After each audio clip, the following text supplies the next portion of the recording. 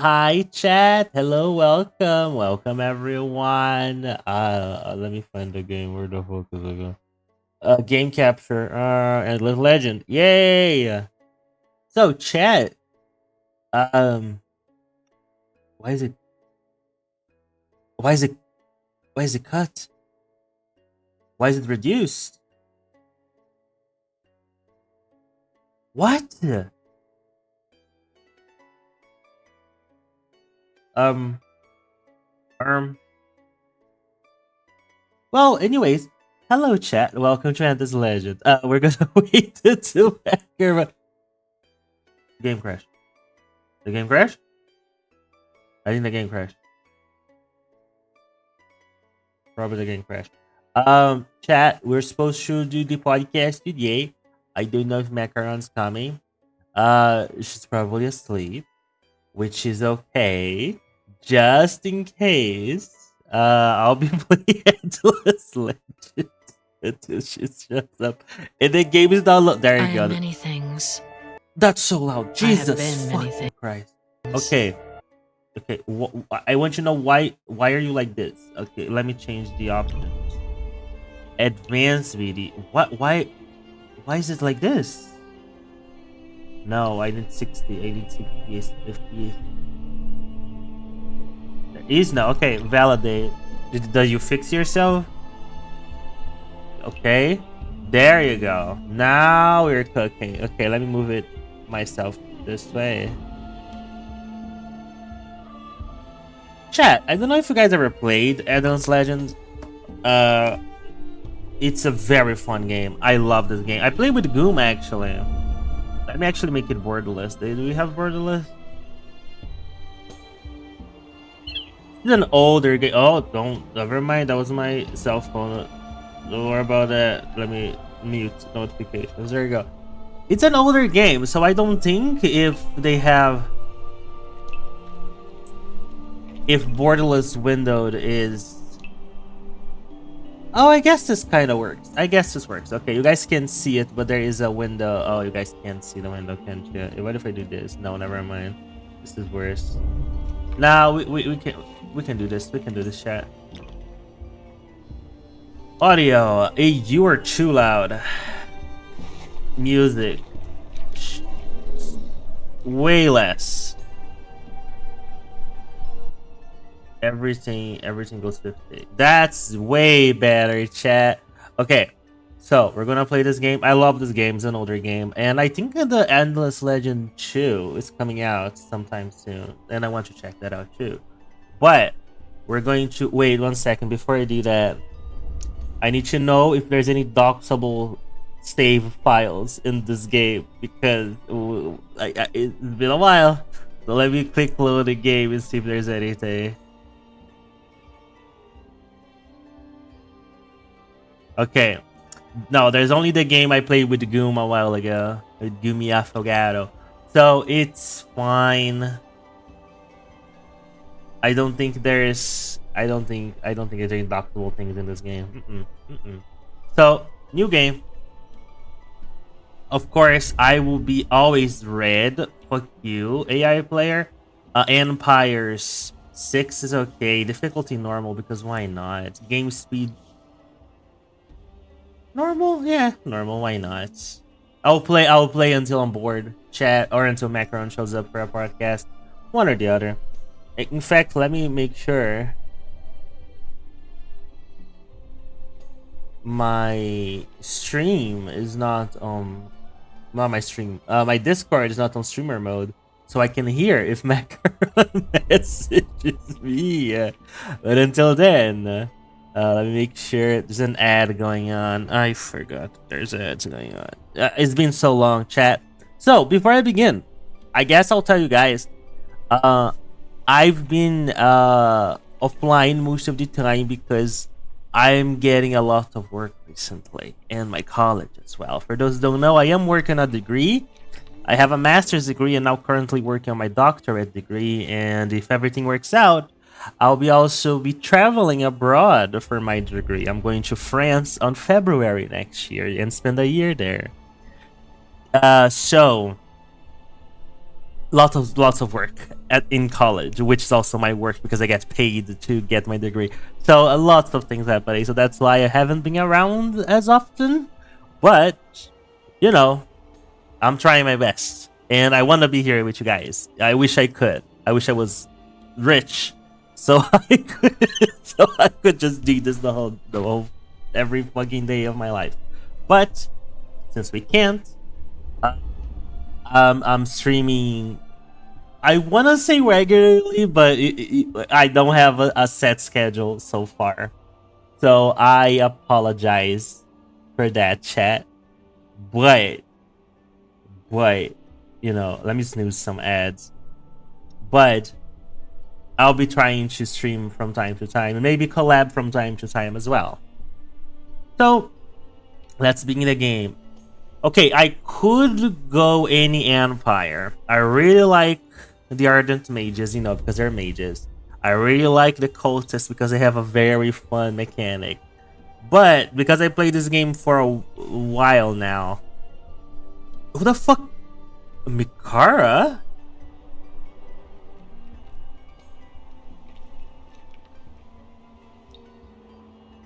You know what? I'm just gonna hit random. Whatever happens, happens. Also, I am going to select the type of map. Random. I can do everything. I can program for everything. 6 players, single mode only. The narration presets. The Sure. Let's just jump into it. Oh, I got the elves, I think. Unless this is just cosmetic. The elves are pretty good. Kind of basic. Nothing special about their things. But let's see the map. Let's see my spawn point. So it would be really fun if I got the bugs, which are basically they're just all consuming a mass of bugs. I think they're basically canonically the villains.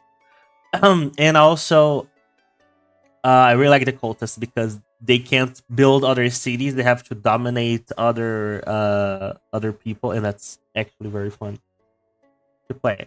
But let's see what we get. It takes a while to load. Why is it taking so long to load? Game. Game,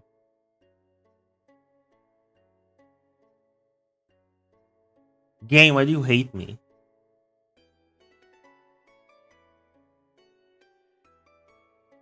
During battle targeting phase, you can select a position. Oh, also, I'm doing automatic battles because if I do every battle manually, this is gonna take forever. I'm telling you guys right now.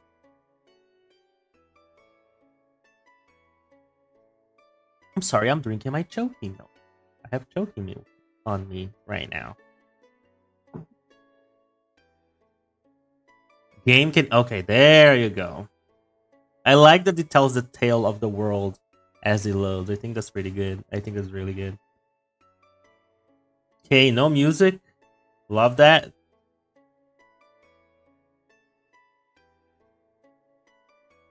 Can I get... Can I... Waiting for other empires. Okay, which is AI, so we shouldn't be waiting if it's your empires. Why is... I think the game crashed. Wait, no. I see my mouse. My mouse is spinning. You guys can't see my mouse, but my mouse is spinning. Shiori in my mouse is sleeping right now, which means that the game either stopped loading or is waiting really, really hard. Oh, we got our mouse back. Yay! Oh, is it the shadows? I love the shadows. Oh, no, it's the dragons. I like the dragons too. I like the dragons too. They came and they lifted us up, but they fought and they fell. Oh. Our world was swept by cataclysm. Oh no. We were left alone. Still, we persevere, protect and maintain as we always have. We may lack their sight and their knowledge, but we can still read the omens. Another cataclysm is coming, and it is we, the dragon, who must save the world. The Draken. I love the Draken. The Draken are pretty nice. This is a Civ-like game, for those who don't know. Playing new content. Monstrous Tales. The 20 new tales are enriched with monsters and myths from the depths of Auriga's mysterious, menacing history. A tapestry of friends and foes, hope and horror. Encounter the myriad strange representatives of civilizations, occasionally quite uncivilized, as well as the other peoples, tribes, herds, and packs that inhabit and infest the wide reaches of Auriga.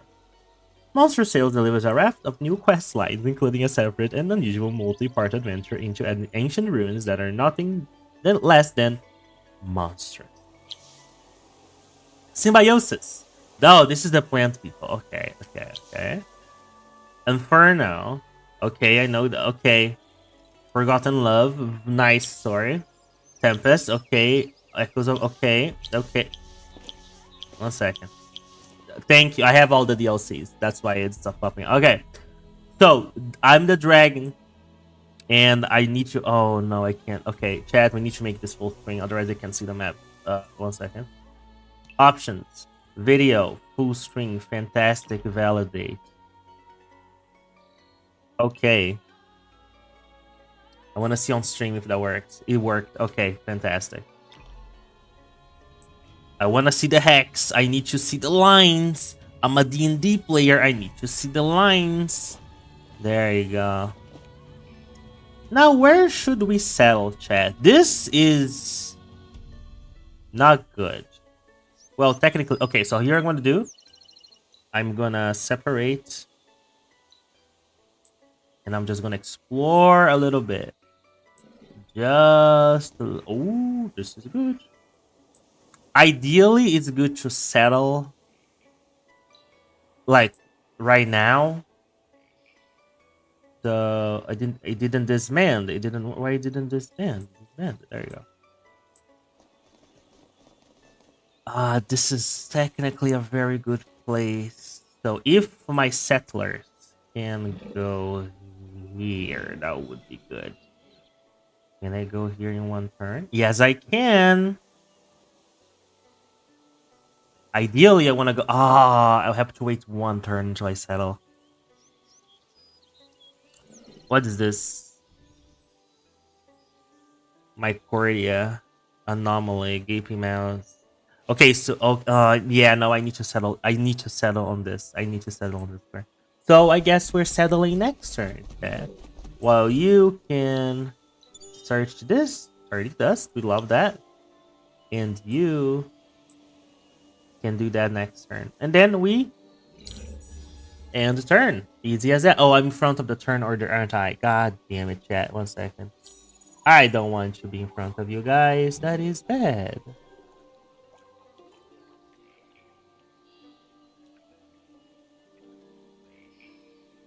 Remove myself. I'm gonna make myself smaller. Way smaller. Well, I don't want to be that small, but I think this is a good point. They're gonna see my feet, chat. My feet sees. My feet sees will be on screen. Bam! There you go. Look at that. Okay, so you can settle. Colonization. And I will do it. Oh no, I'll do it here. Ideally, here's better. Yay! What's the name of my city? Mock. I'm not gonna name you Mock. It's going to be Corn Capital. What? It doesn't. Okay, Corn Keep. Corn Keep. That's our capital. Corn Keep. Okay, I got a lot of science. That's good. Speaking of science, what are we learning? I need zoom. Zooms. Okay. That's the zoom. Okay, thank you. I can't see very well. Search party. It would be nice to get diplomacy. Do we have diplomacy? By the impressive size and kindly but of the warriors, these polished breaking emissaries can assimilate even the most fearful. Oh, that's good. And then parlay, which is here. This unlocks parlay. Okay, I want this. So how do I know there's a way to chain. Oh, okay, there you go. Oh, I already have parlay. I start with parlay. Okay, so we're doing minerals then. This and then libraries would be good. I have a lot of. Okay, chat. It would be good to smelt. Okay, everything from here. Everything from here, and then we can figure it out later. All right, this is my city. I have only one guy, but we're gonna get more. Oh, let me move chat as well. I'm so sorry, chat. I'm untrained. I'm trained. I'm practiced. Unpracticed. There you go. I have only one villager, but I'm gonna get more in 3 rounds. So I don't have to worry about that. Let's keep it as food so they come quicker and then they can start putting on production. That means we can produce something, and I'm going to produce mint, empire mint. 10 turns. Okay, that's good. Okay, now we leave the city and let's talk to these guys. Yes, I want you to search this, please. Nothing. Fantastic. Okay, you are going to explore this way. I saw there is a thing here, so you can parlay with them. And oh yes, they're Ceratons. They are spider ladies. We love spider ladies. So we're gonna parlay with them and see what mission they have. To pacify the Erissus in Aceran, collect enough dust to buy the allegiance. I have 50 dust. I'm gonna have spiders. There you go. Now they're pacified. Now when because you guys can see, let me zoom out. You guys can see I am in this region, which is Cornkeith now, but the spiders are in this region. So for me to assimilate them into my empire, I have to settle on this region. And also there's glass steel there, so it should be good if I start exploring this way. Okay, perfect. Oh, there's another village right next to me. Let's talk to them next. Wait. So return to the village when you're ready. I did. Oh, I need more. You please the Eredicits who told you what you actually need to do with a hero-led army. Find and talk to the Eredicit village located in the same region. Okay, so I'm gonna give you an army. You're gonna give you a hero, I'm sorry. And then you have to talk to the other people in this region. Fantastic. And I think that is turn. Ooh! Maybe going that way is not a good idea because there's a lot of things down here and down there. Okay, so let me explore the region I'm in first.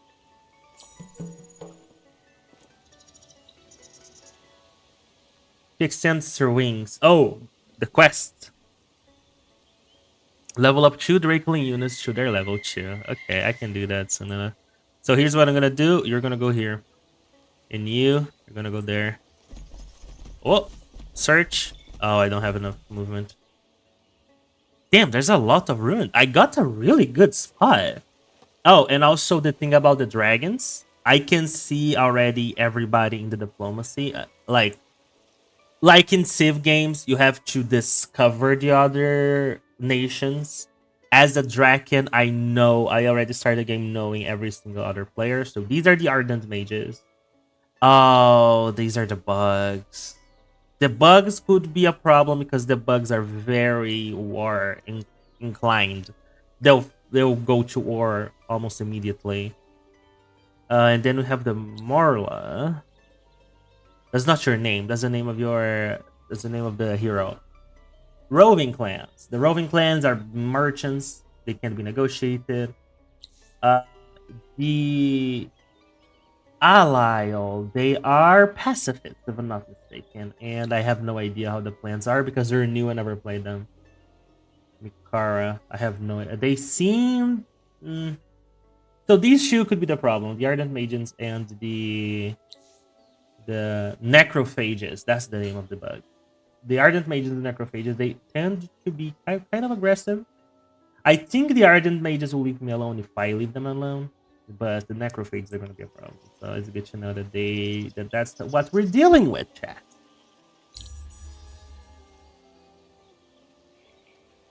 Okay, so far so good. Okay. Founders Memorial. Sure, I'm gonna do that next. One turn until another civilian. You go talk to them and parlay. Yeah, okay, so they are pacified, which means that these creatures can be spawned. In this case, they are the Seratan, which is the spider ladies. In this region, they won't attack me because I pacified them. So I really need to call. Ooh, I need to build a colony on this region as well. You continue to go here. The bows.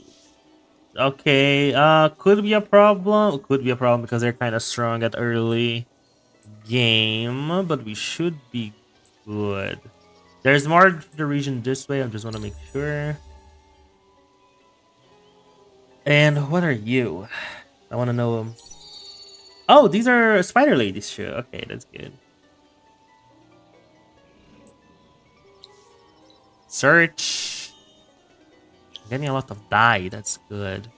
And you go here just to explore. And then we go the other way. Ooh, golden tree.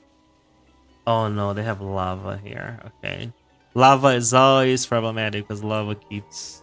lava hurts every time you walk on top of it. Damn, I got a big region. Okay. Just for the sake of argument, you're just gonna see this frontier here.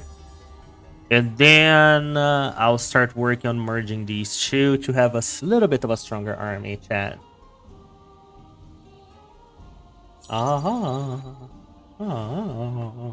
Okay, so now we have extractor, so we can extract this dye here. I believe. Yeah, dye extractor. There you go. And I could start working on a cellar, but I won't. And I just finished empowerment to get more gold out of the blue, and I can move one guy this way. So we have a little bit better production. There you go. Oh. Okay, we can parlay with them straight up. Empowerment, and then Founders Memorial is going to build. And now I have plus 17 gold. I had plus 6. Okay, that's good. Parlay. What mission do you give me? Bring back 8 titanium. Okay, I don't have the technology to extract titanium, and I haven't seen titanium, so you wait for that. Just going around the region, and you go just check this out for me. Actually, just search. Oh, I forgot you don't have enough. Oh, there you go. Nothing here. Thank you. Yeah, we're settling this because of glass steel. The sooner we get glass steel or titanium, the better. And I think they leveled up. Oh, what's the... Why do I have vision of them? Is that something that the dragons can do? They settled here? Oh, they have titanium. Oh, okay. Let's just search this. Okay, lots of ruins, and there's not... Oh, it's not lava. With a hero-led army, loot as many treasures as you can in 15 turns. Okay. Easy. Okay, so I need a hero-led army, which is these guys. And you just explore a little bit more. Maybe there's titanium here. Okay, so now I have a quest. And this is where I get quests. This is the Ceratons to pacify them. And this is... Oh, there's 5. There's 4 ruins. Okay, it would be good if I joined the army, because there might be combat. I should be producing. Yeah, after the dye extraction, I'll produce more Dracolings and then do the food stuff so I can get more citizens. Boom, boom, boom. The music in this game is pretty good, pretty relaxing.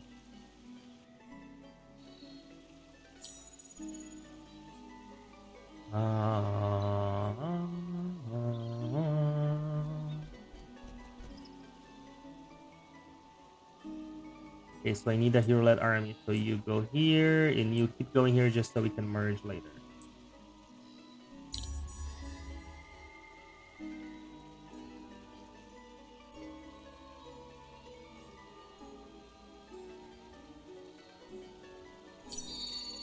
Yay!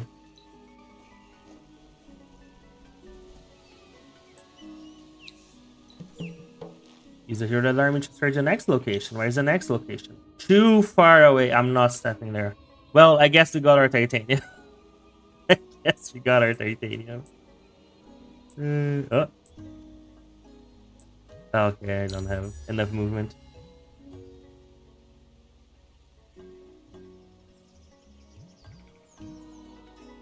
We got 15 titanium. You can see here, chat. Okay, you parlay so we can pacify. Fantastic. All the villages are now pacified in the region, which means this one too. Yay! Okay. I'm pretty sure I have enough movement to do this. Yay! Now we're merged. Okay. And it's good because I'm pretty sure this is the limit of the map, so I can't go further south than here. Let's see where the others are located. Oh.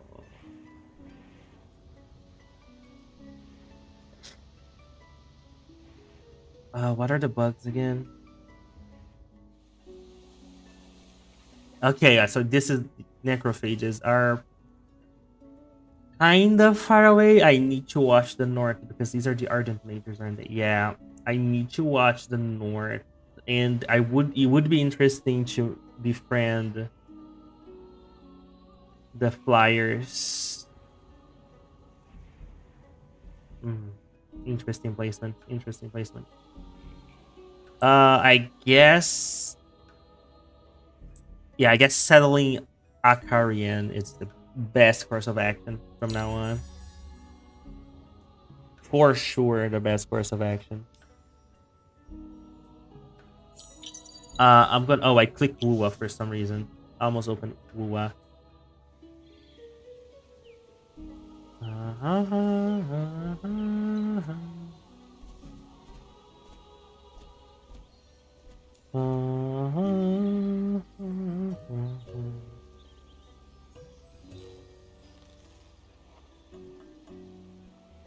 Okay. Okay, 1 second, chat.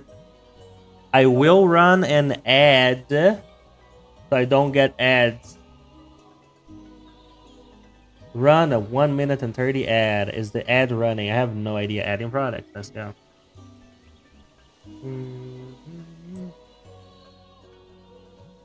Yeah. Did I get another? Oh, I got a lot of people. Okay, so you go here. My phone almost fell down. I'll skip you here. And that's perfect. And then I can start on a settler. Actually, no. I'm gonna focus on this. And then just put a settler down there. Because settlers consume a lot of food. So when I'm producing settlers, I'll move everybody to the food.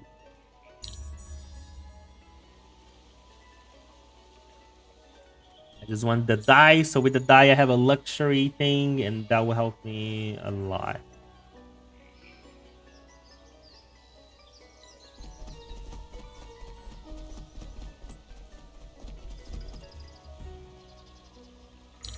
Okay, so going up north is probably our best course of action, probably.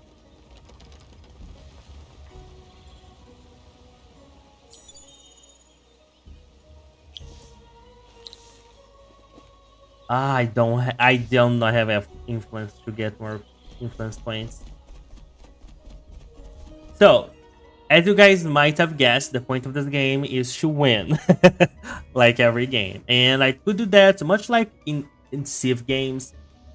destroying the other nations or doing diplomacy with them. Or in this case, in this particular game, you can do quest lines. So for example, for the quest lines, I need to level up 2 Drakeling units to their level 2. So I need to do stuff with them, fight with them, and stuff like that, and I'll be leveling them up soon enough.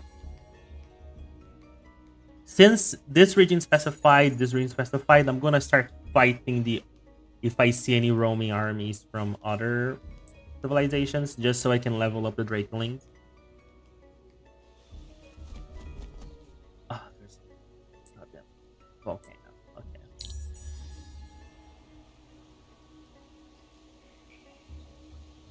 How's our research doing? 1 second. Topography. I'm researching topography. Public library. That's good. That means more technology for us.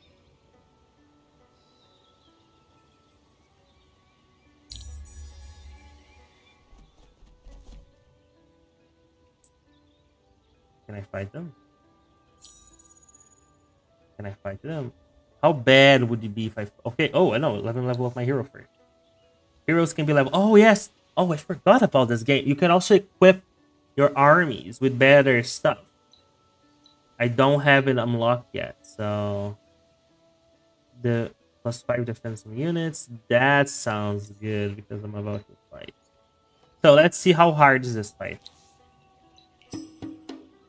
Centaurs. Oh, I can win. I can win. So I'm going to make offensive maneuvers in automatic battle, and then I'm ready to fight. Stalemate. That's not good. We can try again next turn, but I think I'm going to lose one of my Drakeling unit. But it's okay because I just built another one here. Yay. New army. Oh, thank you. New army. Can you go help our friends, though?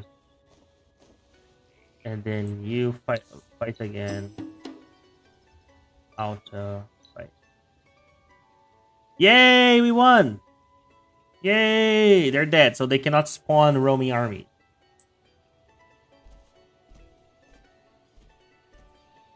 Ooh, oh, this is there a sea?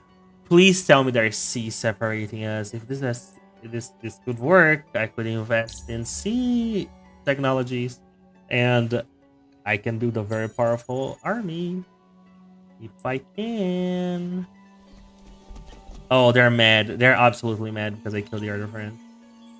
New quest, the second mouse? You are following indications drawn from local legends that spoke of loot and treasure in heavily guarded ruins. Seems, however, that someone else has beaten you to the booty. One of the armies roaming in Slick has the treasure that you seek. Find the army defeated and make the booty yours. I'm gonna go grab that booty. Okay, so how mad are you guys? Hopefully not a lot. I'm gonna go this way real quick. Can I level him up again? Yes, okay. Reinforcement positions on army. That's good. Reduces by 10 the odds of loot. Nothing. I've been getting nothing, but ooh, okay. No, more defense. More defense. Only at least I can use the titanium for something. Yeah, and you guys go up. I'm pretty sure they're gonna attack us. I'm pretty sure they're gonna attack us.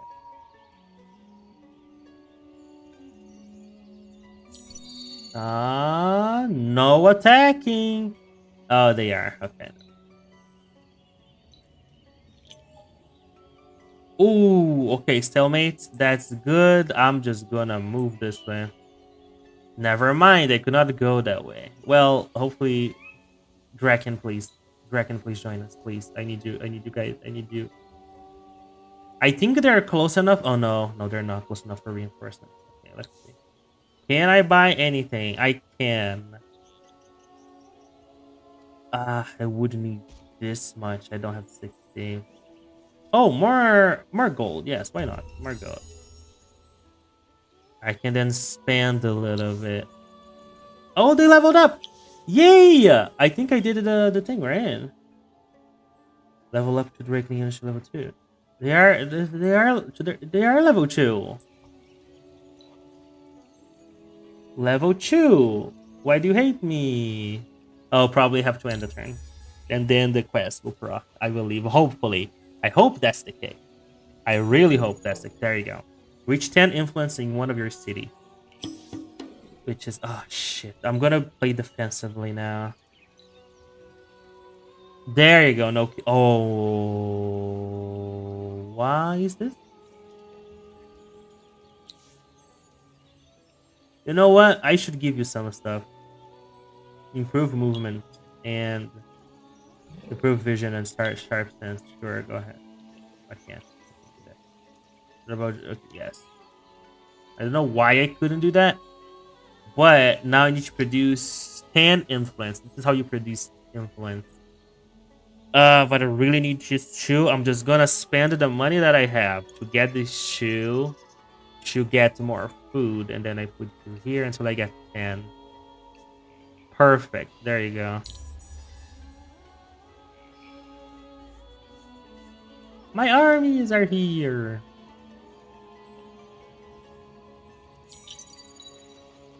Oh, nice. Nice. Nice.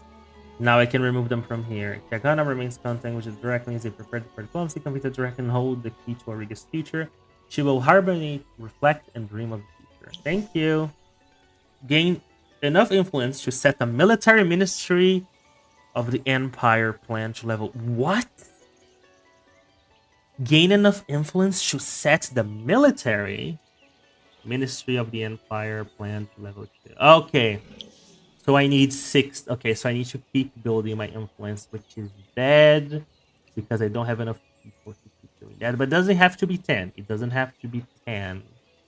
So I need to, because I'm using a lot of food because I'm building a settler. After the settler is done, we can continue working on everything else. Center of Mineralogy. -4. I have 5 at the moment, which is not good. So I'll just keep this as is. I'm just gonna chill a little bit with my army. Hopefully not get into trouble. And then merge. Okay, now we're a little bit stronger because there's 3 of us, even though one of them is almost dead and my hero's almost dead. So we're just gonna go back to Corn Keep and chill. Just go back to Corn Keep until I build the settler for 12 turns.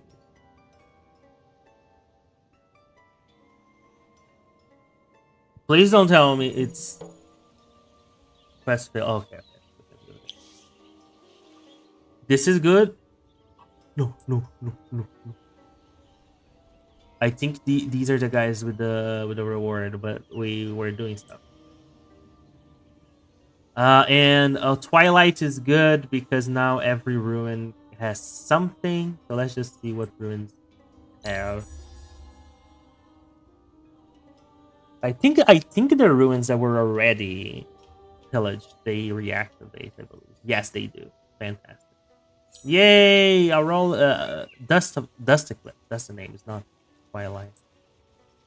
Let's see what they have. Bing. 80 dust. We like the money. We love money. Money. Wait, I think if I, instead of food, if I place everything on production, that'll be faster. It will. I'm stupid. There you go. 3 turns until settlers, and then we can settle in that region over there. Money.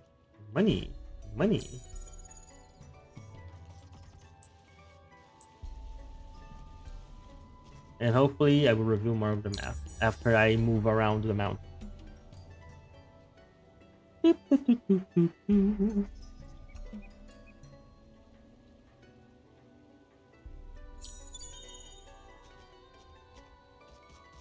Glimpse of a new era. Oh, somebody reached a new era. God damn it. They have technology. Oh, shit. They lost the new era bonuses. Ooh. You're a quest. I'll come kill you later.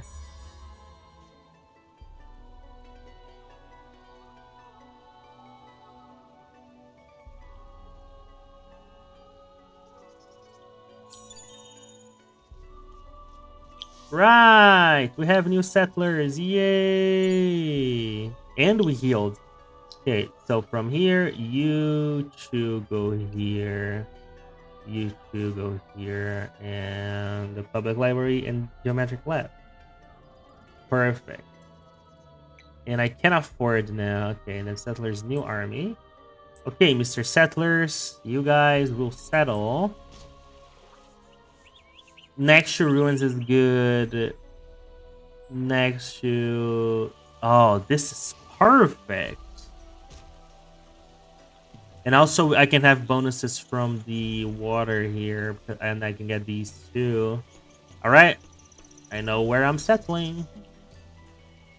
Now you fight him? Question mark? Which quest are you? Which quest are you from?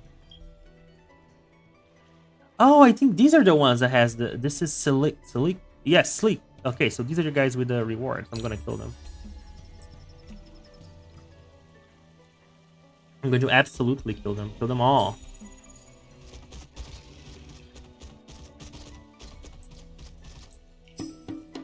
Auto. Ready to fight. Okay, next turn we can kill them. Damn, I'm really weak.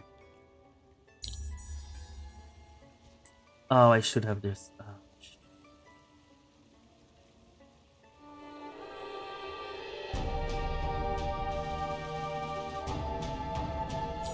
What happened? I've reached a new era. Okay. The mill foundry. Okay, that's good. You're dead.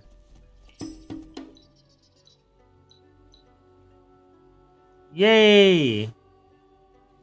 Did I get a reward? Okay, I have to end the game. I end the turn.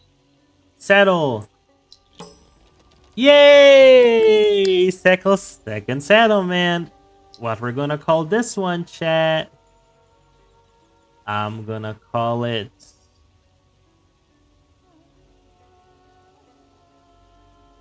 Corn Realm. There you go. So we have Corn Keep and Corn Realm. Let's see how many corn names I can come up with in this game. Okay, so this is fantastic, and we can build a dye extract right away. And then a glass seal extractor. I don't have the technology. I should be able to have the technology, but I don't. So let me just focus on... I'm gonna focus on gold in this city. So let's just expand. Let's just expand a little bit because I'm gonna get a lot of them. All the basic buildings, and then on here, I can get the mill foundry. And let me go to technologies. Why I can't extract glass? Unlock tier 1 accessories made of glass. Wait. Glass.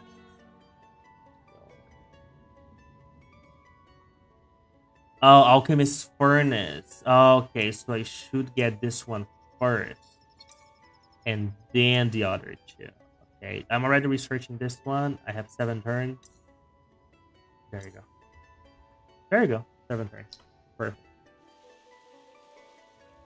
Our army. Explore. Explore Slick. I need titanium, so Histral should be the next volcanic ash. Due to volcanic ash falling from the sky, tiles are producing less food. That's not good. New quest. Cooperative.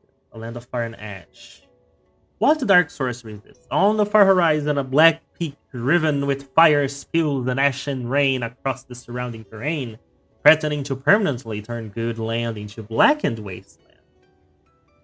Oh, that's where the ash comes from. Okay. Reports have it that these artificial monstrosities are scattered across the whole Auriga, always springing up in places far from major cities.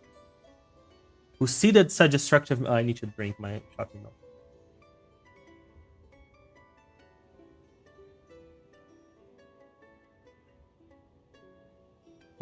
Choking milk. I love choking milk. Chalky? Choky? Well, I don't know. Who seeded such destructive mechanism? To what end? These are vital questions, but not for our focus at this time. Now we must marshal our power collectively as Oregons united to destroy as many of these wicked machines before our lands are scorched beyond hope. Destroy as many volcanoformers as possible before they cause irreversible damage. It's everybody. Okay, let's see how far are they. And then we have the big buildings. Yes, these are titans we can control. There's one right here.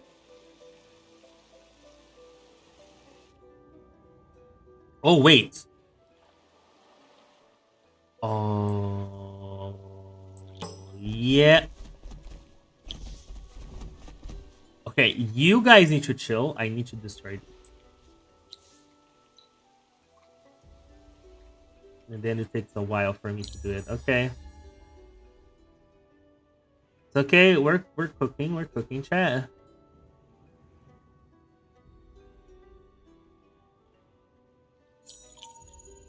Triumph. You dismantle an enemy's volcano from a machine. Okay. Ah, goddamn demon. God. Oh, I killed him. Oh, get fucked. So another one is here. Okay, let's go that way. At least they're close to me. Inspect. I could get because I know they got a lot of stuff. You know what? Just in case I run into a ruin, why not?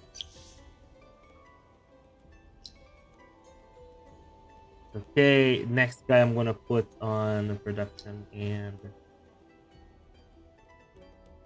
here. Yeah, nothing that I can build at the moment. Okay. We're doing pretty good, chat. Okay, the dust is gone. The dust eclipse is gone. But it's okay.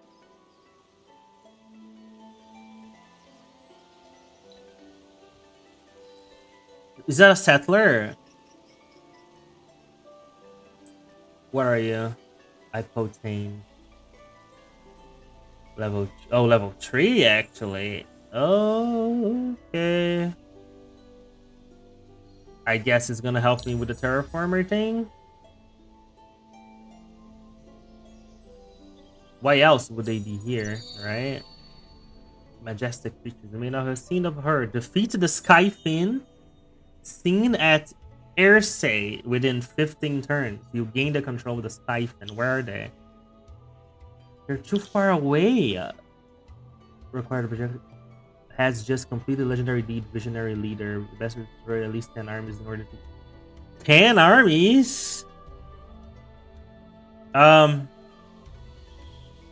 The spores are kind of powerful at the moment, which is not good. I might need to start building an army, chat. I might. I could move some resources after I get titanium and glass steel. I could. Actually, yeah, just do this. We need.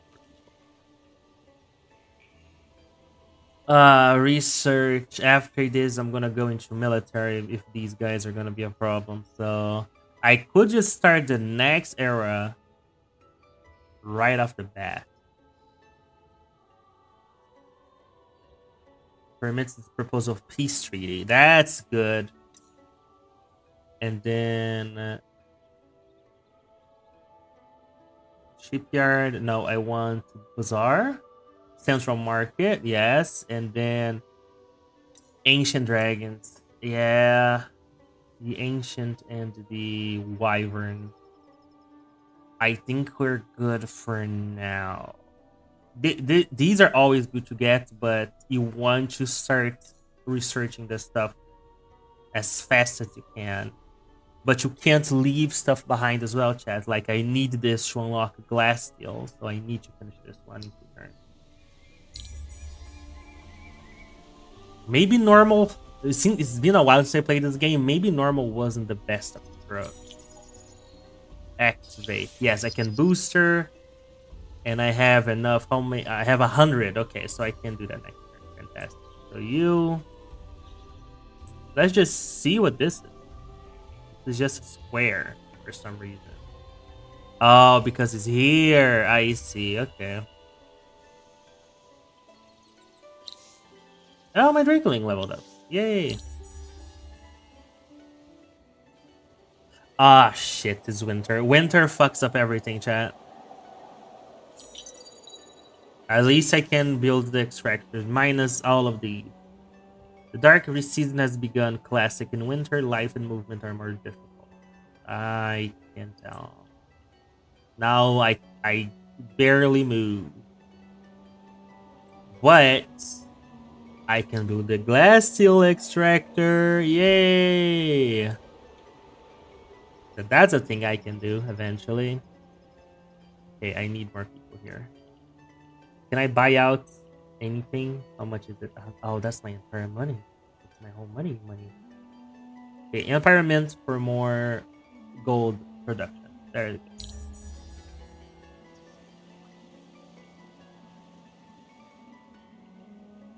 Look, I'm being cool and fighting the volcanoes.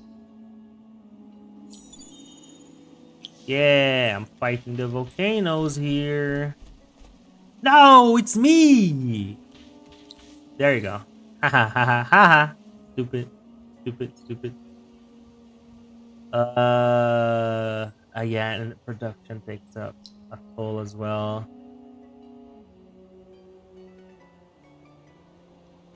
I could make a burrow just to grab more stuff. I could. Okay, so I need a place that doesn't give me a lot of bonuses. So this will be nice. The burrow here. There you go.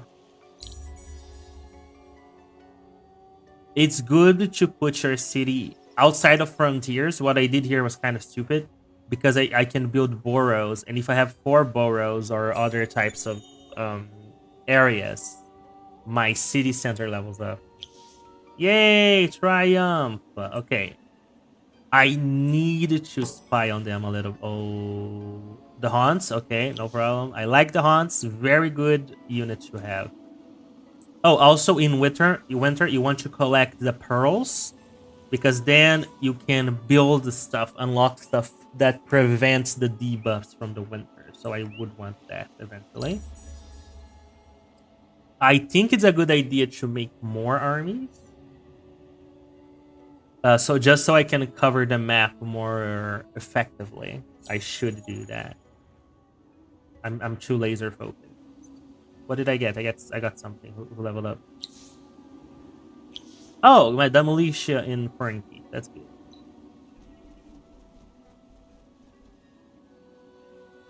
Problem that doing everything in winter is a pain in the ass, chat.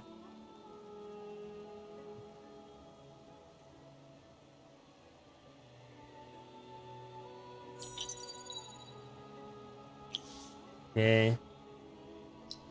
How's it go? Glass Productions 94 turns. You have to sacrifice a little bit of my gold because I need these things to produce stuff. Yeah, I could just buy it right now. I could. I could prepare a borrow. There you go.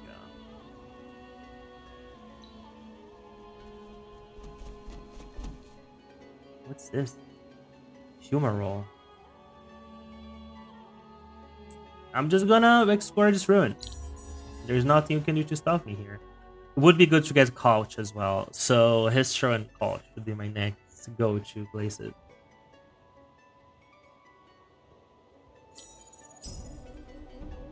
There you go. 60. Oh, now it's 180. Fuck.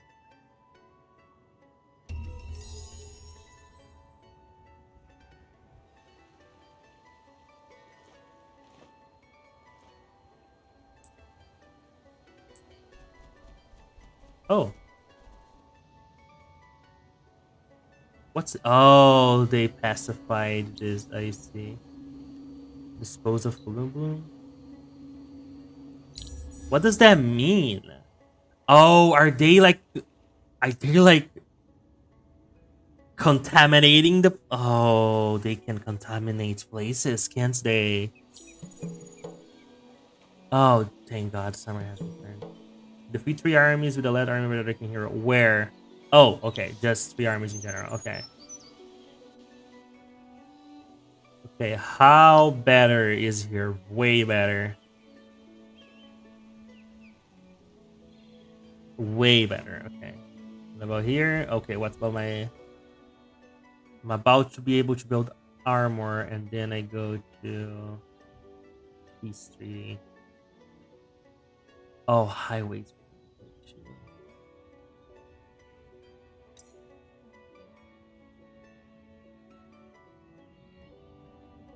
2 army slots on the Empire, 2 garrison unit slots on the Empire.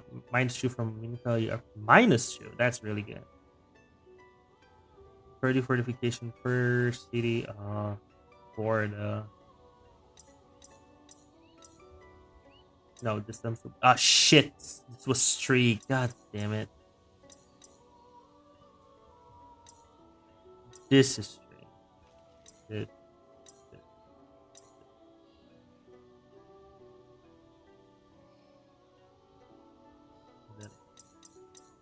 there you go. This one. Perfect.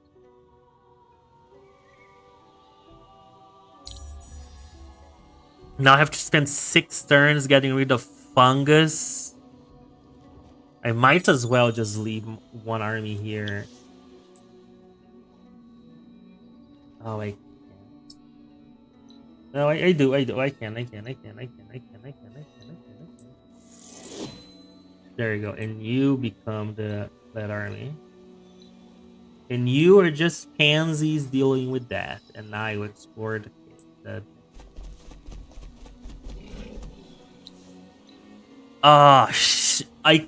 they block actions? Okay, never mind. I'm pretty sure that the fungi are the strongest in the game. They can do that to things that are not even in their region. That's crazy. Actually crazy.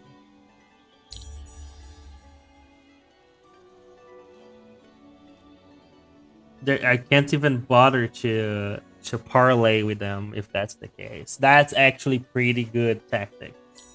Pretty good tactic. God damn it.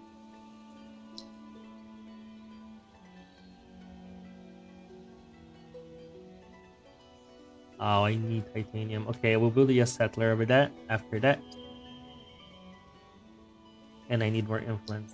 Here, production is going strong. 77, 178, 178, 137. I'll do this thing, then this thing. There we go.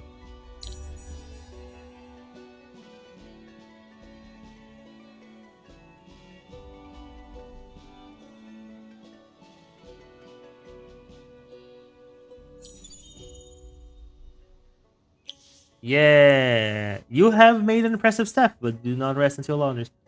Be the first to gather at least 30 units of 1 luxury resource at the end of turn. Oh, let's go. I got wine. I love wine. Okay, so this is a bust. So after that, I'm gonna just deal with the volcanoes again.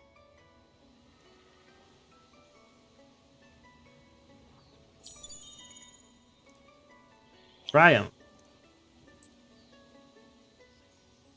Oh, yeah, and it's pacified because, you know, they were dead by fungi or something like that.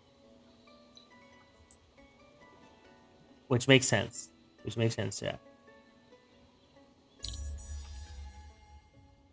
I hate these guys. Can I kill them? I want to see their armies. No, actually, their armies seem pretty strong, actually. Okay, my Borough Street is almost done. And then the diplomats things are coming along. If I could peace treaty them, they want to be a problem, but I want like to expand around them because of the fucking fungi. And the fungi is back. What have you done is murder. I love you. That's a yeah. That always works. That always works. We are thankful that you share our thoughts and attitudes. Yay! They like me. Okay, I need P3 because like there's no point in keeping doing this. It's just turn wasting. Deposit 20 die in the ruins indicated by 200 dust. I have 20 die. Defeat the roaming lice armies in Kosh and Junyan. Sure, I can do that. Bam, they're dead. So they also are in Karsh. Okay, let me just go around and see if they're here. If they're not, I can just fix it. Probably. Oh, Discord. Oh, Macaron. Yay! Oh, good. I'm playing a game. Don't worry. Take your time.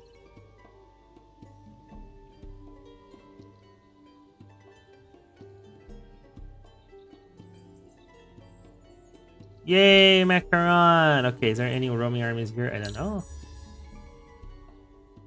200 dust is a lot of money, as you guys can see. Okay, my burrow is done, which means that the Corn Keep has a lot of shit. Why are you guys fighting me? Fight the fungi! Oh, Fermorians. These are the water people. Okay, you guys need to chill a little bit. Dragon? Master of Flight, the Draken hero grants an increased vision range and on fly for her flying in his army. That's good. Level up, okay. Army, where's my army? Here. Let's just hunt the bugs and cow. And settlers are being made. What are we doing here? Oh, I can't do that because I already built one, so that's pretty good stuff.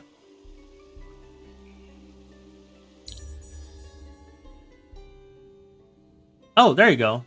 Bug.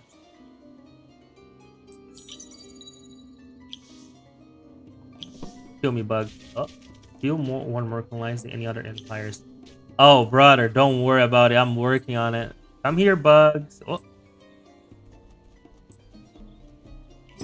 Yay.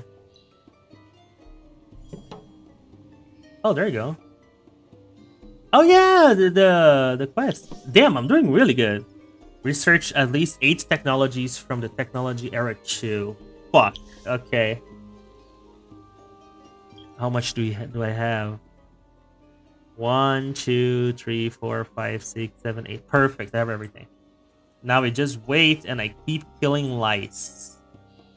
Because I love killing lice. Where's the lice thing? I need another. There's another one. I need to find out.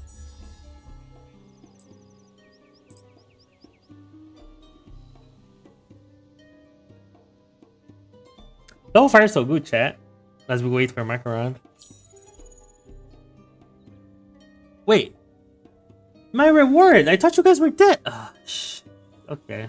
It's okay. It's okay, I can go there. I can go there later. I just want to kill lice. I love killing lice. Then settlers, and then we can go to his throne. Because I want titanium. The ruins of Arica. Reach the rune marked on the map. Join the hero here. Join the hero. Okay, okay. I need a new hero, so here's what we're gonna do. Does it say hero-led army? Does it say hero-led army? Reach the ruin marked on the map. Join the hero tier ranks. Okay, so I just need to go there. So you're the most healthy. You're going to do this, and you are going here. Quite a journey, but you know, I'm pretty sure we can kill the lights with two people. Wait, that was a oh, work. Yeah.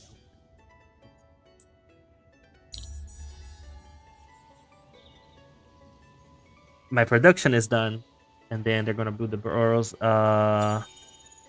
Settlers, thank you. You are gonna get the pearl, then you're gonna kill the guys. Auto offensive, ready to fight. They're dead.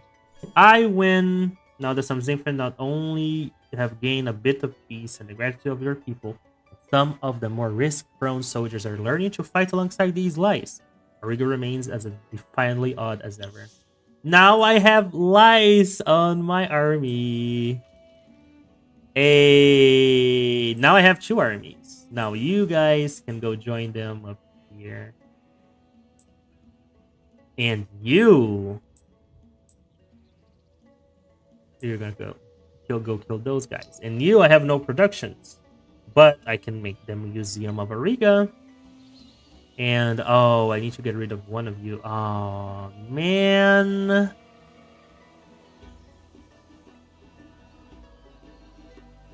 Ultimately, I think this is the best choice, I believe, because that one gives no 8 science, but no dust though.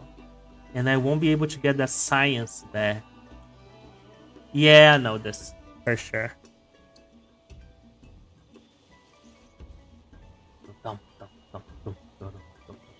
Okay, settler. You guys need to settle. Hysterel. How do you where can I settle? This looks like a prominent place. Either here or oh, having someone at the coast would be nice. So let's go there. Yeah. Settlers, you will go here to settle. Actually, no, because that'll get rid of the titanium. Fuck. It has to be here. It has to be here then. But then I won't be able to build. Fuck. Because I don't think this gives me. This is not a coast. Is this coast? No, this is wetland. It's not primary. I will settle here. If it doesn't allow me to build water units, I'll actually crash out. I'll actually crash out.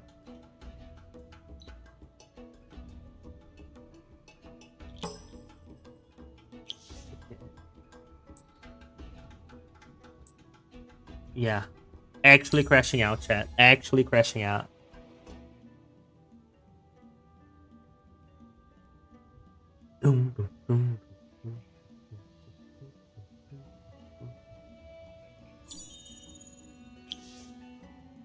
Booster, booster. Yeah, you guys go. They have fungi there too. Oh my god, the fucking fungi are gonna be a problem. I can tell they're gonna be a pain in the ass to deal with. I should do this while I'm here.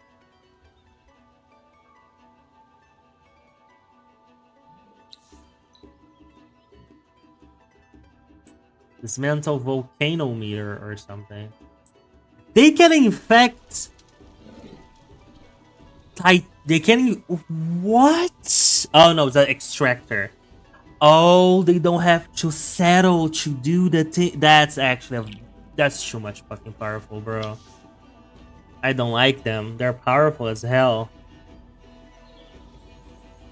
Burrow, yeah, I guess I can just do. Yeah, sure.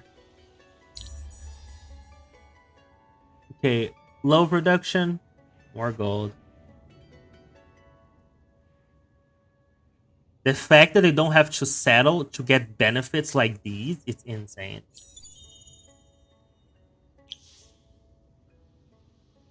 Oh, there you go. The land is saved. Did I got it? 30 Titan. I did get it. Okay, I'm super rich now. At least I can do this. Be a war against an empire for the next 10 turns. I don't think that's a good idea. I don't think that's a good... I don't think that's a good idea.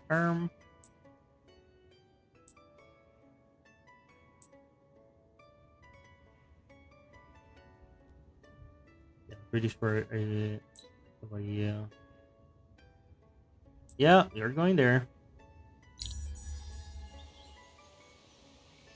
Okay, chat. So Macaron is awakened. I'm just waiting for her so we can begin the podcast. And probably I will end stream and start another one so I can separate the things. Yay! I have things. Okay, you go here. You go here. And then you have to deal with a fucking fungi. I hate that, bro. Yeah, and you just join them. Crazy that that's a thing.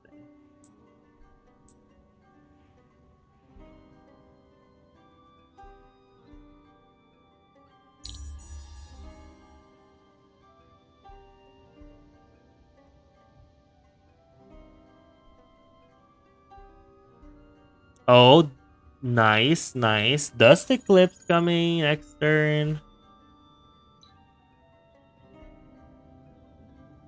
No, no, no, there's lice. There's lice. I cannot fight. I cannot fight with settlers. I cannot fight with settlers. Please. Please help me. Help me. Help me. Help me. Help me. Why is there light? Why is there lights here? Okay.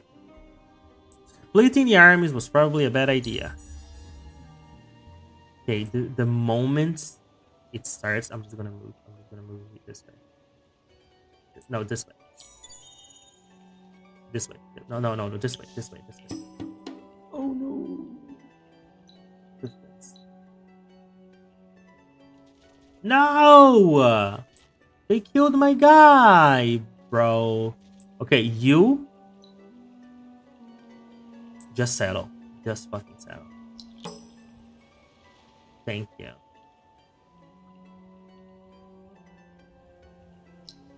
And you will be named Cornport because it's a portuary city. And what can I what? Titanium, die. Watchtower, no. Bows, yeah, I'm gonna rebuild the guys. Okay. You. Hello. Hola. Hi, Macaron. How are you? I actually forgot that that's one of my intros. Hello. It's fine. It's fine. It's fine. I'm so tired. I'm so sad. I'm so sorry. No, it's fine. It's fine. I mean, if you're tired, we don't have to do it. It's okay. We could just reschedule. No, I'm okay with doing it. It's just I woke up abruptly because I was like, huh, when's my alarm going off? And I wake up and it apparently I didn't set it, or I did set it, and because I was on call with Groomy, because I fell asleep because I was like, oh, he's asleep, I might have like an hour nap with him. And then it didn't go off, and I was like, oh, well, I guess it is what it is. I saw your message, and I was like, what time is it? What the heck? And then I realized it was 11 o'clock. I was like, oh no!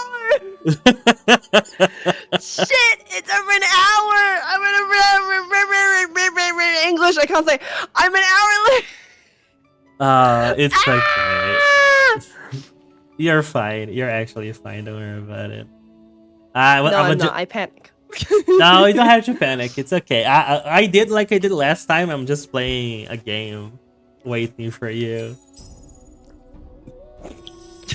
So do not worry. That's so terrible. That's not terrible. It's okay.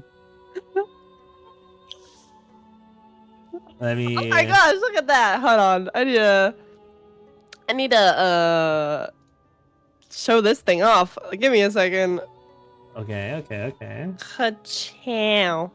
Wait. Ka-chow. What are you doing?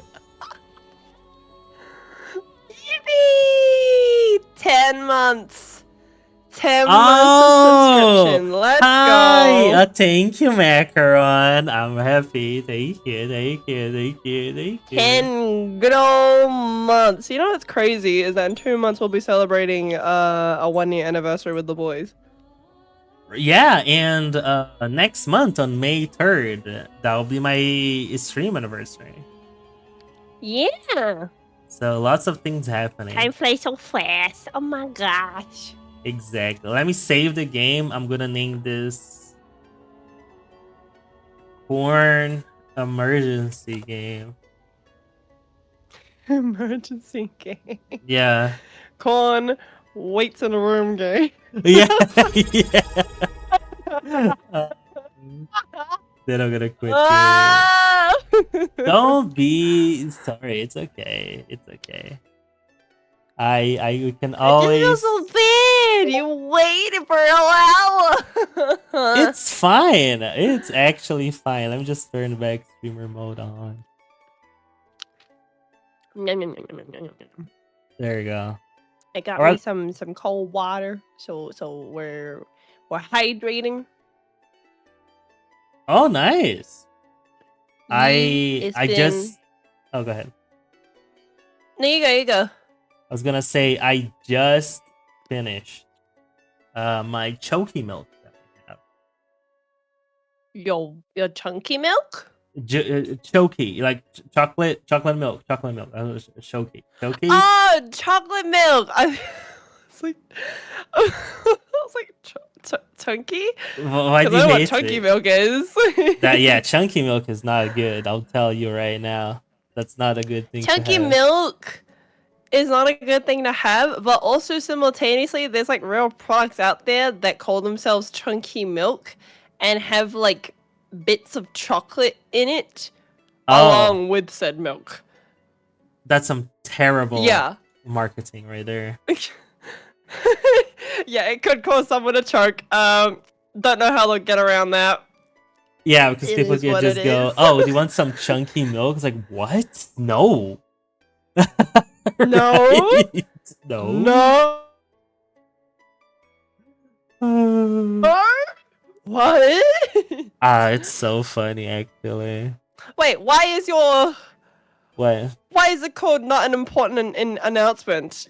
Explain that one. Oh, the title. It's because we're having it. We've been having a lot of important announcements lately, and I don't want to have another one. If it happens, I'm gonna probably die a very painful death. This is a reference to Hololive graduation. Yeah, if you don't know what I'm talking about. I mean, to be honest, I think we saw it coming.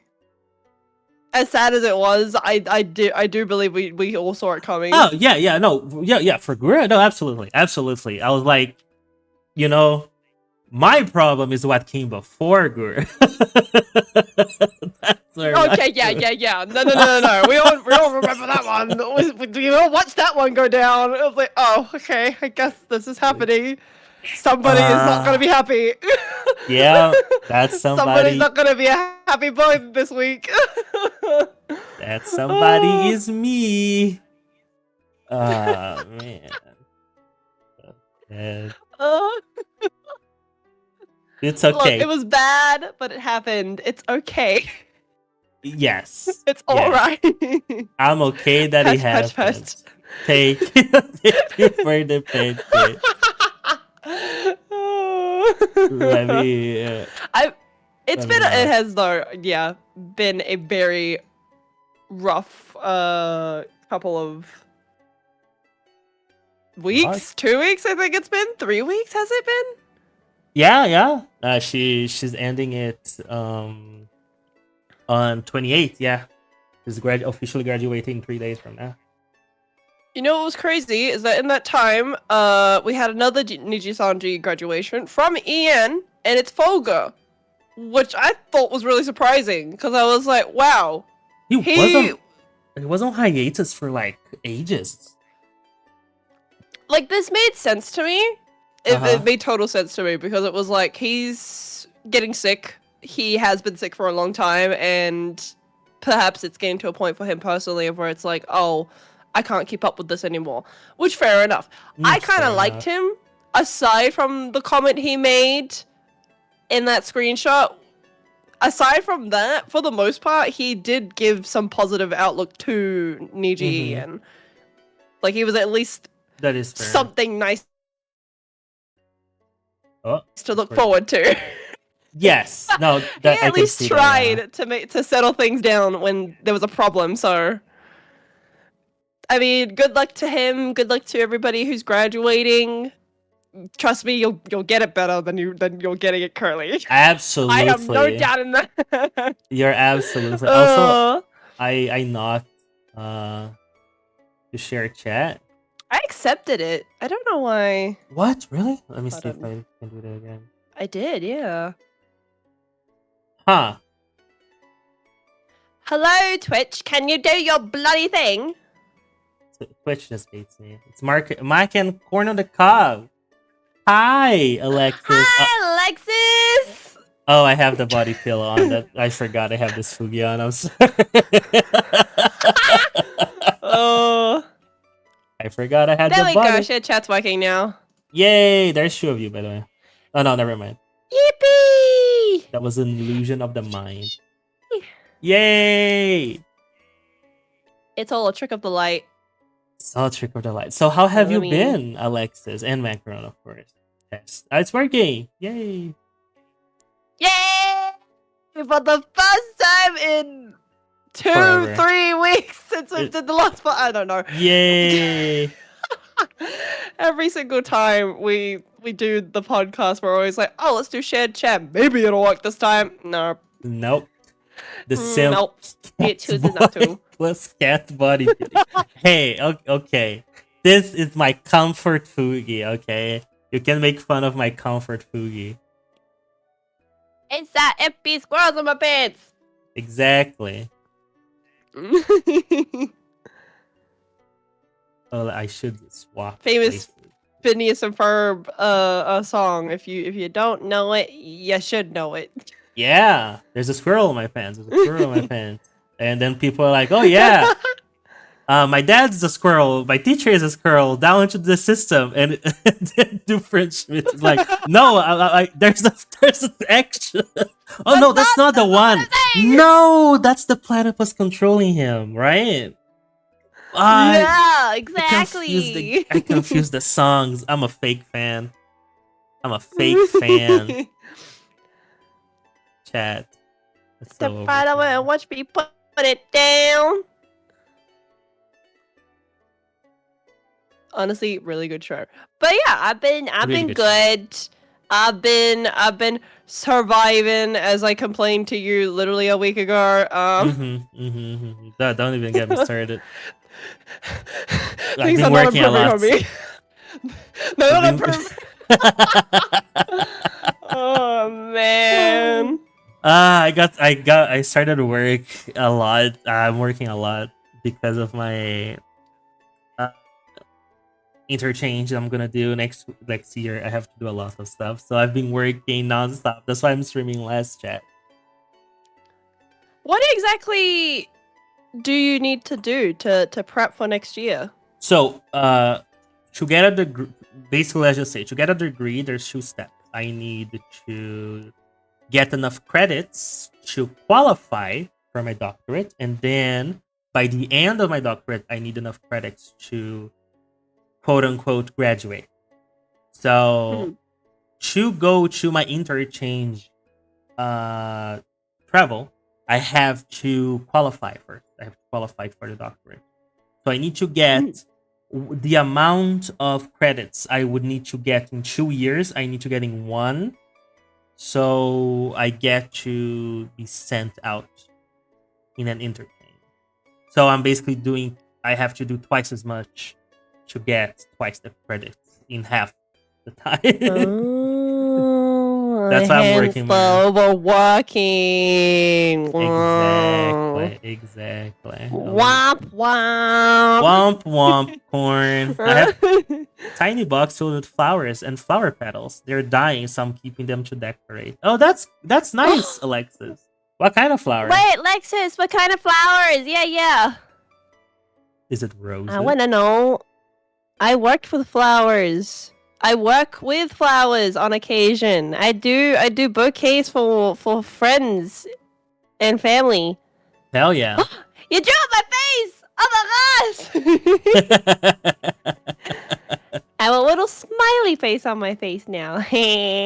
Nice. That's cool, actually. Let me see your screen. There. Hell yeah.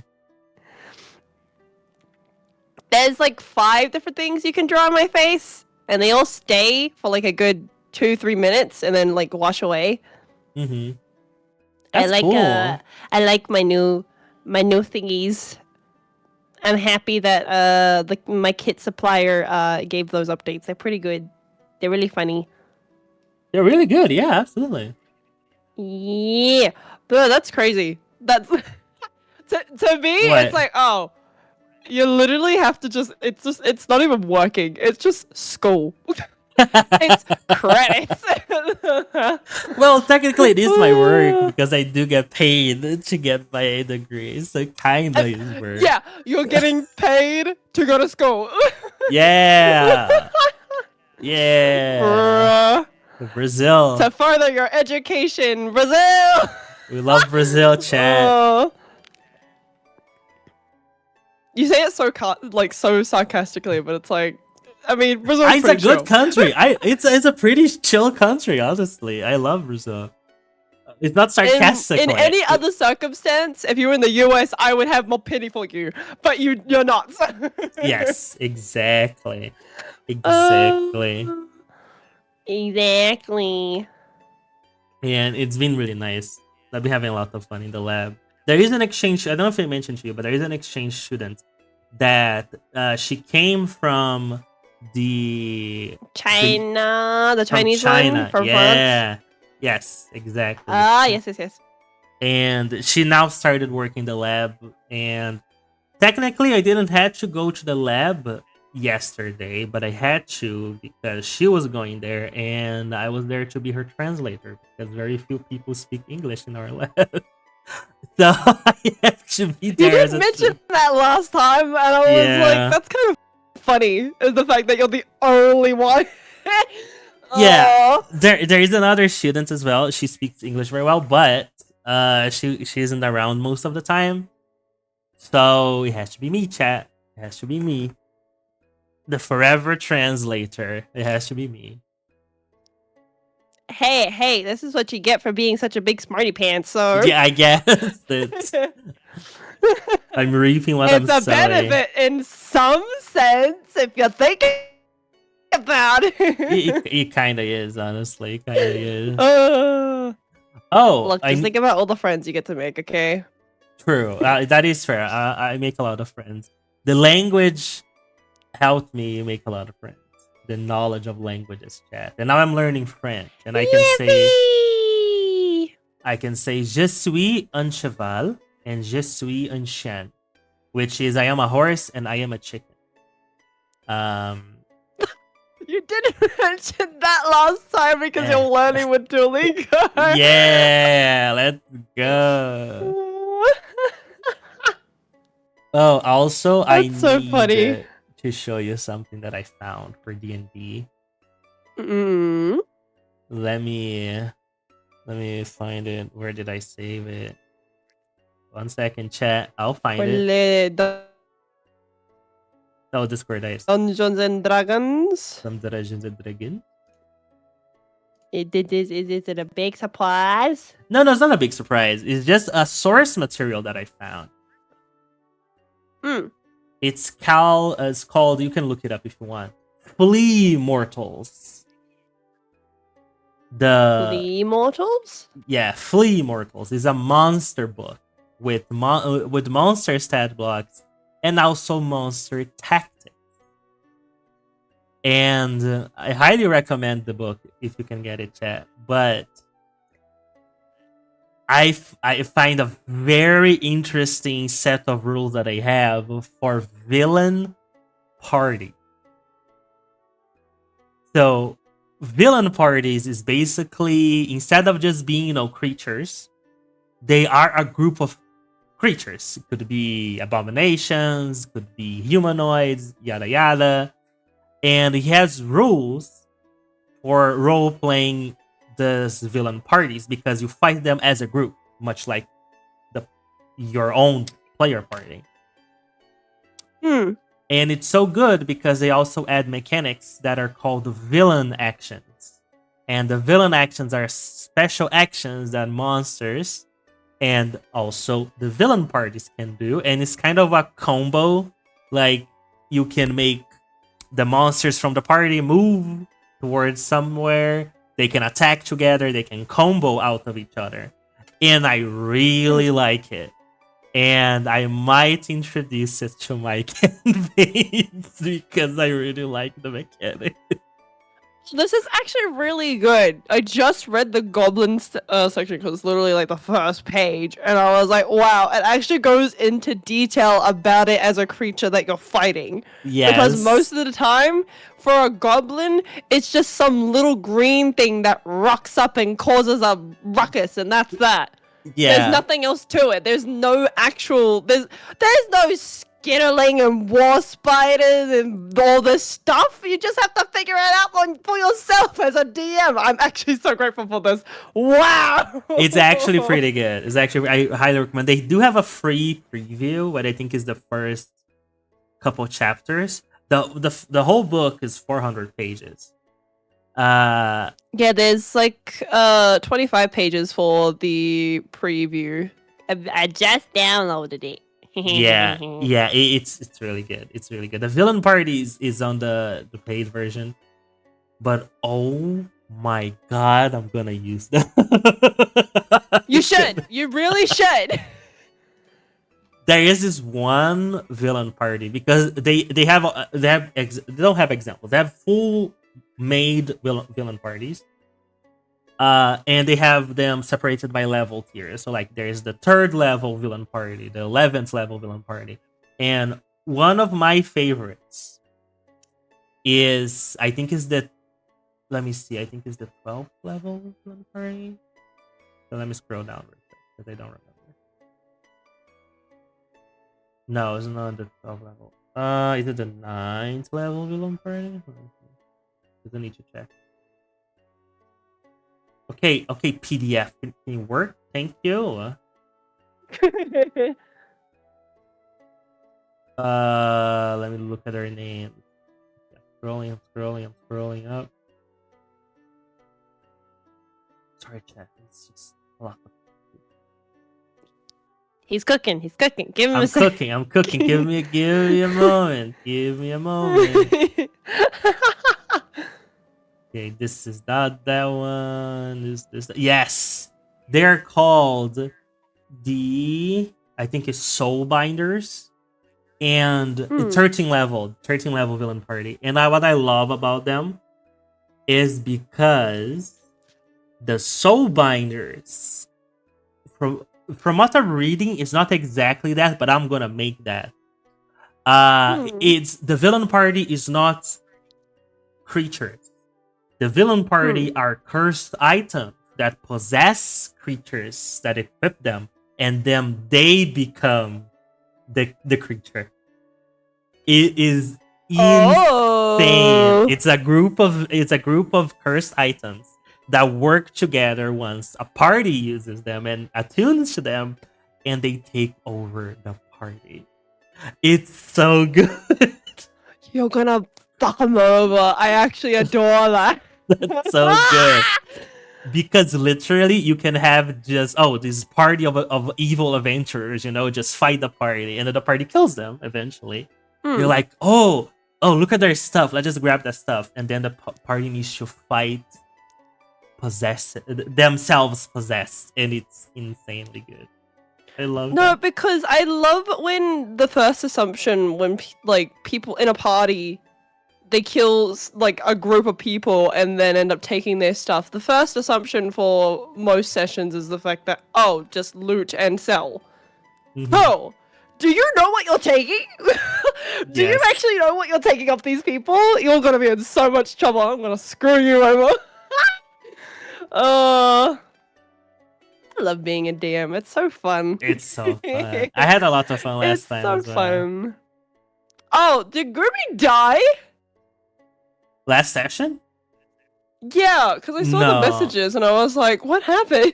No, Gumi was just asking because we were talking when he joined the call, and was like, "Oh, who else died in the campaign so far?" Because I run 2 groups, and I'm like, "You're the first." And he was like, "What? I'm the first." So it was kind of, oh man. That doesn't surprise me. Uh, uh, it was actually. he gets very curious. And I said this to him as well. I was like, "You're just curious, honey." And he's like, "What? But I'm just doing things." And I was like, "I know, and it's costing you." Oh. I will say though, if it wasn't for the NPC that was helping the party that I placed on the dungeon, more people would have died yesterday because when everybody had like 4 fights, everybody was like down to half hit points. They have spent resources. The NPC that was with them that was also hurt because they were imprisoned was like, "Hey, how about we rest, right?" And then Line was like, "Ooh, there's a door," and then they opened the door to the boss of the dungeon.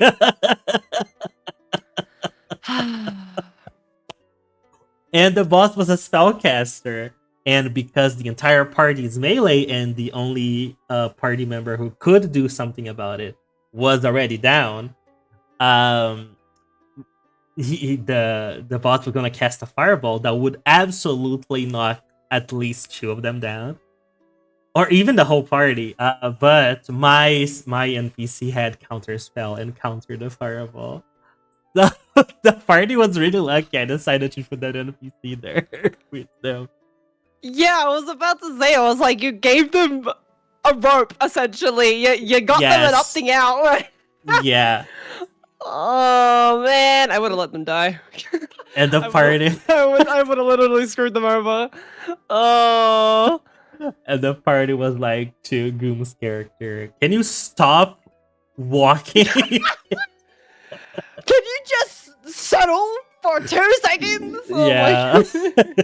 It was actually very funny. That's so funny because that's like Gooby in real life as well. So fun fact about him is that Gooby can't sit still. He's never been able to sit still. Period. Oh, so every single time him and I call, he's always like wandering around. So literally twice now, like we've video called, and while he's talking to me, if he's not sitting down eating, he's standing up, wandering around his living room, and just walking around in circles. And I'm like, huh. So it does apply to all of your characters then. You just can't settle, can you? And he's like, I just need to move. I need to do something. And I was like, okay. Alright, baby. Exactly. Whatever you say. Whatever you say. It's so funny how every piece of him, personality-wise, just drips into his character. He do me like that. I mean, we know this. It happens all the time in D&D, where people are like, I'm gonna make this totally unique character that has nothing to do with me, and it is absolutely exactly like that. And it is exactly like that. Yep. But yeah, no, that makes so much sense. That makes me laugh because it's literally what he's like in real life. Is the fact that he just really can't sit still. Oh. Yeah, Cornelius is like that too, because like Cornelius, when I roleplayed him, he's based on an exaggeration of myself. Yeah. So he also, of course, a little bit. I also played a little bit because he's an evocation wizard, so I made him very reactive. Like the elements are, and It's actually pretty Ah. interesting to roleplay him. Mm-mm. But yeah, he ended up. People say, told me like Korn is just you, but exaggerated. And I was like, damn, Yeah, you're literally. right. Why? Easy, but with more flair. Mm-hmm. And do A little you do more be like that? pizzazz on top. Exactly, chat. You know, you should be harsher on them. Since it's been a couple of sessions now, now they have to realize how brutal a DM can be. Yeah, the Now only they have to reason realize the consequences of their actions. the only reason I did save them is because the NPC is very selfish, and they were gonna get hit by the fireball too. So they're like, Um, I'm gonna counter this. Or oh no, they didn't have absorb elements. If they had absorb elements, probably they'll be like, you know what? Fuck these guys. I'm just gonna yeah. protect myself. But she didn't. She didn't have absorb elements. Screw all of you. It's about me, myself, and I. Yeah, This literally. is what you all deserved. Literally. Oh, and Sunday, Uh, the party on Sunday will have a very nice game as well. hey, yo. But yeah, no, I was going to, because, what was it? Literally 3 hours before you guys had started your session, I Mm-hmm. called Gumi and I was like he was like, oh yeah, we'll like spend time before I have to go to my session. I was like, yippee! And he was like, do you want to join? And I did say to him, I had to express to him that I was going to just listen in, but then I was like, I won't be able to hold back. I won't be able to keep my mouth shut. That's my problem, is the fact that I can't spectate because of how much of a DM I am. You have to Watching these comment. things happen, I have to comment. It's like I don't want to comment. I don't want to ruin that for Korn because he's handling the situation perfectly fine. It's not about him. It's not about you and how like you DM, because you DM perfectly well. It's Mm-hmm. about the players Yeah, and yeah. me nitpicking them, and it's like, oh, why are you doing it? You're setting yourself up, and he wants you to set yourself up. What the hell are you doing? Oh my gosh. It's like a what's the name of it? Like a sports fan watching a team play. It's like, what are you Yeah, doing? yeah, exactly. I would not be able to sit still. I would actually get so irritated because I'd be like, bro, I can literally watch all of his moves. I know what he's doing. Second guess him. You have to second guess him. You shouldn't trust him. Oh Ah! man. That's pretty fun. To be fair, the party is learning to be not so trustful. I like Loaf's character, Balder Bash, because Balder Bash is I wouldn't say stereotypical, but he takes a lot of tropes of like robot characters that they're like they don't have malice and they don't have empathy sometimes, and they Yeah. just they just do stuff. So like yeah, everything that people say to Balder Bash is like it just takes that as face value. It's like, okay, this is what it is then. And I love that for him. And That's another piece of Loaf, though, as well. That's very much Loaf's personality. He just takes it at face value. I see. Oh, the flower is a jasmine, a white rose, and a permitted bean flower. Bean flower, I don't know that one. Welcome back, Lexus. Welcome back, Alexis. Bean I love flower. jasmines. Jasmines smell very nice. That's majority, if I'm recalling correctly, it's a majority of white flowers that you're in possession of. Which jasmine and rose unfortunately cannot be dried. I've never worked with permitted bean flowers. Or white? Okay, yeah, I was right. You do be like that. All white flowers are really nice. As much as people would detest that sometimes, they would be like, "Oh, ew!" Like put a little bit of There's color no in it. color. No. the simplicity of like white roses and baby's breath in a small bouquet, because I did it for one of my friends for her bridesmaids for her wedding. Actually, really nice. Like, honestly, really cute, especially for the moment. So, I dig it. And also, for baby's breath as well, for those who don't know, you can actually dry baby's breath and it'll maintain itself for like a good 4 weeks. Oh, really? So there's that for you. Yeah, so the That's whole interesting. idea is that if you have any leftover baby's breath from like your bouquets, the idea is to flip them upside down and to dry them out for like, I think it's about 48 hours. Mm-hmm. And then you've got yourself a permanent little bunch of baby's breath. That's cool. That's cool. What are you going through my... I have for? 30k points. I was like, I need to save for end the stream button.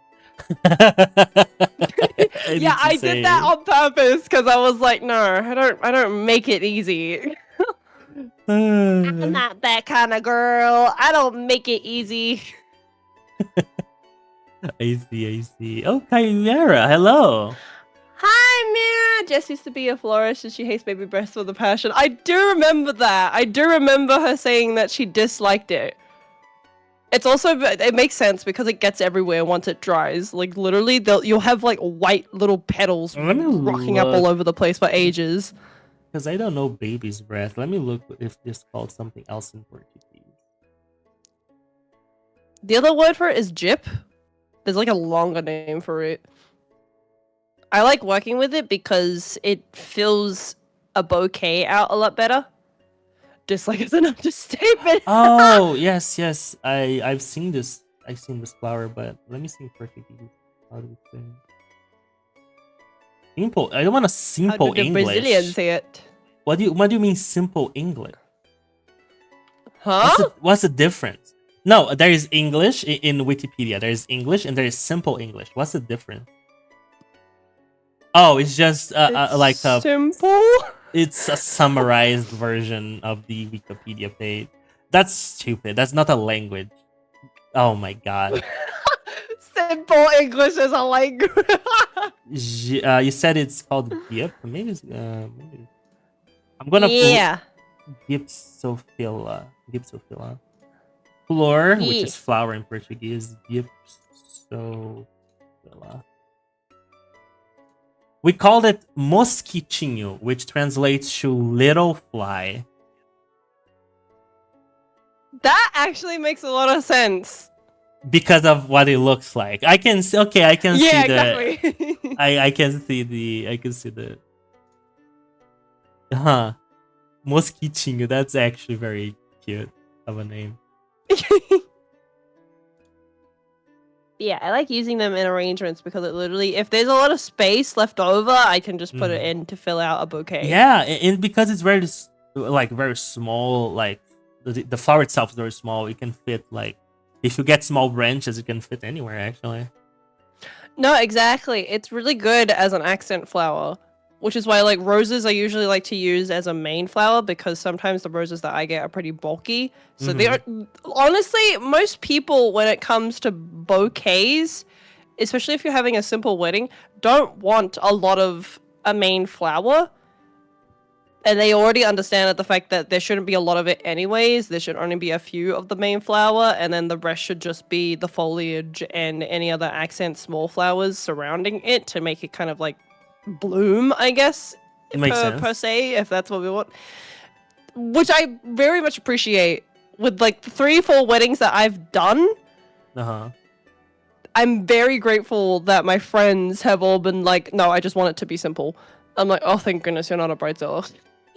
Because the day I have to work for a bridezilla, I'm out. You can't pay me enough to do that. Oh. Bridezilla is a very specific name that makes a lot of sense. I love it. It's Bridezilla. Yeah. Well, for you to explain it more to you, because I don't know if they have like a similar word to call it in Portuguese.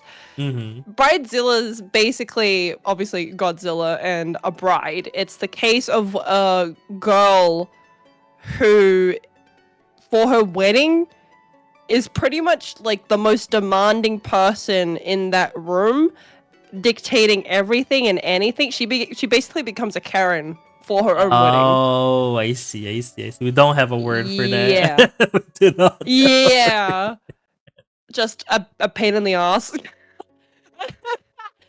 That's the best way to describe it. A pain in the ass.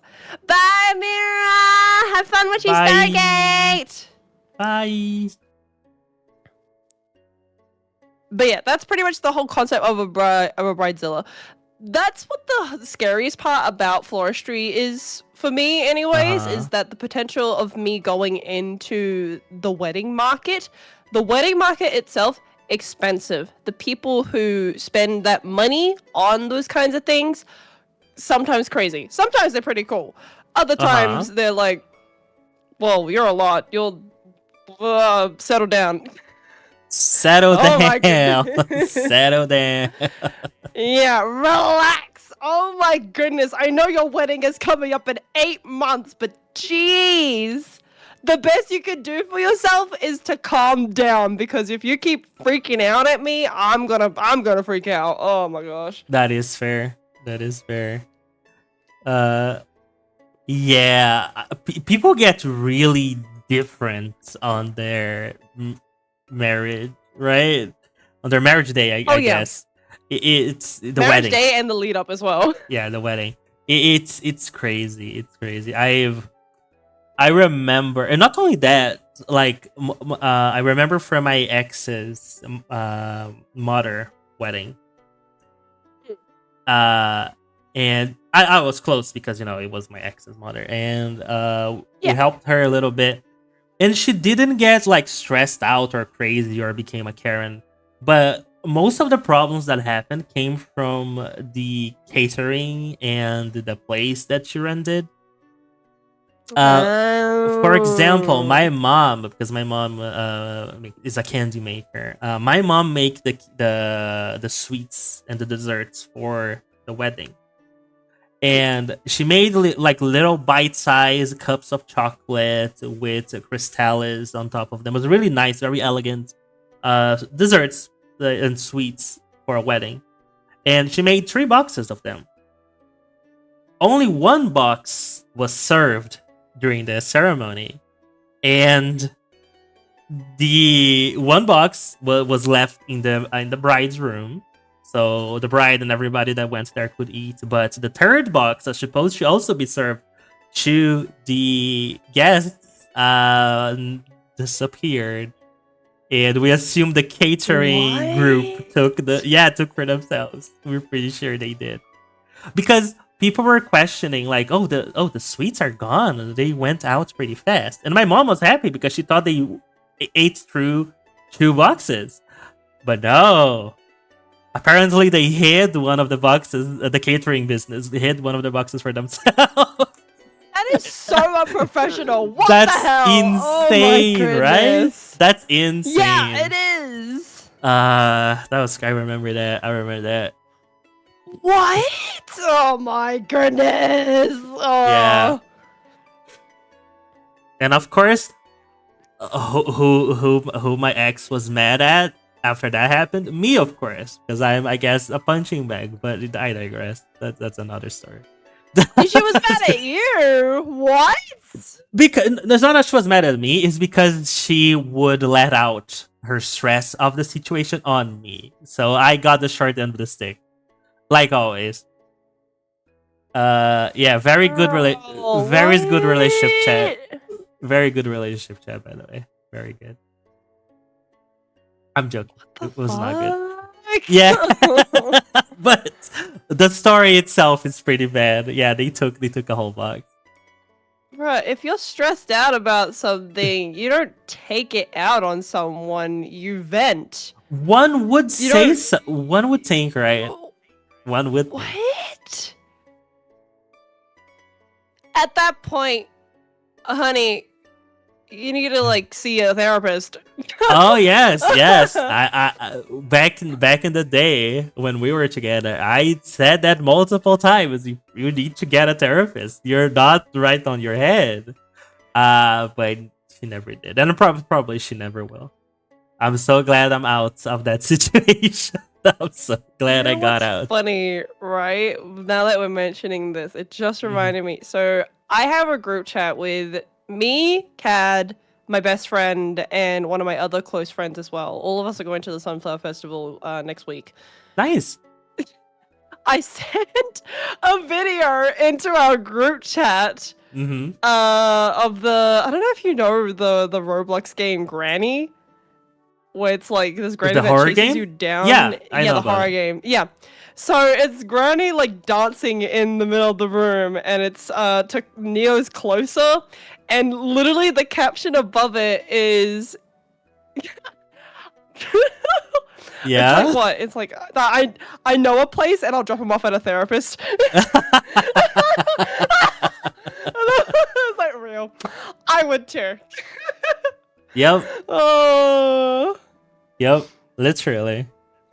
Therapy that's is what you good should have for you, done. Chad. Yeah, I You should should have you done should have done that. that. There is literally like there is Oh. no detriment of doing therapy. Like the only good thing is gonna come out of therapy. Of course, if your therapist is good and if you guys you and your therapy have a good connection, because sometimes therapy doesn't work because the person and the therapist they don't work together. But Yeah.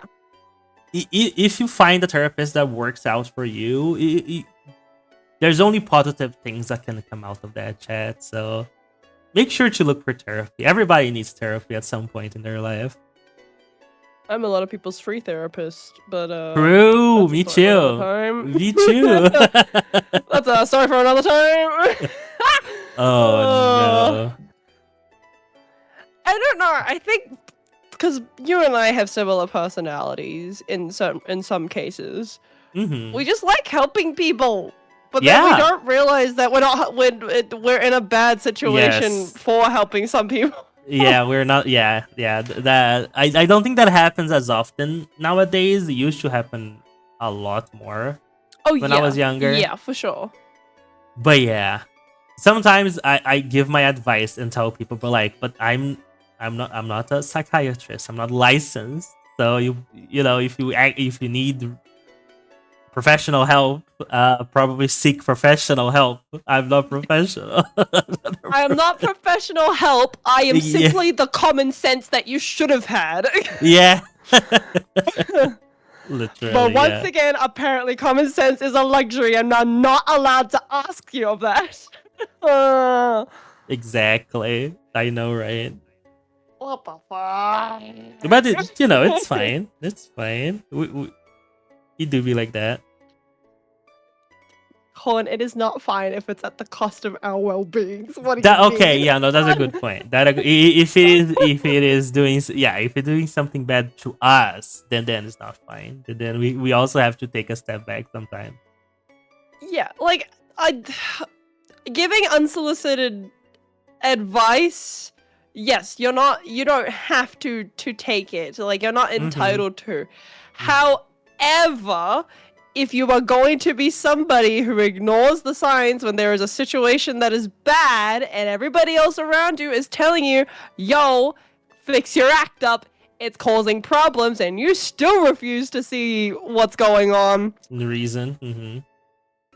bruh, you well Yeah. and truly are the problem. Yeah. No. At that point, yes. At that point, for sure.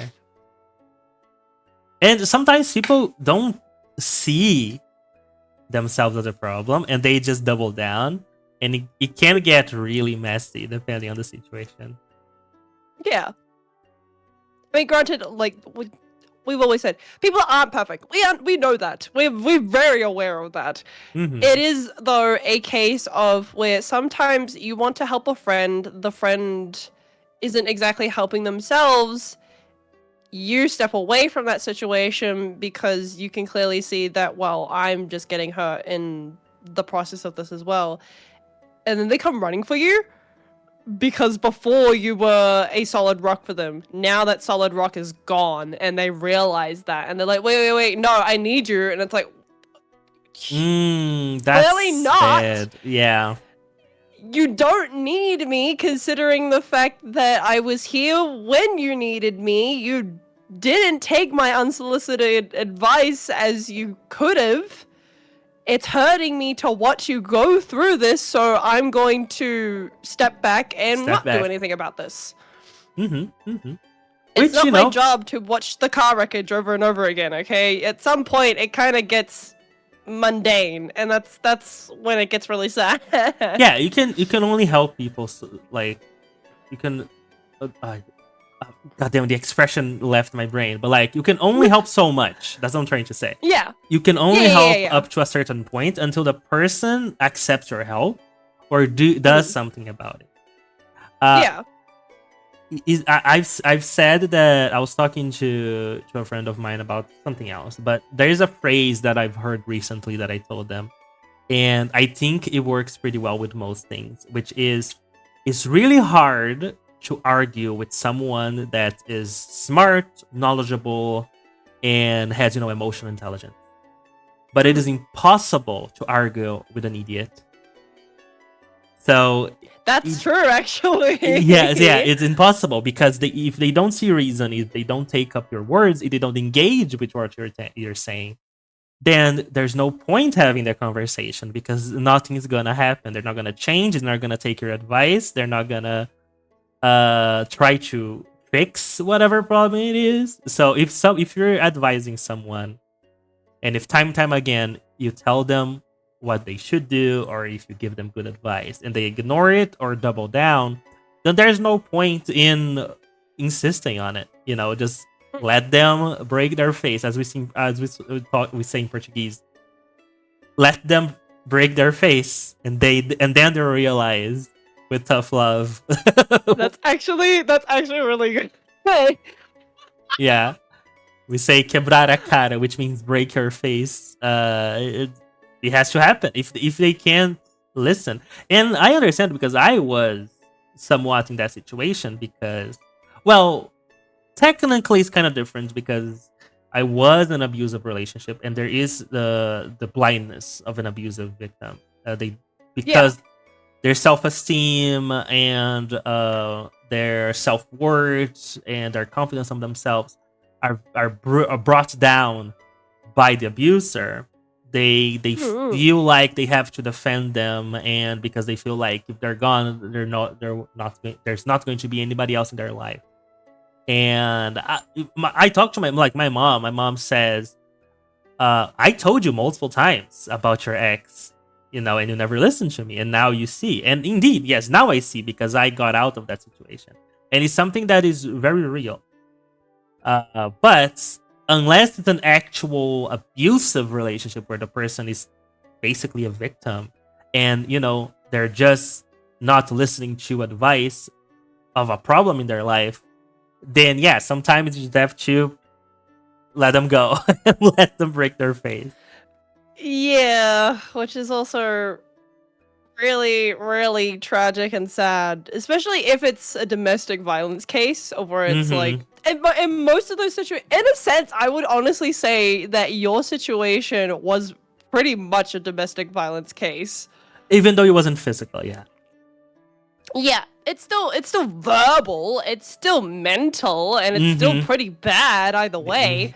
It is true. But even so, it's like that still is in a way a domestic violence kind of case, of where it is a situation of where you're stuck and you don't know how to get out. A lot of people in those cases as well, they don't leave because of many various reasons. Some of them being because they don't know how to get out. Other reasons being because they simply don't see. Or in another case as well, they feel that they can fix this person. Which I was talking... Funny we bring this up, actually. I was talking about it with Loaf the other day, because I was explaining to him the concept of a situationship. By the way, to everybody, a situationship, not real. Shouldn't even be real, but the fact that we actually have a name for this thing... Wait, isn't a crazy, situationship stupid. is just like before dating, is like the steps before dating? Isn't that what a situationship is? No. Oh my god. You know what's funny? He thought the exact same thing. It's worse. It's so much worse. So, okay, so is it like a non-exclusive kind of like Friends with benefits? Is that what it is then? Kind of, but I want to say it's a lot more worse than even that as well. The best way to Wow. describe it is more of like, I guess, explaining it to you in a situation. So, say for example, you're very much a very loving kind of guy, really looking for somebody genuine for like your like to share your life with. That's just who you are. That's what you live by. Those are your standards, and you are looking for someone to share that life with. Say a girl comes into your life, and essentially you both quote unquote start dating with the assumption that she is looking for the exact same thing as you are. This is the part of where situationships become miscommunicated. You realize later on down the line that what your intentions are do not align with hers. She is simply with you for the fact of she doesn't want the title, she doesn't want the quote-unquote commitment to it, she just thinks she's having fun. Meanwhile, for you, you want more. You have been explicit about wanting more. And you thought that that's what that was. And they never had the she talk. comes in and she was like, no, that's not what it is at all. That's, in a nutshell, in a very particular case, that can be a situationship of where it's a miscommunication between two people, a party realizing that they're not going to get what they want out of this person, and in that case it would be, for example, a loving relationship, somebody who actually wants that title, somebody who wants to be with you on that same molecular scale. I see. And they're not upfront about, oh, that's not what I want. Okay, I see. That's actually bad. That's actually a very bad situation. Yeah, exactly. This is what I had to explain to Loaf, because it was a case of where he didn't understand that concept. This is what I mean. Situationships are not real. They have a name. We've given them a name simply because they are things that have happened, reoccurring cases, but it's not a real thing. It's simply of there are too many people who are going through this situation, so much so of where even they realize that this isn't real. This isn't a real relationship. I'm not really with this person, but I want this with this person, and they won't give that to me. That's sad. Yeah, exactly. So it is, like you said before, it is sometimes a case of it looks like friends with benefits on the outside, but granted, bear in mind, the people who are in that relationship, one of them thinks that this is as real as it gets for them. One of them in this situation genuinely believes that things could get better, that things could change, that the other person could change their mind. But the other person is very much set on this case of, I'm not looking for anything serious. The tragedy about this too is that the person who doesn't want anything quote unquote serious is doing serious things with this other person who does want a serious relationship. No. Okay, I see. That's the worst part about a situationship, is the fact this is why we talk about situationships and how people should get out of them. And in fact, they shouldn't be in them in the first place, is that you should always set your boundaries, tell a person what you want. Because if you get stuck in this, if you get stuck in a situation like this, it's gonna hurt bad. And the worst part too is that you get attached very, very hard to this person. And the second they're like, that's not what I want, it's not pretty. And it's then, not good. Yeah, and then you have no world. Your world falls apart because you had oh no. Yeah, because it is, in a case, there is some sort of delusion to it. And like I said, a part of situationships is usually because it wasn't communicated.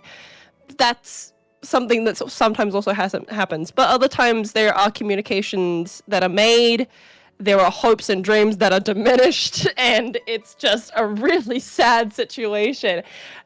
Watching people go through it is hard. Going through it yourself, even worse. Yeah, imagine, That's why communication is very important, chat. Even if you're not looking for anything serious, If you like, if you chat, if you find someone that you're interested in, but you don't want to have anything serious with them, just say that. Just communicate with that, because maybe, yes, maybe you might lose them and they don't want to have anything with you, but maybe they also will have something that's not serious with you, and then you both of you are happy and both of you know your boundaries, and all of that. But So also, in a more simple light as well, mhm. don't say you don't want something and then treat it like you do. That's Yes. annoying. Yeah, also, yeah, be truthful. Yes, absolutely. Yeah, if you want to meet up with like, if you want to don't have anything serious with someone, then don't go meet their parents or something like that. Maybe don't do that. Yeah. Well, Because I've see, seen that before. another I've seen that case, happen before. another case of this, by the way, this is another scenario of what can happen too, Mm-hmm. is that you realize that this is a situationship, so the case of one party wanting one thing, another party wanting a different thing. Mm-hmm. The case of where, say for example, you're like, okay, so we go back to the case of you're the one who wants something real, the other girl is the one who doesn't want something and is just not really committed and is, Mm-hmm. playing around essentially. Say for example, if that's the case of where it's not defined as to what your relationship is and apparently it means nothing to them, you open up your eyes and decide to go look for what you want elsewhere. And that ends up offending the other person. The part that I cannot understand and fathom is why the other person is upset about a thing that they weren't committed to in the first place. That pisses me off. Yeah, Why are no, you so that's upset about something that you yourself said that, oh, I don't want anything serious? Okay, alright, I'm gonna go and find something serious then. If this was nothing to you, then I'm done. yeah. Then the person is mad. Why are you leaving me? I see. I see. Yeah, That's yeah. That yeah. sucks. That's all too common in a situationship. It happens so much that, like I said, like this is the point I was trying to get to, is that I was explaining it Mm-hmm. to Love and how, in a similar light, domestic violence and situationships have similar scenarios, I see. I which is see what you. it's literally just in a very sad way. It's literally somebody using someone else. And the other So person bad. not realizing that that's what's happening. Yeah, no, I understand completely. I didn't know that was what situationships meant. I thought that Yeah. situationships was basically friends with benefits, but that opens a lot of a can of worms. If that's what Yeah. happened. Friends with benefits is obviously more of an agreement in that Casual is case. If you agreement, both yeah. end up liking yourself, like if you both end up liking each other in the end, whoop-de-doo, whatever, it happened. Who could have Whoop-de-doo. thought? Who could have thought this would happen? Whoop-de-doo. Yeah, whoop-de-doo. That's on you two, is that you had an established relationship that you both agreed to. That's generally what happens in friends with benefits. Mm-hmm. In a situationship, it's nothing like that at all. It's an emotional roller coaster that pains you for so long. Some people don't get out of it, hence why I liken it to domestic violence, or where it is a case of where they think that they Mm-hmm. can change the situation, they think that they can fix the situation, and they just simply cannot. And not realizing that they can't do that. Would you say it's one-sided then? Like situationships are one-sided?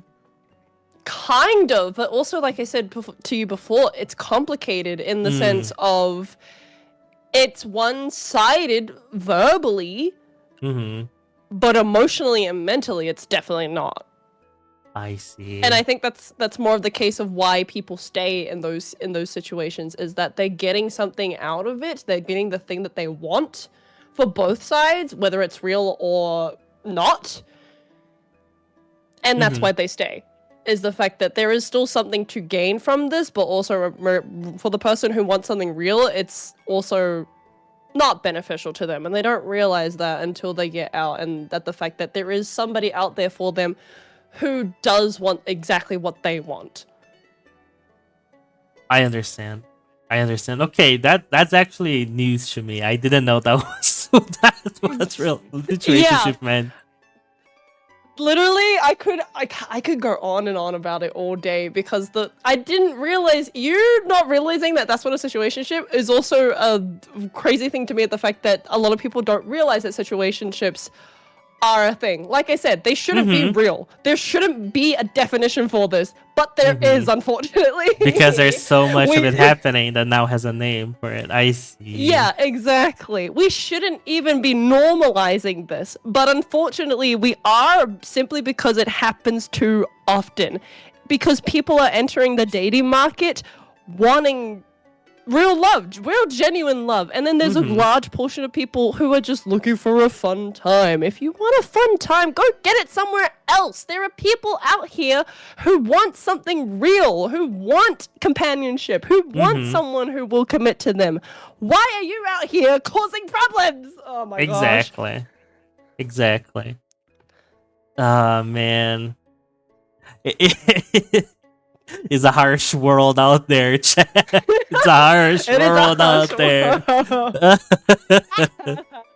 Yeah, but yeah, it's complicated. It is complicated. So let me virtually put a hand on your shoulder, Colin, and let this resonate with you. Let this be a reflection of any of your current and future relationships that may occur. Mm-hmm. Think about what you want and commit to that. Don't go looking for something cheap because you are not. Mm-hmm. One, that's not what you're valued at. Number two, literally, I truly believe this as well. There's a Uh-huh. saying amongst a lot of girls is that if the kind of the kind of love I want exists because I exist, which I live by that. I That's totally nice. believe in that Uh-huh. because yeah, that makes a lot of sense. Uh-huh. The kind of love that I've always wanted, I get with Gumi now. It takes a lot of hard work, and like I knew that that's what it would be because it was having to allow him to open up to someone he's never opened up to before. He's actually never opened up to a lot of different people, and for him to grow with me and for me to be able to grow with him, that's what I've always wanted, is someone who was committed and loyal to me and actually, you know, wanted to grow as a person with me. And to be able to realize that I could love him the same way that he should learn to love himself. That is what I've always wanted. And I've always known that my kind of love has also existed because I exist. And I found it with him. Same situation with you. Your kind of love exists because you exist. There is someone out there who definitely wants exactly what you want, or at least has some similar interest in what you want. Because that's the other thing as well that I've always believed too when it comes to love and romance, is the fact that you should find someone who is half similar to you, not entirely similar to you, who has certain interests as you do, but also is somebody who challenges you. It shouldn't be someone who makes things easy for you. There should be cases of where sometimes you do have to compromise. You do have to come to a crossroads and have to, you have to come together to basically hold hands at a crossroads and ask yourselves, which way do we go now? Because we can't split up from here. We're literally one team. So wherever you go, I go. Interesting. Which has also been a thing that I've had to teach Gumi as well. Because this is all new to him. This is all very unfamiliar to him. He's in foreign grounds when it comes to this kind of thing. He's never done this before. Which is so fair. Learning all of it with me, and me having to remind him that you and I are a team. We are in this together. Wherever you go, I go. Whatever decision you make, and if it's hard, I will be there to support you every step of the way, as you have supported me every step of the way. I am not going anywhere. That is a genuine, real case of love from me, and the fact that he understands that is also a genuine case of him loving me as well. Is the fact that he gets that and trusts that out of me and expects that from me as much as I expect it from him. Oh, they're so beautiful. It's Aw. real. Trust me, it is real. There are days when I'm irritated at him and I get annoyed at him and he gets annoyed at me. It's It a real happens. thing that happens. It Mhm. happens. But at the end of the day, if we're able to come back to each other and be able to reconcile and be able to, improve upon that, which we have been doing, and it's honestly one of the more beautiful things about our relationship is the fact that he makes his attempts and he tries as hard as he does. I make my attempts and try as hard as I do. And it's simply for the both of us, for this relationship that we both have. That is That's beautiful. that's literally how it should always be. You should never have to compromise on anything else in that kind of situation, of where it should just be a simple agreement between two people, understanding that I want you as much as you want me. So therefore, work with me here. Fight for me. I understand. No, yeah, that's Yeah. actually that is something that I think every person, every couple should strive for. That kind of connection. And yeah, that is, of course, that is something that I want at some point. And I'll keep that in mind. Thank you for the words of advice. It was really good. Find somebody who challenges you. Somebody who on occasion may make you want to rip your hair out, but also makes you realize certain things. Because it's crazy what I make Groomy realize and what he makes me realize. That is good. That is good because you guys are building off of each other, and that's how a relationship grows. You guys are building yourselves together, and yeah, that's really nice. Yeah. Like, it literally should just be that case all the time for a lot of people. But once again, some people don't perceive love the way that I do, and Gumi is very new to this stuff as well. So he's still learning about a lot of it as well. So it's having to be really patient with him and allowing him to get used to this kind of environment, which he's getting used to very, very well. It's been almost 6 months for him and I. And he's doing a very good job. A crazy good job, actually. Nice. I'm happy. I'm happy for you, Jim. Yeah. So one of these days, I actually hope that for Loaf as well.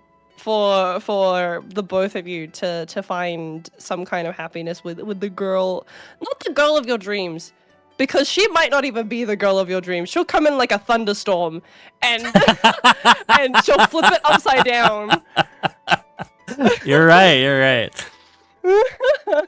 I'm gonna be honest, She'll chat. come in unexpectedly and smack you, and you'll literally get so caught off guard. Because that's what it was with me. I didn't think I was going to like grooming as much as I did, and then it literally did just come in randomly on a Tuesday, and I was like, oh no, fuck, what am I gonna do? Literally. I didn't mean for this to happen. No, it's completely understandable, and I'm gonna be honest, chat. I think the girl of my dreams is probably a very bad person. No. I mean, okay, honestly, yeah. Yeah. This is the other thing hell that yeah. him and I discussed, is the fact that usually your type and who you want are different. is not well, not just that either. There's your type, who you want, and who you need. Oh. You should never be chasing after what you want. You should always be chasing after necessity. Somebody who, like I said, challenges you and helps you be better than what you currently are. I see. That's interesting. Yeah. That's a good point. Because the second you end up in a relationship and the first thing you think to yourself is, I'm content, I'm satisfied, and it's literally been like a couple of days, that's when you realize that, oh no, I'm not moving. I'm not improving, and that's not good. Yeah, no, I see where you're coming from. They should be somebody who brings some kind of enlightenment to you or encourages you to be a better person. they can accept you for who you are, and that's perfectly okay. That should be a starting point, of course. But later on down the line, if you still are the same person you were 5 months ago, and this person has literally brought nothing to the table for you, it's time to ask, like, start to ask questions. It's time to ask yourself if this is truly how you want to live for the rest of your life. No change, no improvement, literally no movement whatsoever. You're stagnant. Damn. Yeah. Very deep thoughts. Very deep thoughts right now. Well, I think I've always thought this way about relationships, and I've always stuck this out with Gumi too. It's the reason why I've always thought this way was because it happened with my parents as well. Is that when mum and dad got married, I think mum really felt that the relationship she was having with dad was very stagnant because their first few years of marriage was very much her looking after me and my sisters and her having to encourage dad to you know, be a father to us, which is why, like, the relationship between me and my dad is it's rough, but he's doing his best to improve it now as an adult because he has his regrets not doing that when we were younger. That's the case of where he is changing, is the fact that they've been married for almost 30 years and he is now improving. My mother encourages him to do better because that's what their marriage and their love has been based on, is the fact that I can't be here with you if you can't be a better person, if you can't change. I understand. And there have been days of where she has walked out on him, where she has been so frustrated with him at the fact that he doesn't do better and that he doesn't change, to a point of where she has left the house for a couple of hours. And it has been sad to watch that, but also to watch them both still be able to come back together and be able to sort things out, and for dad to improve upon that. I guess is kind of what I've always wanted, is somebody who understands that change is inevitable and you have to accept it, or else I can't be with you. No, that is fair. That is very fair. It's a very it's a very nice. No, I wouldn't say nice, but it's a very mature way to engage in a relationship. So yeah, that's very good. That's very good. I will keep that in mind. For the future. Well, but also having to remember as well is that contentment doesn't come at the beginning. Contentment comes at the end, when you're retired and you have nothing else to do and you're waiting to die. That's when contentment happens. That's okay, my current. Okay. Look, it's true. It's true. Life is forever changing. It's constant. You cannot escape it. You have to live. And a lot of people's ideas of living is being on the edge, which I think is absurd, because you're only given one chance to live, and if you're going to fuck it up, then cool. Don't bother there. Choose not to do anything then. By all means, you can do whatever you want. It's a free country. But just bear in mind, well, yeah, it is a free country, but bear in mind, at the end of the day, you are also somebody who's making experiences, and you only get to do this once in a lifetime. And if you're going to choose to not experience anything and just continue to be stagnant for the rest of your life, what is the point of living? No, that's fair. That's a very good approach to life.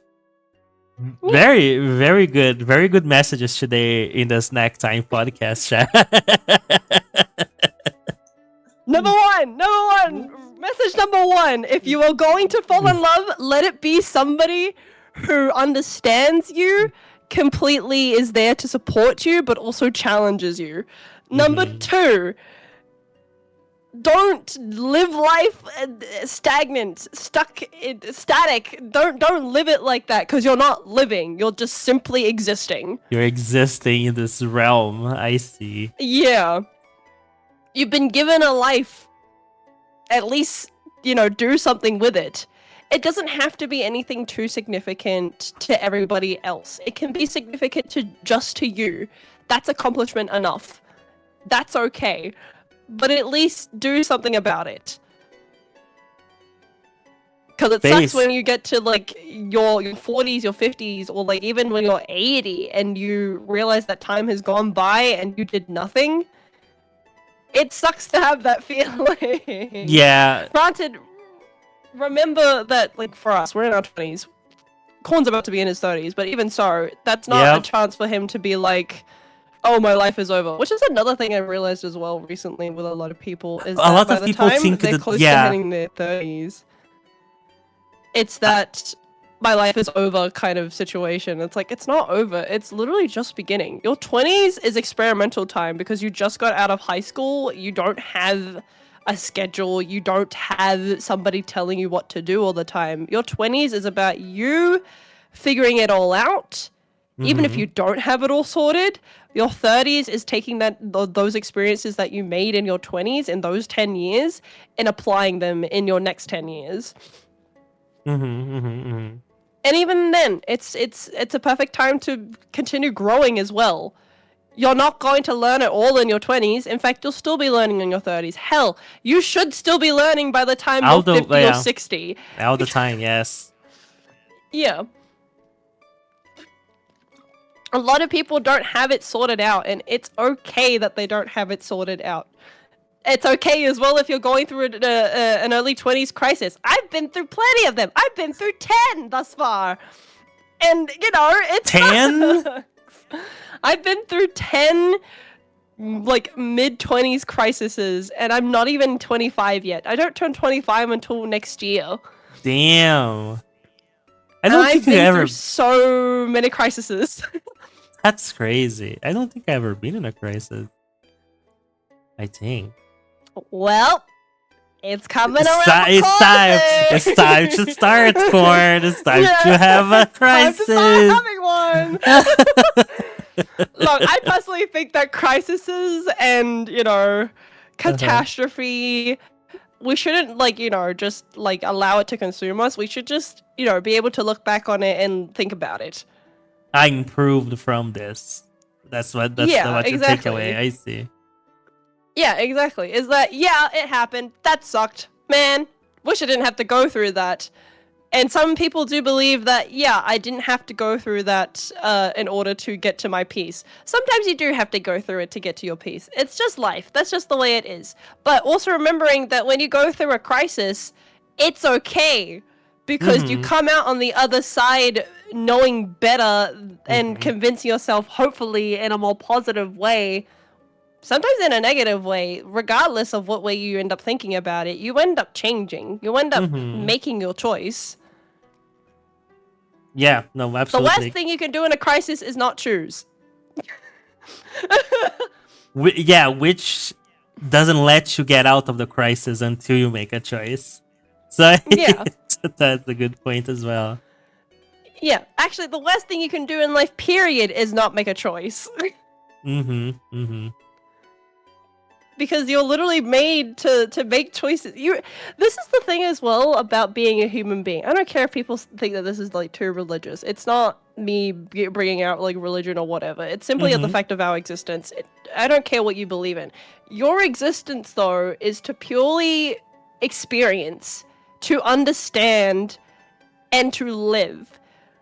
You have been given choices. You are allowed to make choices. Your existence defines your choices. So make the choices. Yeah, no, I see. Yeah, no, for sure. And life is made of choices. Like, everything happens because a choice was made. So, yeah. Yeah. It makes sense. It's a nice. Granted, some of those choices are not your choices, and that's okay. It's a nice philosophy. But so long as you made yours. By. Yeah. Exactly. Yeah. Like I said, I'm turning 24 this year, and I've gone through plenty of crises to, you know, maybe not to last me a lifetime, but I've been through enough for them to make me think about things, and I'm like, you know what? This is not worth doing. This is not worth like glooming about. And I can say that all I want, and I'm still going to come back to glooming eventually, because that's just the human experience, is just going up and down all the time. It's a roller coaster, baby. Yeah. yeah. Up and it's always down. going to be like that. That's just how it is. But so long as I make a choice at the end of the day, so long as I have decided what I want to do, who I want to be, and how I'm going to live my life, that's all that matters, really. Yeah, no, absolutely. Am I gonna live in hiding? No, because that's not living. Am I going to go out there and commit heinous crimes? No, because I would not like to rot in jail.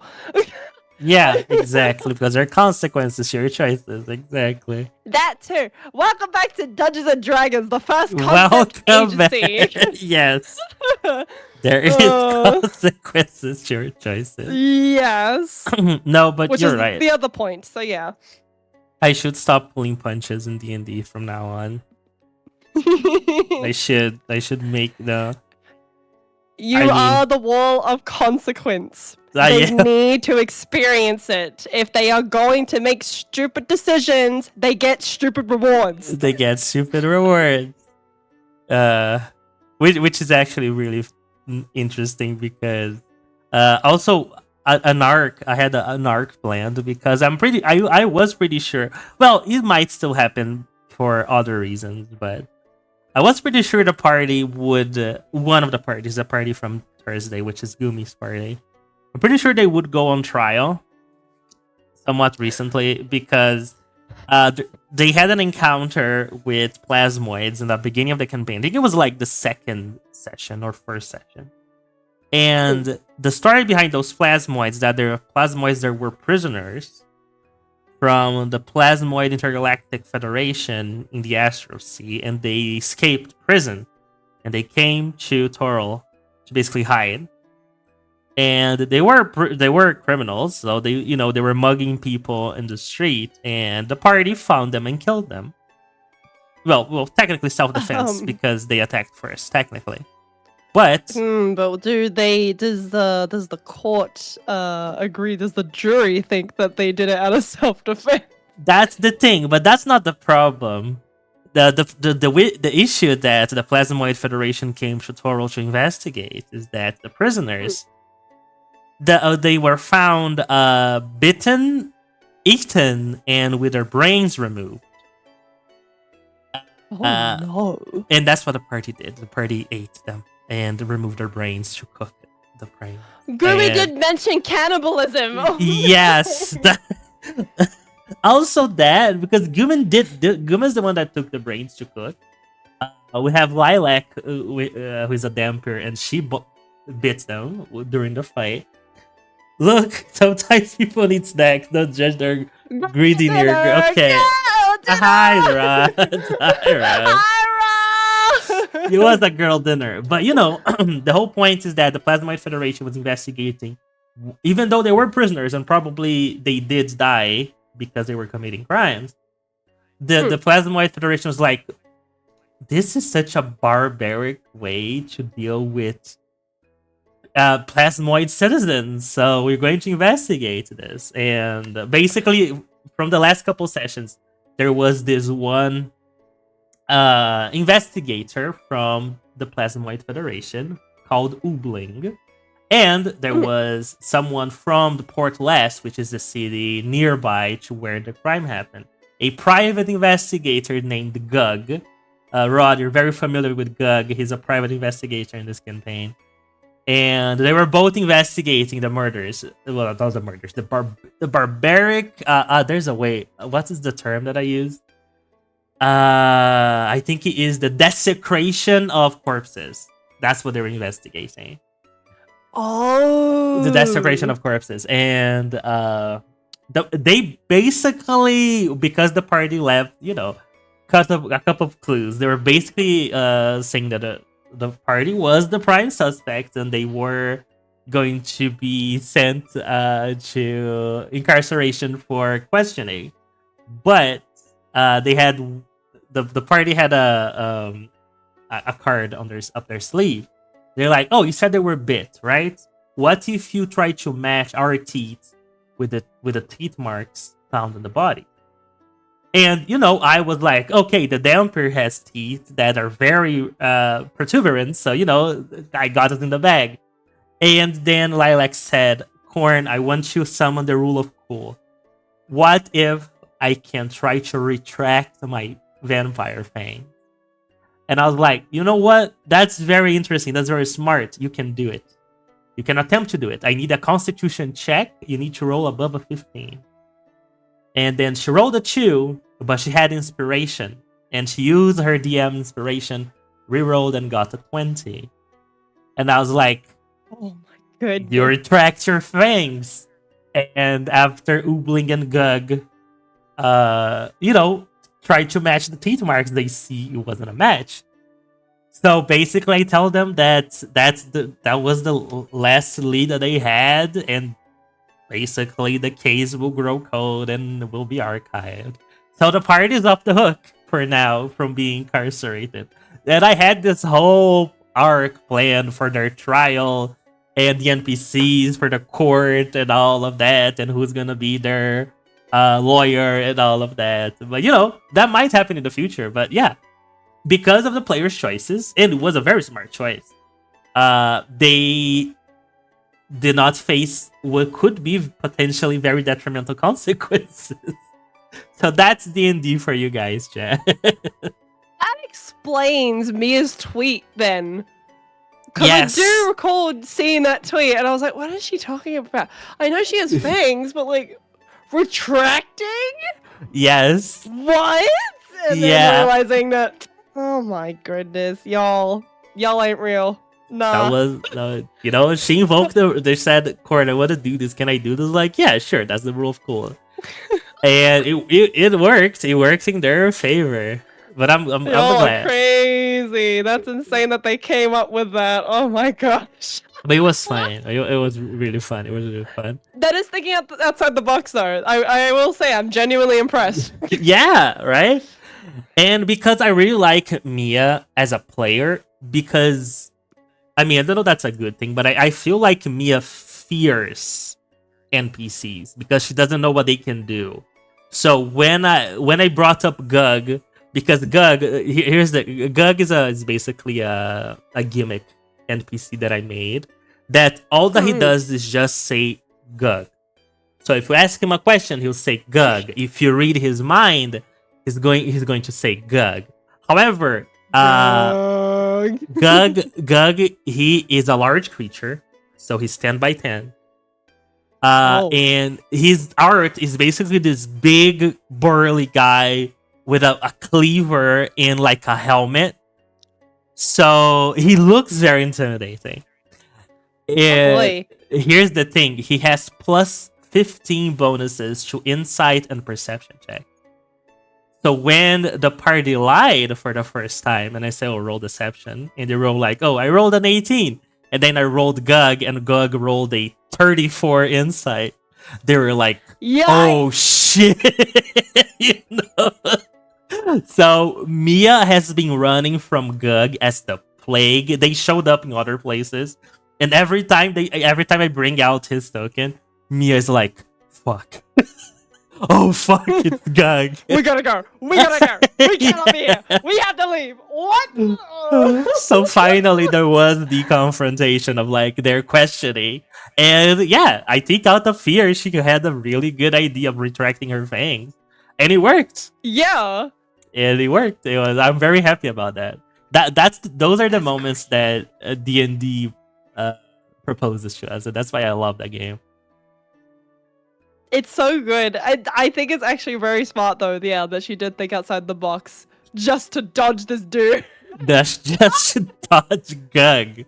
So private investigator Gug will have no cases. So for now, I'm pretty sure the party will commit crimes at some point in the future. Oh yeah, they usually do. They usually do. And it's always going to be that scene, not that scene, the save point in like Life is Strange, of where it's like this decision will have lasting effects, blah blah blah. Like, like take that very seriously. Is that I will make sure it comes back to bite you. Yes, it is really good. Gug is worth fearing. You're absolutely right, Rod. Yeah, with that amount of intelligence, with a roll like that, that's Yeah. crazy. And that's all he has. Like he has like I think he has like 11 wisdom or something like that. I just gave him 15 bonus to perception, and inside perception in case people want to sneak out, sneak away, and inside just in case people lie in front of Gug. And it's so funny because he just says Gug, and in the same tone, he monotone. It doesn't matter if he's angry, if he's happy. All he says is Gug, Gug. That's all he says, and I love Gug so much. Gug, gug, gug, gug, gug, gug, gug, gug. Yeah.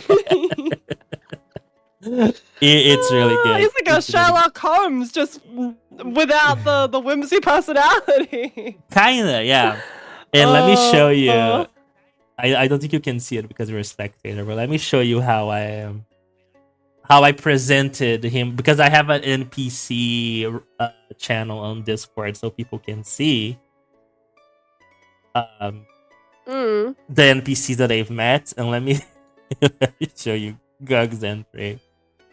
I'm gonna share my screen, and I'm gonna also share my screen to the chat. Yippee! Okay, what's it? Is this wait, Watch. next time? I have. Is it monitor 1? Okay, it is monitor 1. So let me move this away. Grab this word and put it in here. And now does that show? Yes. Okay. So let me just fix this chat. Okay, so if you go to the Not Together, which is the party's NPC, this is Gug's entry. NPC name, Gug. Location, Gug. NPC occupation, Gug. Attitude towards the party, Gug. Notes hidden, Gug. And NPC picture, this is Gug. Oh, that just means it's up to interpretation then. Yeah, that's it. Is it? Oh, and then they met. Your favorite color, Gug. Gug. Gug. Yeah, that's all he does. And they kill Bob the Ascended. It's a very fun campaign, chat. It's a very fun campaign. Highly recommend. Highly recommend, chat. Maybe one day I'll stream D&D at some point. Maybe. That could have been me. That could have been you, yeah. Ah! It's okay. We'll get more opportunities to play. I've literally been talking about it with. What? What happened? Oh no, my Discord crashed. Oh, Macaron, hello.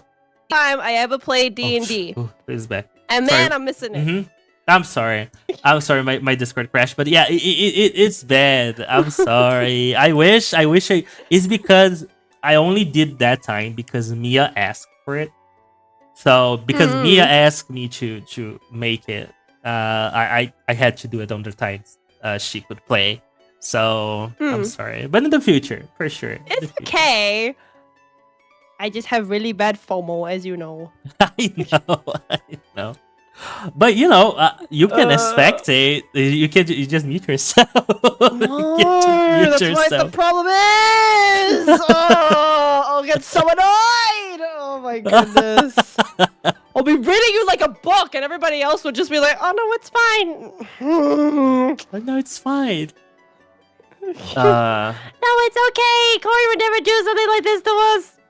Little do you know how little you know you summer child. Oh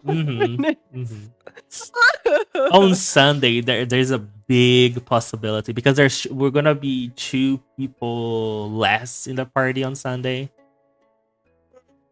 But it's kind of a big event because currently Gumi's party, they are on the surface. They are on just going around the Sword Coast. While hi Senna, welcome. Hello, Senna. While the other part, they are currently in the Underdark. And it's funny because the reason why they got to the Underdark is because they went to the brothel, and on the brothel there was a succubi that was basically using the brothel as a base of operations, but not the brothel itself. She built a cave under the brothel, and she was working for the As you big do. bad. Yes, from under the brothel. And the party found it. They went through the dungeon and they found the entrance that also leads to the Underdark. So I really liked that the party just didn't let anybody in the main city know that they were leaving. They just went for the Underdark and they have been there for weeks. So people on the surface, on the town that both part is basically like the hub, they were like, so we had another group of adventurers, but they disappeared a couple weeks ago. We don't know what happened to them because they didn't let anybody know that they were going to the Underdark. So Communication, guys. yeah. Come on. Oh my goodness. So NPCs are like, I guess they disappeared. I guess they're dead. I guess we just lost another pack of adventurers. Bunch of cocky lot. I'm pretty sure one or two NPCs are sure they're dead because they haven't showed up in weeks in the game. Because it takes weeks to get from the surface to the Underdark, even through tunnels. So. Oh yeah, it takes a long time. So yeah. It would not surprise me if there's a couple of NPCs who are like, bruh, I haven't seen them in days, weeks even. I don't even know what day it is. But trust me, I think they're dead. Exactly. If they're not dead, they're in jail. They went to the Underdark. They met a small creatures called Skavarts. And of course, they capture one and force them to be their pet. But oh my goodness. they found a way to Menzoberranzan, which is the city of the Drow. And with a good bard check and a hat of disguise, they now are living inside one of the Drow noble houses as guests. While the bard is disguised as a Drow, I think her fake name is LeBron Jameson or something like that. Something a play on LeBron James.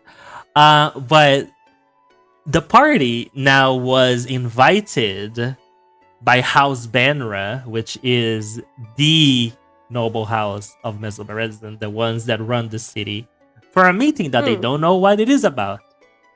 And they invited the party because it's the Drow, LeBron Jameson, and her slaves. That's basically how they are in the house. They just think it's the Drow with like 4 slaves from the surface. And the 2 people that found them outside and brought them into their house. And lots of things are gonna happen in that meeting. Oh boy. Yeah, it's gonna be fun. And we have 2 players less, so we'll see what happens. Well, as I said before, if they're not dead now, they will be dead soon. They will be dead soon. People die. Yep. People die when they're killed. It should be hilarious. But yeah, I think it's gonna be fine because I'm also making NPCs, and I will DM you because I don't know if anybody from my parties are watching. I will DM you the token because I made the token for the big bad. Let me send you the token for the big bad. Hi, Mia! Hi, Mia! Oh, we're not talking about anything. See? You summoned her. I summoned her. That's crazy. That's actually crazy. We're not talking about anything. Let's talk about D&D, Mia. Wait, what about a drow? It's the other party. Don't worry. You don't have to worry about that. So this is I'm gonna send you the art that I found. Then I'm gonna use it for the big bad and the token that they're going to see when they meet him. I think it's very good art. I think it's very, very good art, honestly, that I found.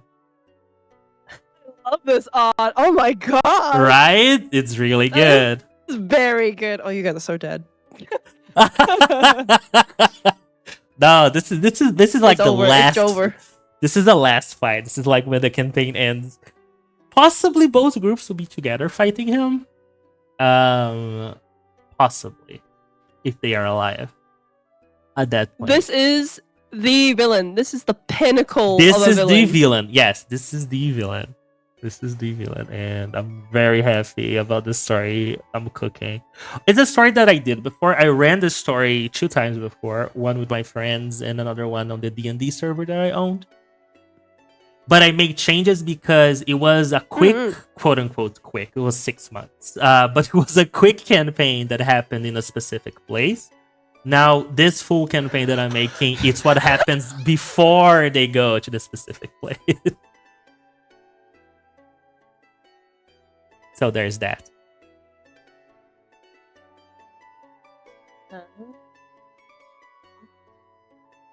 Are you? Hello? Yeah, you guys are so cooked. No, it's okay. Don't worry about You're it. cutting out. Am I? Let me. Yeah, it's like delayed. Hold on, let me leave. Huh. I'm leaving it though. Maybe because it's streamer mode. Hello?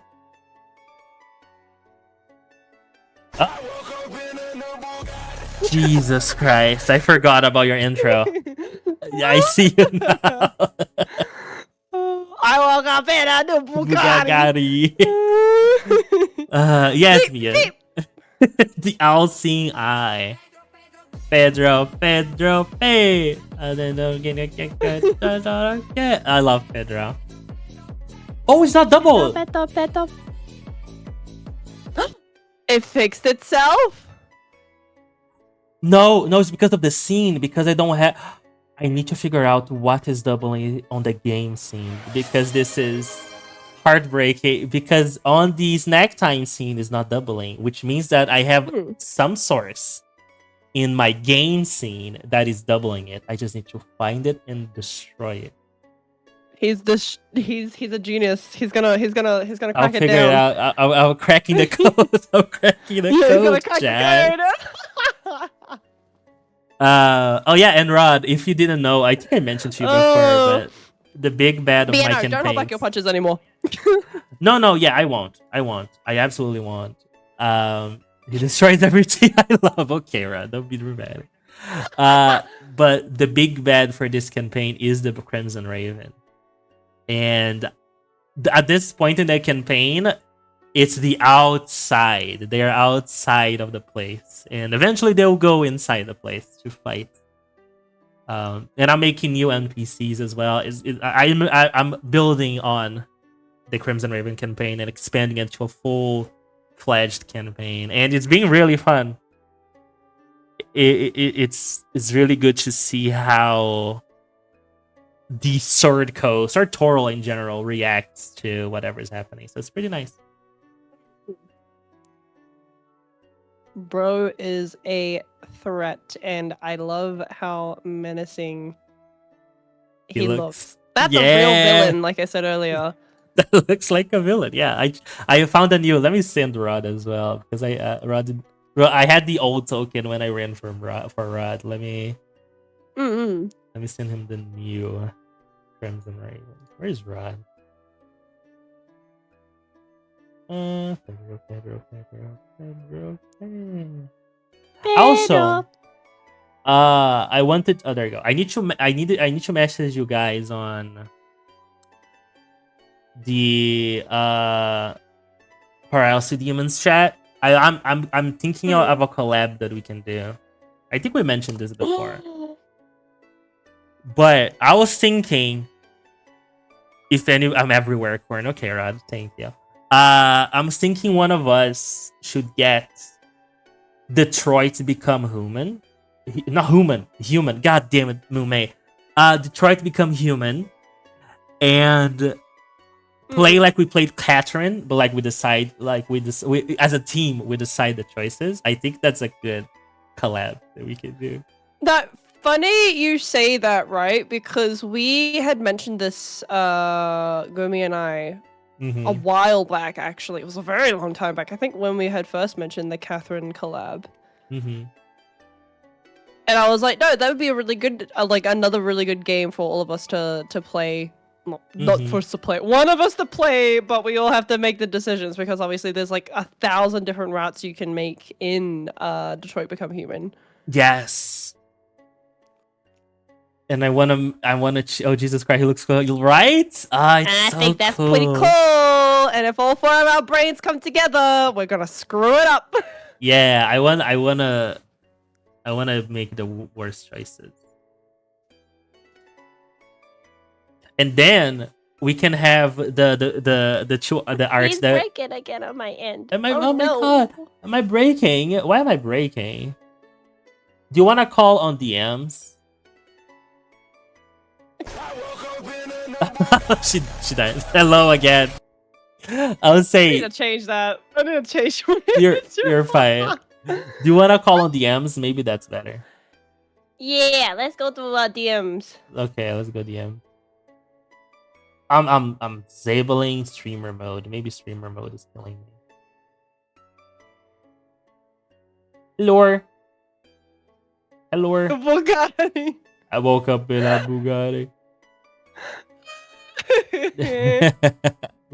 I can hear you now. Can you hear me? Yay! And now the Yay. connection is green. It's not orange anymore. Whoopee! Yay! That's how it works, chat. That's what we're waiting for. Yeah. But yeah, But that's anyways, a good you idea. were saying. I was saying we could use the art that Lofi did, and then I could be the devil, you can be the angel, and we can make them do different choices that are bad. Yes! Yes! Right? I agree. Yeah. I agree. Hopefully, Me likes that idea. hopefully no one ruins the setup again using the rule of coup and inspiration. Right, Mia? God damn it. No, but no, I'm glad. I was talking to Macaron. I really like that you did, because that's what D&D is about. You come out with a crazy idea that the DM allows you to roll for, and the dice work in your favor, especially after using an inspiration, because that's cool. That's what D&D is about. So I'm glad you did that. I'm glad you did. I was literally telling him, I was like, honestly, as a fellow DM, I'm very impressed. Yeah. I'm severely impressed. That was a really good play. Yeah. Especially from a new player too, because a lot of the time from new players, you don't get a lot of that. You don't get a lot of like players making big moves like that. So actually, honestly, props to you, Mia. That was really well done. Hell yeah. It is. It was a really good. It was a really good choice. Yeah. And oh, Sophie. Are you needy? Sophie! Sophie woke up. Hello! Sophie's needy. She's sleeping on my feet. Oh wow, she's just like you. She's literally me. She's literally me. And now I'm making also. I made some other NPCs because Mia and Gumi's party, they met one NPC which is called the Commander. Yeah, it's one of the lieutenants of the big bad, and I made others that they're going to show up real soon, and it's gonna be fun. Oh. I like But- getting to know these secrets. I like being able to talk about this with you and be vague about it. And anybody from the party who rocks off, it's like, I get to know all of this. Oh my god. You're going to all suffer. I'm excited for that.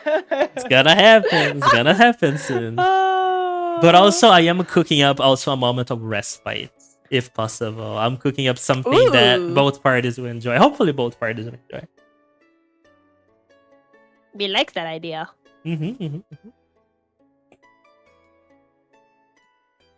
Yeah, no, definitely down for the collab. Eventually, we'll have to do D&D together at some point. We do. I really need to play.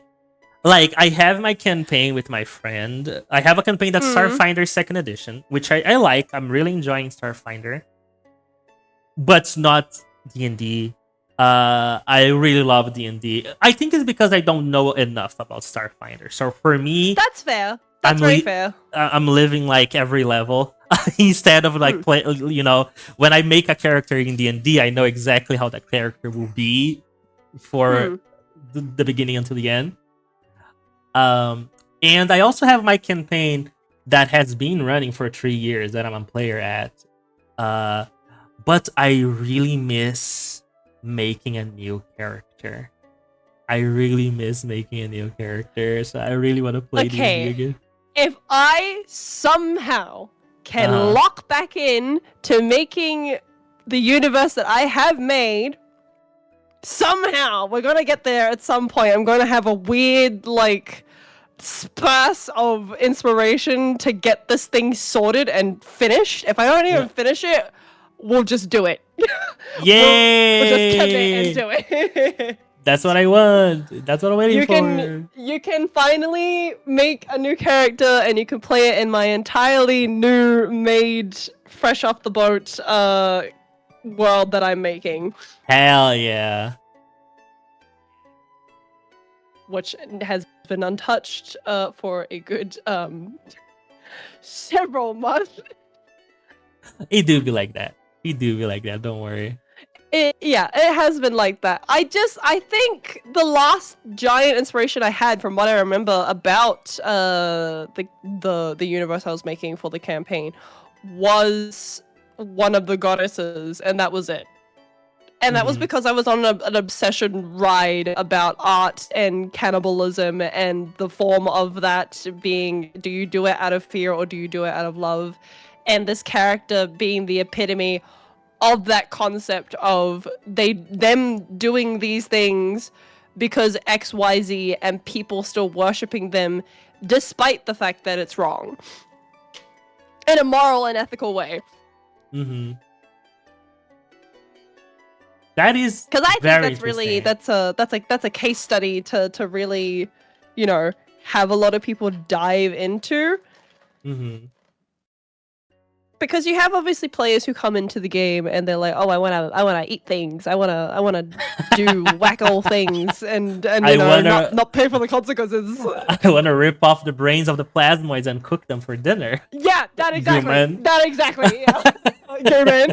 Um, that scenario exactly. Like there's those things, but then it's like we never really get an NPC that has delved into this thing of the concept of what it means to be humane and what it is to be unhumane and where that lesson is taught for these children of Talmori, which is I think the case study that I love the most about developing this universe that I'm making is the Mhm. fact that I have to make it from scratch and that Oh, there are I these see. rules and these laws that I have to develop, these reasons behind things, the folklore of why certain like races and certain civilizations do what they do because of XYZ.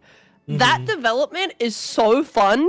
It's also going to be intriguing when the party ends up in those areas and has to connect the dots and realize what the hell is going What else on. going on? Ah, you're right. Because although I'm developing all this stuff, it is a case of where I need to leave space to allow you guys as players to be able to understand what is happening.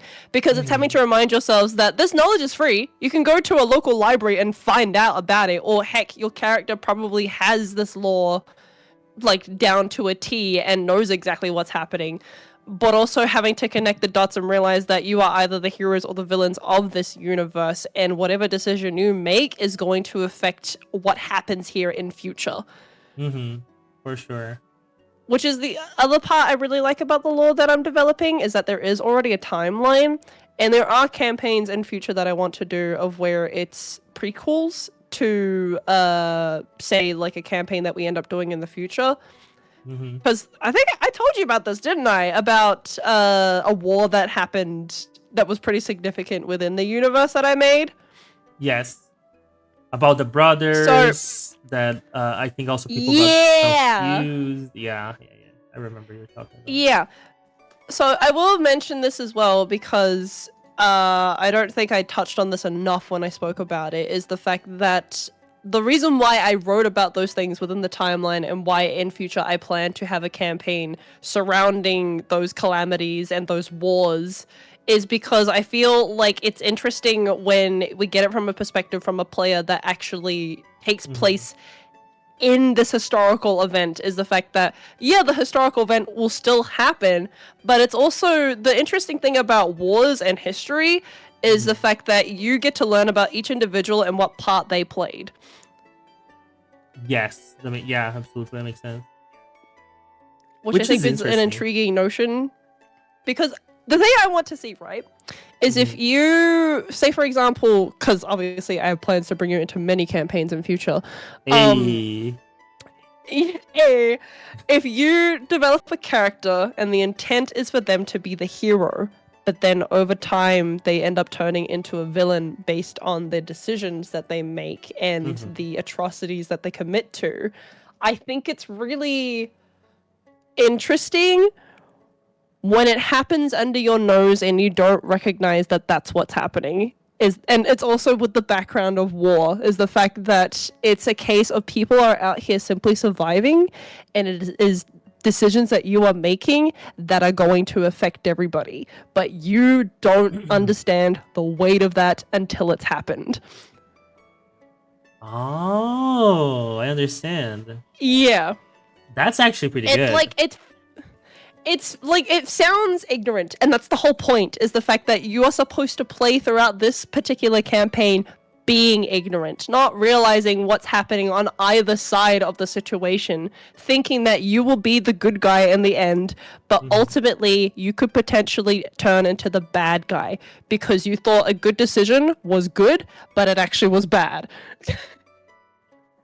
I see. It's shrouded in this idea that it's all for the sake of the war, it's for the cost of survival, it's for the sake of winning, and not realizing in the end that the cost of winning is just simply not worth it. The lives you sacrificed, the people who died on behalf of you, your decisions, Damn. what was it all really for? Yeah. What was the point? Yeah, I see. exactly. That is actually I pretty love that. interesting. It's so cool. It's intriguing because it's so. As sad as this might sound, it's actually fun watching players fall apart to the fact of realizing in the end that them thinking that they are one thing and realizing in the end that they are not that thing. That to me is so interesting because it's always so cool to watch a player think that their decisions are not going to affect things. And I think that's so funny and so common, is that some people think that their decisions are so little that they couldn't affect anything. But it's having to remind yourself that a small pebble in a lake still causes a ripple effect. Your little decision can cause nations to die, genocide to happen to certain to happen to people, which is the other thing as well that I should mention in the lore, is that there is genocide that happens in these wars. There is literal groups of people, innocents, who will die at the hands of you, and you won't even realize that that's what you did. That's what she did, exactly. Okay. Yeah. And that's what I like about D&D as well, is because letting your players play, because like you said, a lot of players, they make a character with expectations of oh, this is what the character will do. Yeah. This is what the character will do, this is what our character will be. But then you throw situations at them and you see that their character might not become or not be what they expect their character should be. Yeah. And that's what I like about D&D as well. And that's why, for example, in my D&Ds, my characters sometimes they change how they work. Like, for example, Kaladas. You know about Kaladas. You know how he's a menace, how he's a wild card. And I built him to be this really down-to-earth, serious guy with a brooding backstory that just wants to do good. but he went through so much hardships that he became reckless to the point where some people actually think he is actually mad because of the bad This is the decisions that point he I'm makes. making! Yeah. This is the exact point I'm making! Is the fact that you think you're something until you end up making reckless decisions. Sometimes they're not reckless, sometimes they're well thought out, they're methodic. And then it costs so much, which is the point of what Disney is also about, is players make decisions and don't recognize the cost of what it all is. Exactly. You went robot that for a moment, but I heard you. Yeah. Let me do one thing. Let me change the region. I don't know why Discord hates us.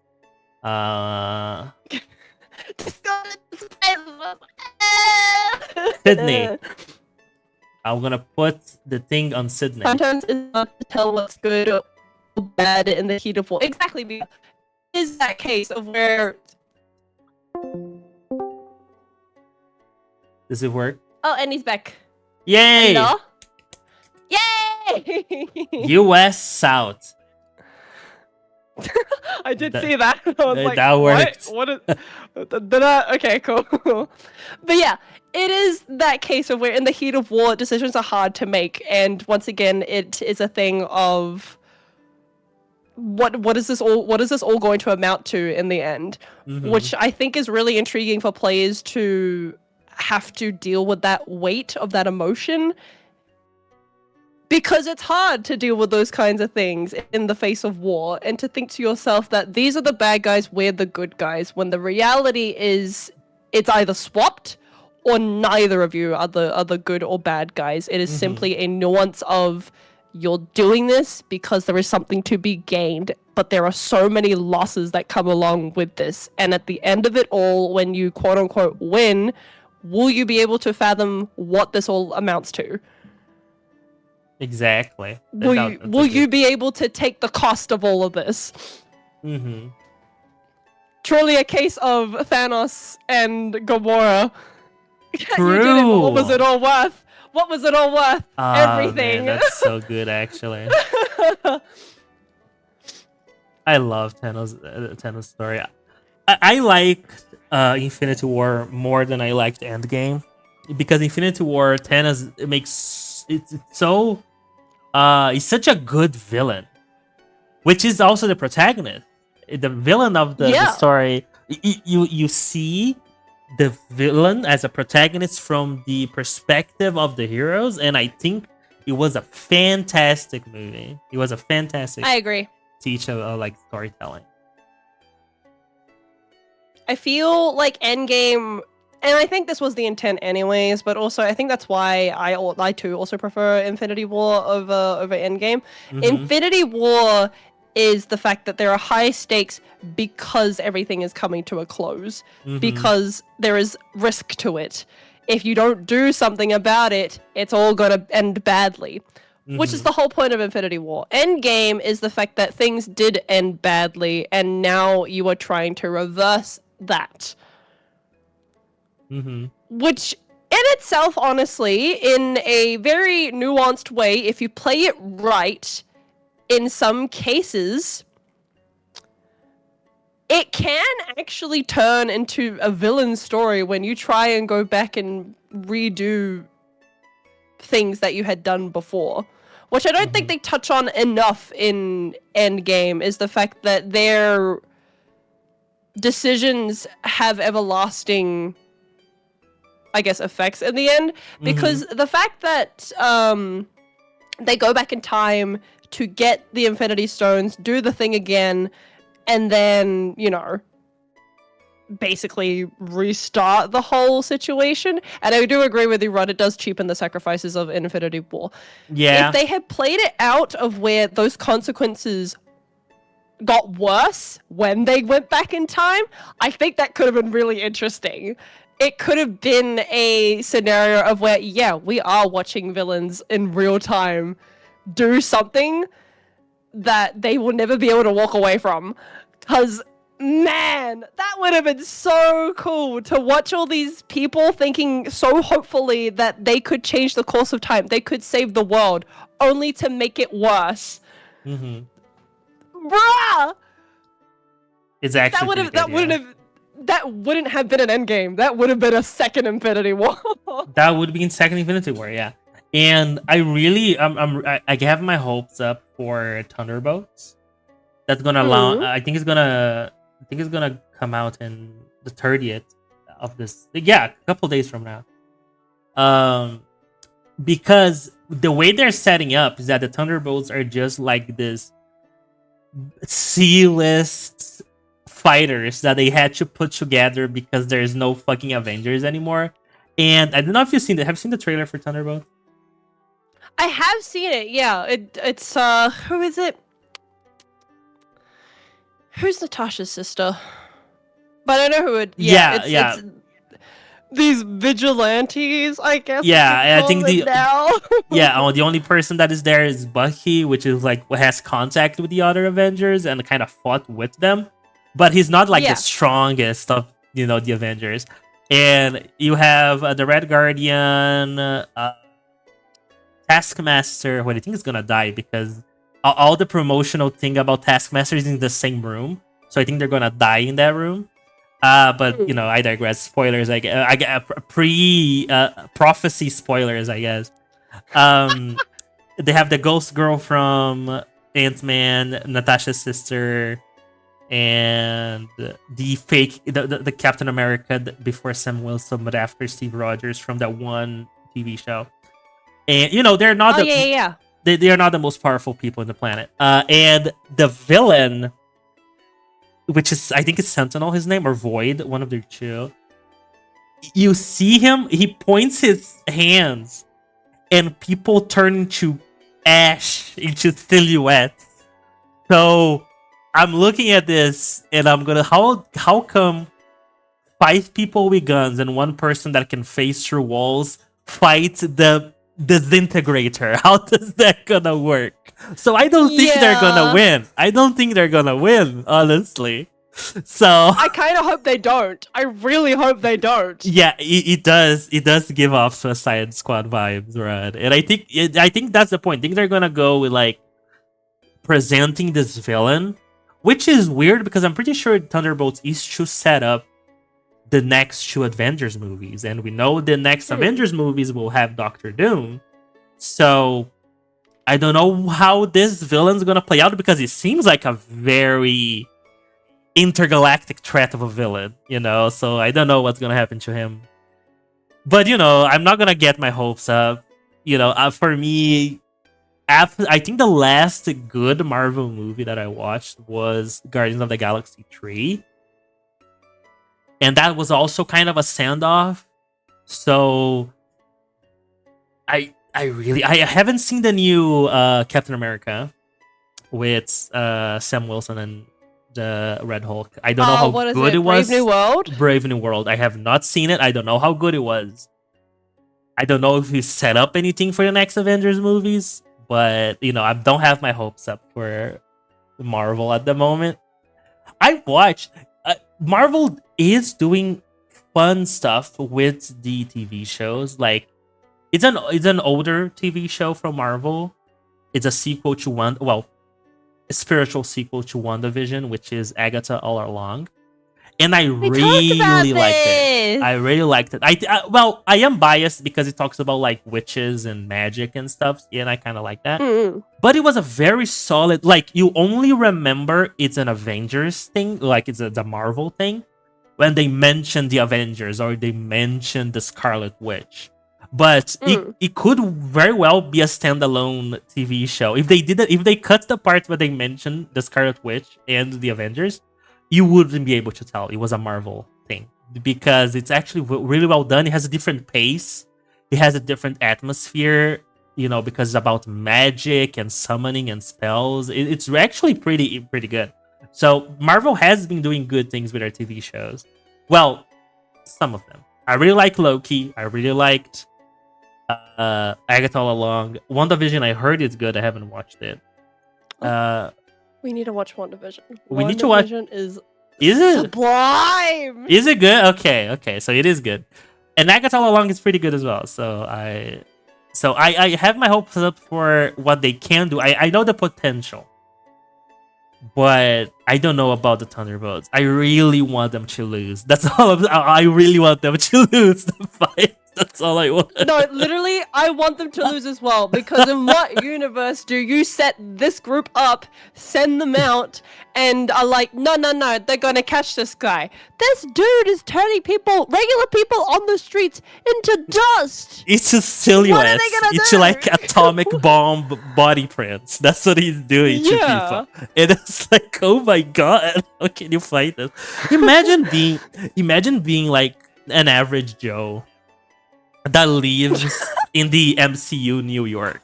Imagine like you wake up, there's alien invasion again, like alien invasion of the week. Like every fucking week there's an alien invasion. And then you know, you're flying on a plane, and then you know you disappear for 5 years, and then you come back in the air because the plane crashed 5 years ago. So you fall to your death. And I don't know, somehow a superhero saves you, and then you go back to your house, and then 5 seconds later a dude shows up and turns you into a silhouette on the wall. That's your life as an MCU Literally, average. The people who live in the MCU cannot catch a break. Oh my goodness. Something's always happens, man. And then there's this dude. There's like this vulture guy from time to time. And then there's these run-of-the-mill gangs that exist somehow, even though superheroes can just, you know, travel to other universes now. And then there's a dude that lives in a house that can do magic for some reason as well. And then, you know, he summons demons from another dimension. It's, you know, it's just the life of an MCU extra. You know what's funny? Most of the time, the MCU takes place in New York. Man, it already sucks in our world to live in New York. Imagine living in New York and theirs. Oh my and goodness. Also, by the way, apparently gods exist. Apparently. Yeah, like I said, at that point, the real estate in New York should be heinously bad, because why would you want to be living in a place that mostly gets targeted when it comes to these crises that happen? And they occur with aliens and gods and some rich dude who can make a suit. What? Oh my gosh. Who's still an atheist after meeting two gods. Yeah, exactly. What?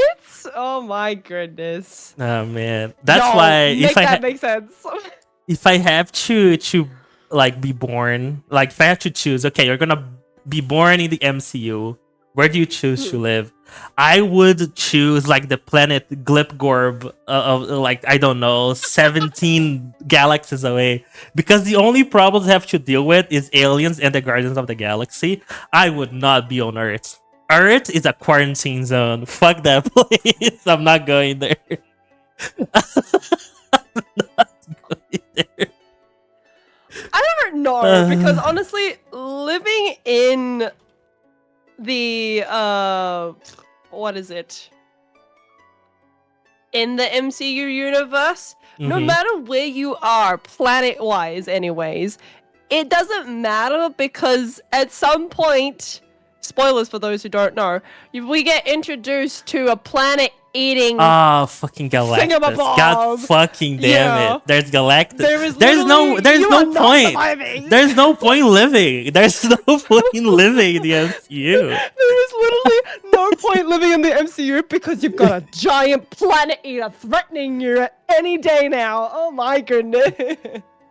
Man, it really sucks. It really sucks. I can barely remember how the Fantastic Four went up against. What? I don't remember. Look. Okay, I will be fair here. Silver Surfer is one of my favorite Fantastic Four movies, simply because when Fox made those movies, they were pretty decent at the time. They were. How four superheroes, by the way, simultaneously on a level of fighting a planet eater. How the hell did they win? is Power, my yeah, thought about that. power scaling in the MC, not in the MCU, I say in Marvel in general. Sometimes it goes a little bit wonky. So Yeah, yeah, because it's like you're not an average Joe. You have powers, but also simultaneously, your powers don't stop a planet eater. mm-hmm. So how did you manage this? And it How gets did you do crazy this? because like I think in one of the iterations of the Fantastic Four, Mr. Fantastic, he can stretch into other dimensions. So he can stretch to the past and the future and reach places that existed and don't exist anymore. I don't know. He's just supposed to be, you know, the stretchy guy. And he got that kind of power with his stretch powers. And I don't know. Sometimes they have to buff them a little bit. Yeah. They have to buff them a little bit. Because I will always live and stand by this statement is the fact that in most scenarios of where there is a giant crisis happening, your best bet in a lot of cases is Wanda. is Wanda. Wanda's really powerful. Also, I would say Wanda and Doctor Strange because their powers have no rules because it's magic, so they can do whatever they want. Exactly. So yeah, Exactly. they can theoretically fight everybody. Even though I really, really hated that Wanda and Doctor Strange do not go in a toe-to-toe fight in Multiverse of Madness. Most of the time it was him having to chase down situations that she would put him in, and yeah. that was it. I really hated that they didn't have a full-on fight because Thanos and Doctor Strange Infinity War fight was amazing. I really wanted to see what two magic users would do in an actual fight, but I guess that doesn't. Which also makes me mad by the end of Agatha All Along. Technically, two magic users fight, but the fight begins and they cut off to like the sidelines of the fight and we can't fucking see them fight. Ah, man, I was mad about that too. You just see the lights of their magic, but you didn't see them fighting. I was like, God damn it. I know it's hard to pay for visual effects. Too much budget. Yeah, I understand, but please do something. Smallville worked, even with the wonky ass, effects that they had. It's okay. I'm not gonna be mad. I'm not gonna be mad again. I will say that is the most disappointing part, though, about that Doctor Strange film, is the fact that number one, they didn't team up. They could have. There could have been a lot going on. Number two, the whole point of Wanda's character in WandaVision basically gets scrapped in that film. Yeah, that's another thing that I've heard as well. Yeah. I won't spoil WandaVision for you, but the basic premise of WandaVision is her grief. Is the fact that she lost vision. That's the majority of that series, is the fact that she is coping and she doesn't know how. Because what do you do with a girl who literally has these reality changing abilities, so powerful, and she's literally in the middle of a panic? Is the fact that she's lost it all. She's lost her brother, she's lost her lover, and she has nothing else to live for. And this is how she goes about it. What are you supposed to do in that kind of situation when you have those abilities? Those powers, yeah. That is true. Which is also a really good approach that I think as well was Logan. Is the fact that most of the mutants died because Professor X got Alzheimer's, and he has mind powers. I thought that was kind of crazy, honestly. I thought it was really well taught, because imagine somebody with a power, because Professor X's psychic abilities are godlike. So yeah, he had a episode of Alzheimer's. I think it was a wedding or a burial, something like that. And most of the mutants were there, and only Wolverine survived because he regenerated after being atomized by the power of Professor X. And everybody else died. And I thought that was so fucking cool, because it makes sense. You know, a real life affliction would work very differently in a body of a super powerful person, and I thought it was really well thought. That is actually pretty smart because they're not like us. They're very different to us, which is obviously why the whole mutant war ends up happening anyways, is the fact that humanity realizes that there is a threat of mutants who, yeah, they're just like average people. They start out that way, and then they somehow, in the genome system inside of them, develop these abilities, something that they have no control of it. That's the whole point of why, what's the country that Magneto makes? That's the whole reason why that place exists, is because mutants weren't free anywhere else, so he had to make this entire nation for them. Exactly. Also, yes, Rod, poor little indie company, Disney, that doesn't have TGI money to make wizard fights. Yes, literally. And it's also another gripe I have. Well, I wouldn't say gripe, but another thing that's funny is because how the Avengers are like idolized, while mutants are the scum of society for some reason. Oh my goodness. Okay, funny that you mentioned this, right? Because I don't know if you remember this in the Black Widow movie. How Natasha's sister literally like talks about how like, oh yeah, for all these years I've been out here fighting and killing people, and then when people see you kill, they put you on a lunchbox. And I'm like, that's crazy. Oh, that's good. That's insane to say to your sister, especially because she never intended to be a hero in the first place. But obviously, when people see a hero, they do slap it on lunchboxes. For the Avengers, they did that literally after they saved the New York. Yes. For the mutants, the X-Men in their universe are not praised. They're not seen as like the Avengers are. They are perceived as monsters because their bodies are evolving into something more than what the average human genome is. Yeah. And that's what makes humanity hate them so much. But it's ironic because it's like, but when somebody else has always been this way and they save your ass, you praise them. I try to do the same thing and you get upset at me. Exactly. What? Oh, hi again. Thank you for the redeems. Thank you for the hydrate.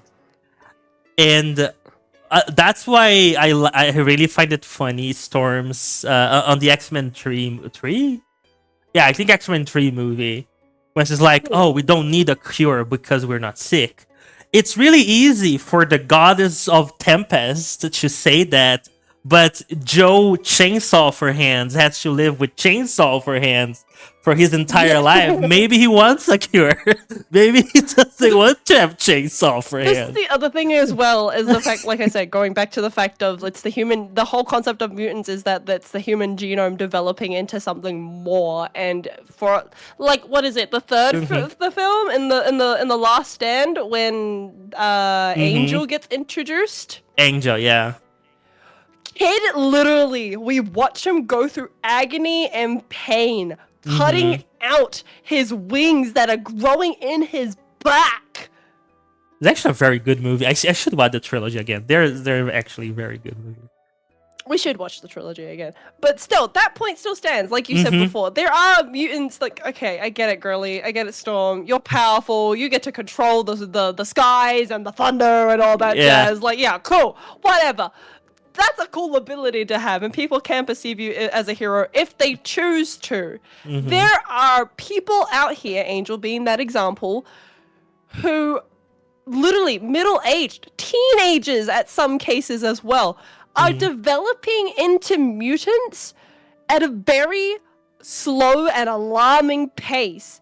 So much so that their own parents see it as a problem and they choose to experiment on them.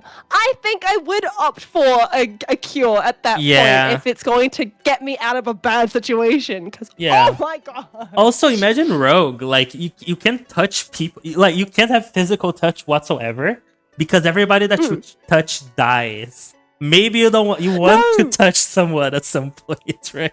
No, yeah, see, this is the thing as well, which is you make a very good point, is the fact that they actually display that in the very first movie. Mhm. We literally get to watch her go through that situation. She panics. It happens out of nowhere on a random day when she's with a boy she likes. Mhm.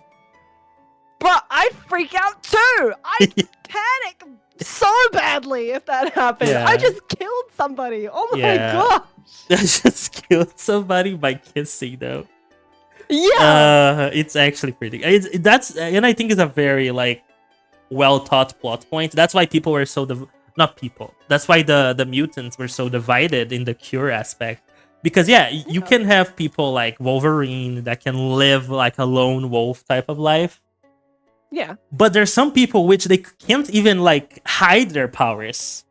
Right? Like Angel, for Yeah. example. He have fucking wings. How can you And He grew them out of his back. There's no way to hide that. He's smacking into Exactly. everything with his wings. You cannot tell me that, oh, you're just upset that you're a mutant because you just want to be different. Yeah, I do want to be different. I don't want to have these burdens on me anymore, okay? I want my normal life back. Yeah. Bruh.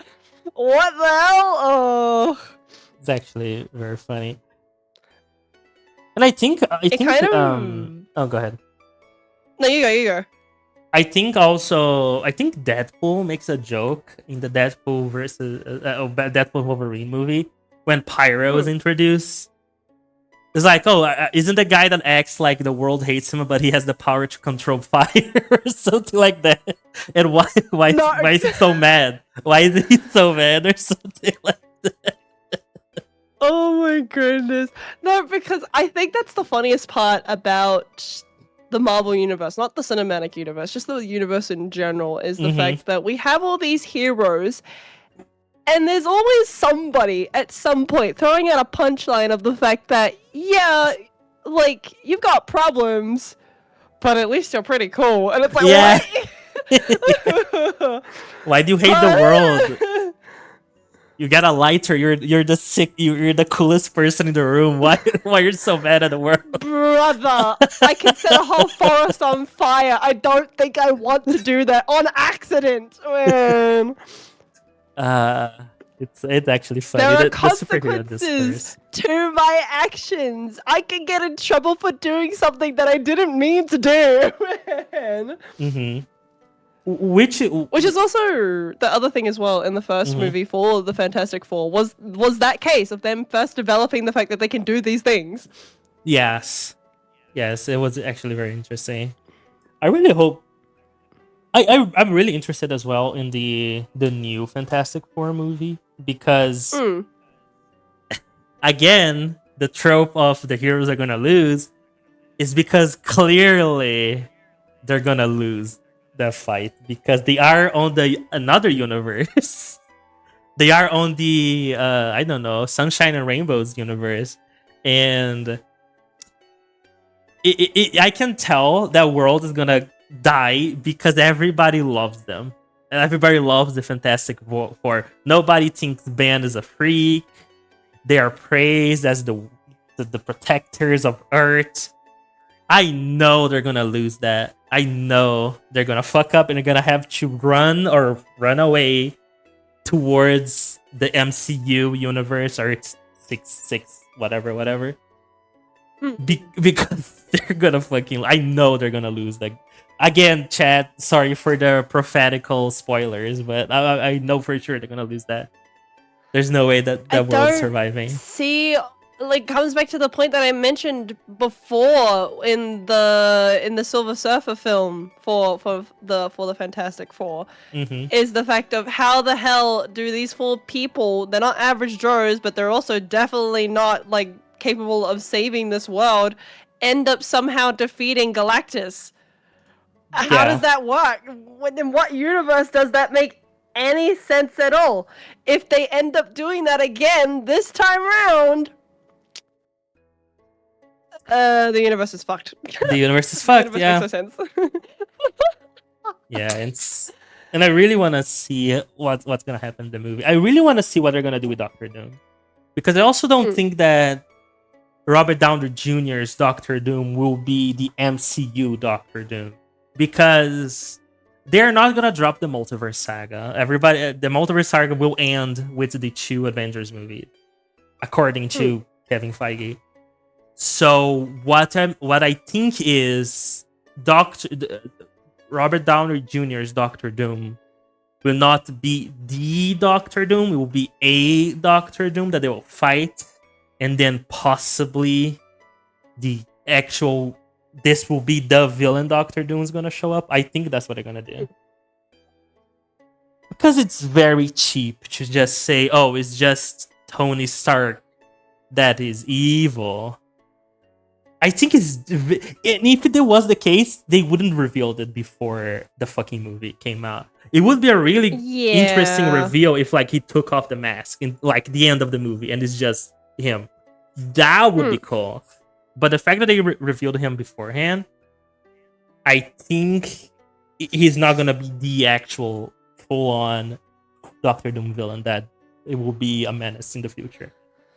I feel like it doesn't make sense either for there to be a multi-universe of where Tony Stark becomes Doctor Doom because the morals don't align. Doctor Doom is just an agent of chaos, period. Bro doesn't have to have a reason to do half the things he does. He just does them because he's pissed off, okay? Because he hates Reed Richards. That's why. Yeah. That's literally a majority of his character is the fact that he's pissed off that Reed Richards, one, takes the credit for certain things, though granted Reed deserved that credit in the first place, and number two, also takes the girl. Like, okay. Also, at some pick point, any other reason to be mad at someone. I'm pretty sure Doctor Doom sends Sue Storms and Reed Richards' son to hell just because it's their son or something like that. There's a storyline like that. It's like, fuck you. Brother, you've got problems. You need to go see a therapist because what do you mean you became a full-on villain because of all of this? Oh my gosh. But in that case though, in saying that though, going back to my point, it doesn't make sense for them to basically be like, oh, what if Tony Stark ended up becoming Doctor Doom? I don't know, because things went wrong or something? That doesn't make sense, because even when things went wrong for his character, he still morally pursued. He still tried to do good, because he was so traumatized about what happened when he was in that cave, when he was kidnapped, all that stuff. He was so traumatized by the concept of war that he did everything he could to make sure war wouldn't happen. Exactly. To say to me that he is Doctor Doom because something went wrong and because he's mad about it makes no sense character development wise about him. That means that the last 15 years of knowing Iron Man has been literally pointless. He has amounted to nothing, essentially. Exactly. That's why I don't know what they're gonna do with that. Even in What If, because What If, there is an instance of What If that, what if Tony Stark didn't build the suit, but he was saved by Killmonger? And basically Killmonger gaslights Tony Stark into finding Wakanda and using the vibranium to make robots. And even when Tony Stark realizes that he was being used and the Killmonger wanted to take control of the robots to take over Wakanda, he still fought Killmonger even though he was sick and dying from his heart condition and could not fight him. He still tried and he died, of course. But even before he becomes a hero, because there was no Iron Man in that universe, he still did it. Yeah, it would make no sense for an evil Tony Stark. It makes no sense. Because he just... That's not... Like, yeah, he's a bit of a menace. He can, you know, be a bit snarky from time to time. But that doesn't amount to him to equivalating into a villain. Because it just makes no sense, character-wise, for him to be a villain despite everything he's been through. At what point in his life would he have had a chance to turn into a villain? He saw something heinous because of the products of war that him and his father and his whole legacy has been making this entire time. He saw that and made an opportunity to change his ways. There is no other way of where he could have become a villain. That just doesn't make any sense. Exactly. Yeah, I have no idea what they're doing. they're either going to introduce him as like another character entirely, which is going to be weird for people who obviously have grown up watching the MCU. So it's going to be a bit strange. Or they're just simply not going to reveal his face. He's just going to be a voice in a mask. Yeah. Which I'm kind of hoping they do the latter. So Yeah, I guess that makes sense, yes.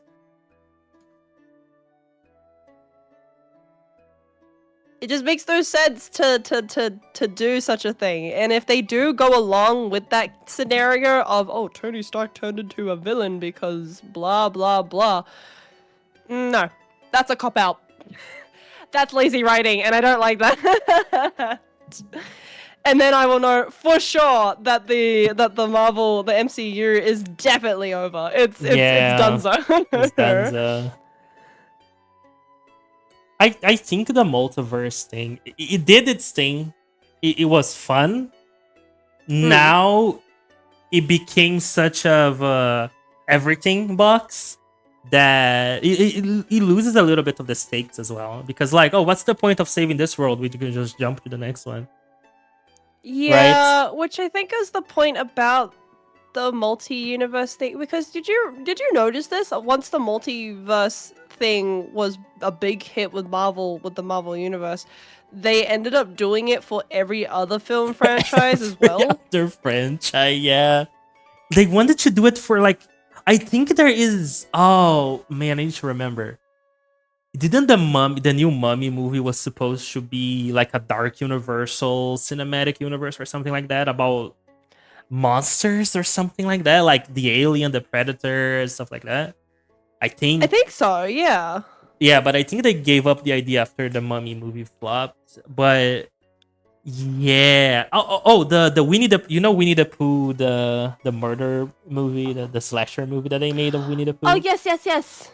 Oh, they have a cinematic universe coming for that one. They're gonna have Peter Pan, Pinocchio, everything that is free license, like open license. So we have that. Bambi. I think they're doing Bambi as well. Yeah. Way to traumatize people in their childhoods. Oh my gosh. It's all gonna be horror movies. It is, it's gonna be the trashiest stuff ever, but it's gonna be super fun to watch because it's a fun bad type of bad. It's a fun bad. It's it's so bad it's silly kind of situation. Yeah. Like it's not bad as in like, wow, this is heinously disgusting, get this off the platform. It's just simply, why would someone watch this? I guess we'll watch it anyways. It's just stupid, yeah. Yeah, oh man. But like, that's what I mean though. We literally had that with the MCU. They finished it. They should have finished it anyways. They should have just wrapped it up and said, that's it. Donezo. It's, yep, bada bing, bada boom. But then everybody else decided to jump in on it. Mm-hmm. And I'm so sick of it. I'm so tired of this genre now. It's literally its own genre, and I'm so sick of it. Hi is the multiverse genre. I understand completely. Yeah. Look, how am I saying? I'm so sick and tired of seeing. Like, I think the one exception I can give is for Everything Everywhere All at Once. That was good, but because that was like its own standalone movie. It didn't have tie-ins to 17 other franchises, right? And I think that's how it works. And I think that's how Marvel should go from now on. Focus more on the hero itself rather than the entire universe doing shit all the time. Yeah.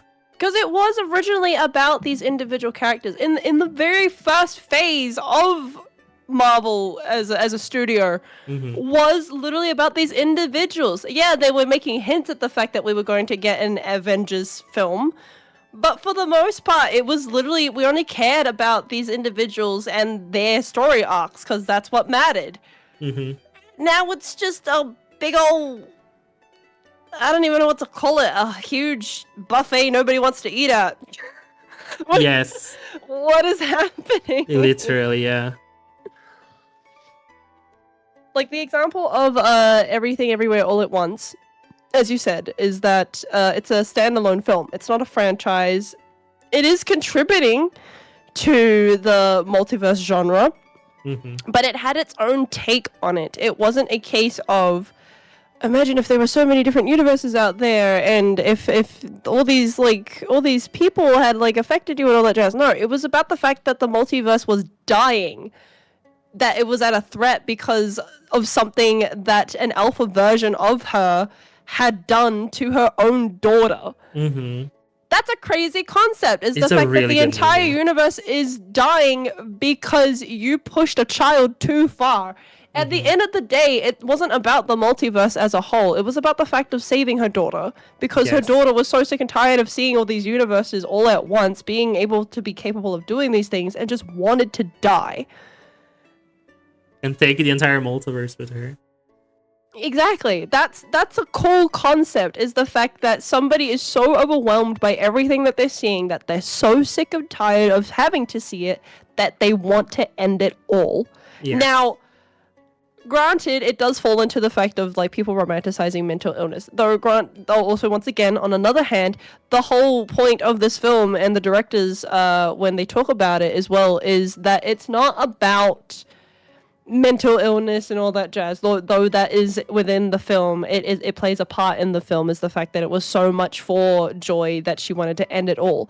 It's just simply the fact that everything is happening all at the same time, that there is not enough time for anybody to just be able to sit and just relax, because everything is in our face 24/7 and we don't have a chance to settle. That was the whole point of the film, is the fact that at the end of the film, we don't get the multiverse anymore. The multiverse is over. It doesn't play an important role anymore. It's the fact that Joy and her mother are able to come to a peace, to be able to talk to one another as mother and daughter, and reconcile, basically be able to acknowledge the fact that, yeah, everything sucks right now. Everything is in my face. I can't deal with all these things, and it's making you upset too. But regardless of this, I would not want to be anywhere else other than right here with you right now, because I love you. And it's like, that's storytelling. That's a real story. Where is that now? Why don't we get any of that now? I am so tired of all these other stories coming out and being like, oh, but there's another version of you in this other universe, and you have to go save this universe. No, we don't care about saving the universe anymore. What about right now? Exactly. What about right now? What's happening right in front of us? The things we're missing out on. That was literally the whole point of Everything Everywhere All at Once. And they only had 90 days and a small budget to make that film, and they made it look so beautiful. Oh. Exactly. And I think Marvel is feeling like, but a lot of people are very vocal about how Marvel is going. So yeah, hopefully Marvel will take a turn to the best. Like, I miss the days like with Ultron, like the Age of Ultron. I love Ultron as a villain. Even though they did make him a Tony Stark creation and he's a Hank Pym creation in the comics, I really like the concept of Hank Pym being, because Hank Pym was a very bad person. Actually, he was abusive to his wife. He had all these problems coming, and Ultron watched him from the perspective of creation. And Ultron became Ultron because he despises humans because of how Hank Pym was as a person in his private life, not as a hero, not of the stuff that he did as a hero, but his stuff that he did, as a person. And I love that concept of how the flaws of humanity can create its worst nightmare. And it's something that we don't see anymore in Marvel movies. It's just, the super powerful world eater and the timeline destroyer. That's the type of villains we see. Bro, I'm so tired of this. Like, I think that's probably why Age of Ultron is one of my favorite Avengers movies. Bro literally was on the internet for 5 minutes You're and like, fuck decided, this nah. shit. Yeah. Fuck this. Bro was like, no. Nah, you guys don't deserve to live because what the hell is this? I love that Oh, Mr. concept Real, he shit. had every right. He had every right to do that. Yeah, honestly, I don't Oh. judge. Legit. Yeah, I don't blame you, Ultron, because yeah, it is that bad. Oh. But you know, that's I think that's the storytelling that they need to go back to, is that something like, yeah, I get that things don't have to be deep all the time, but also give a film purpose, like a reason for someone to walk out of there and be like, wow, that was really good because of XYZ, not because, oh, I like that fight scene. Mm-hmm. Do we go to films just to watch a good scene and that's that? Is that all it's worth? Oh my goodness. Exactly. Bruh, what happened to making art? What happened to Yeah. appreciating art? What happened to understanding it? Oh my gosh. Exactly. I don't want to be here with y'all if you're going to just walk into a cinema like that. Yeah, I don't want to be here. I want to vomit and cry if that's all a film is worth to anybody now. Oh my gosh. It is like it do be like that, chat. It do be like that.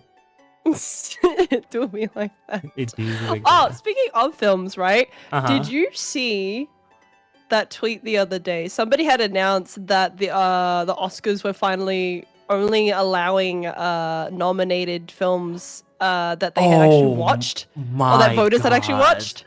Oh my god! Don't get me started on. I seen that, and I was so mad. First, because they announced this after Brazil gets its first Oscar. Secondly, it explains why Emilia Paris got any Oscars whatsoever to begin with. No, okay, so I thought about this the other day, right? Because I also remembered years ago. Do you remember Moonlight? Moonlight, the documentary about that one guy? Is that what Moonlight is about? I think so. Okay, I think I it will won say Best this Film. straight up. I've never seen Moonlight, but Yeah, me remember neither. that when they announced, like it was like Moonlight and La La Land or whatever, and they had announced it or whatever. I think I can't.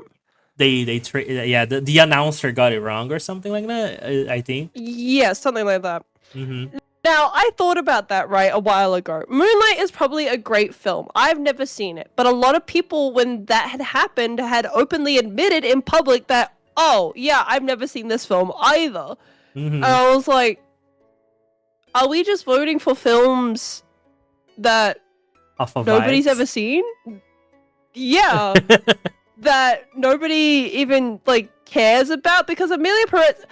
That made no sense at all. What do you mean a film that is so controversial? It's not even the controversies behind it. It's an insult to every musical ever. It's insulting. It's insulting. Every single, like, the musical aspect of it is revolting. I've spent 5 seconds. I'm not musically inclined. You know that. I don't play instruments. I don't sing. I know of musicals. My favorite music is Sweeney Todd. I've watched musicals before. 5 seconds that I heard any songs from Emilia Perez, I was like, this is not worthy of be called a musical. This sucks. Like, this sucks. Like, fucking Disney Channel shows had better music scores than this. And how the fuck is it winning Oscars? How the hell is it winning? I think it won the best score at some point, or best original song. Yeah, it did. Yeah. Over Wicked. Wicked was the choice, and they vote. I will admit, Wicked not original because it is already an existing musical. Yeah, however, it has never received an award for an Oscar. So technically, in that case, you could have just been like best score, and that would have counted. It's won Tonys. Yeah, it hasn't won Oscars though, and the film is up for an Oscar. So therefore, Bruh, oh my Uh-huh. gosh. Anybody else could have gotten that award. Literally. But you Ah, know, that pissed me off when I saw that. And I thought it was really funny because everybody else's response was the exact same, was the fact of, what, we haven't been doing that? We haven't been doing that? Are you that's telling me that crazy. that's not what you've been doing? That is What? crazy. And the fact that they don't watch them is very telling. Because even like, That even is if, absolutely telling. yeah, even if you are like a 70-year-old man which only job is to vote at the Oscars, you've seen movies before. You've been to a cinema at one point in your life. You cannot tell me Yeah. you sit down to watch Amelia Perez and anything worthwhile is deserving of a vote. It's insane to me. Actually insane to me. And I didn't want to shit on it too much because, you know, Brazil got its first Oscar on the same ceremony. Yeah. But also, who the fuck is Honora? Who the fuck is Honora, and why? I cannot. I'm sorry. I understand Honora as a concept, which is, you know, sex workers. You know, it's a very touching story. Over a story about dictatorship that is something that's very prominent and probably will be very prominent in the future very soon. You know, about a whole nation? Really? Really? Anora? Okay. Okay. Okay. Now, Look, people, they just let anybody in here now. yeah. Anybody in here now. Yeah, I guess. Oh my god. The fact the fact that Emilia Perez won any Oscars diminished incredibly my faith in the Oscars. Catboy Corn Cannon. Hey Zap, how are you? Yes, we are. Yes, I am. I mean, Hello. hello, Zap. We're talking about pop culture and the Oscars. God damn it. You know, literally, not even kidding. They really do be just letting anybody in here now. Okay, they're just be giving free access to everybody. At that point, you know, there's nothing else you can do. Yeah, I mean, am I the Oscars a joke? Yeah, so we're talking about, they literally announced that now people have to watch the films to vote for them, which apparently they weren't doing in the past 100 fucking years. I don't know how many years the Oscars are around. And yeah, Actually, when did the Oscars start? I think it's like 50 years ago. Let me The see. first Oscars. I think it's earlier than that. It's 1929. 19, Jesus. First Yes. Academy Award ceremony was held on May 16th, 1929 at the Hollywood Roosevelt Hotel in Los Angeles, honoring films from 1927 and 1928. The ceremony, a private dinner event for 270 people, awarded 15 gold statues. The event was hosted by Douglas Fairbanks and lasted for only 15 minutes. Jesus. Yeah. Yeah. You bring a good point, Zeph. Western awards, yeah, they are kind of a joke. Mia feels like they probably did at the beginning, but sometimes people get lazy and longer. Sometimes, but no, that is true. Also, I mean, directors and like producers, sometimes they just make an Oscar bait movie. And they really want to bait that Oscar, so, and they keep they like, I don't know how many films come out in a year or something, but I can see people making like movies just to be featured at the Oscars, and that also can get very tiring as him. That's why I don't give a fuck about Coachella or Sabrina either. What the fuck is Sabrina? What awards is Sabrina? What? Sabrina Carpenter? Is that what you're talking about? I don't know. Hey, Sabrina Carpenter. I don't know the Sabrina words. Oh, Sabrina Carpenter. I've heard some songs of her. I mean, I don't have strong opinions. What's your opinion about Sabrina Carpenter, Macaron?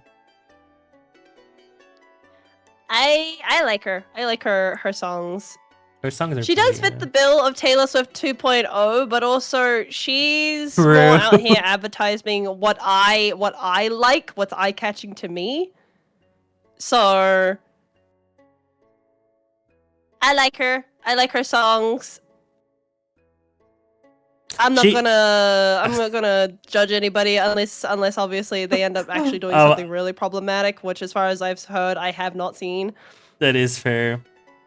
Why did they add Why they her to added a Fortnite? Fortnite, though? Well, because people will play the game. Yeah, that's why. Look, a lot of people, they ended up playing Fortnite because of two people, Miku and Sabrina Carpenter, and the boys got mad. I spent $150 on Miku, and I will never regret that decision. I don't even play Fortnite, but I bought the skin. See, this is what I mean.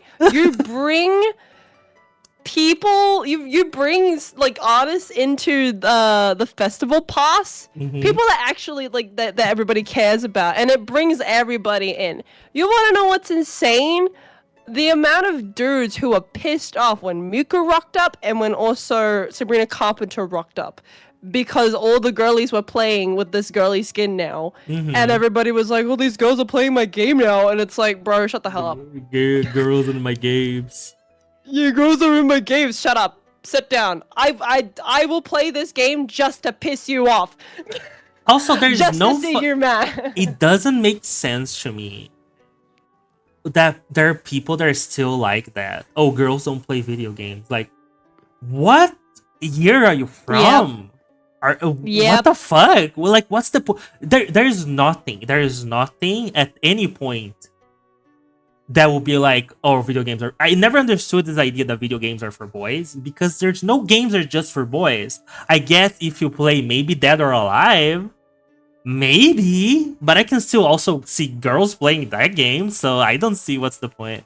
I've had guys actually there throw my isn't even games. a specified demographic either. Like, Yeah. a lot of the time, people, mostly dudes, will play these games and they're like, oh no, girls can't play this game. And it's like, I don't see a sign that says I'm not allowed crazy. to. I don't see anybody stopping me. I'm making this company bank, so shut up, man. That's crazy. That's crazy. I cannot imagine. Like, even let's just say, I know there's like grown ass men they do this, but like let me put myself when I was like 10, and like, ew, girls are icky, you know. If I'm playing a video game online, and I was always very passionate about video games. If I heard the voice of a girl playing a video game, like when I was 10, I was like, holy shit. My world would be changed forever. Like, what do you mean? That girls play video games? Girls are so cool. I love girls. You know? That would where my mind would go. Because if I see somebody enjoying what I enjoy, I get happy. I don't get mad. You know? It's like, oh, people enjoy what I enjoy. Hell yeah, we can talk about it, right? But no, these femoids in my screen. What the fuck? Femoids in my screen. What the fuck is this? Because it's the concept of like another gender coming into a space that apparently was already filled with one section. And they're upset at the fact that they're coming into that space. It's like the whole concept of like a man's cave. A man's cave is only allowed to be occupied by men. A girl going in there is apparently an obscene concept. In which case, fine. Girls should have their own cave then. But they'd get mad about that too. They'd get pissed off like, oh, but why do you get your own space? I don't know, babe. Why do you get your space? Huh? Yeah, that's crazy. What? Corn is a girl lover, confirmed. Yeah, I'm coming out as a heterosexual, right? Yes. But I'm joking. I'm sorry. That was stupid. That was a stupid joke. They tell us not to get mad at the fact that we're upset about something, because then they say to us that, oh, you're just being emotional. But then the second when a guy gets mad about us doing something, then it's like, But you're not allowed to do that because bruh. The double standard. What? Good night, Dad. Thank you for stopping by. But yeah, it's crazy. It's a crazy concept. Nah, that was funny to be honest. My experienced guys are far more emotional. Honestly, yes, we are, and a lot, and because guys also repress their emotions, and when it comes out aggressively because it's all built up and bottled up that just explodes when it comes out, and they get mad because they see a girl playing a video. It's insane.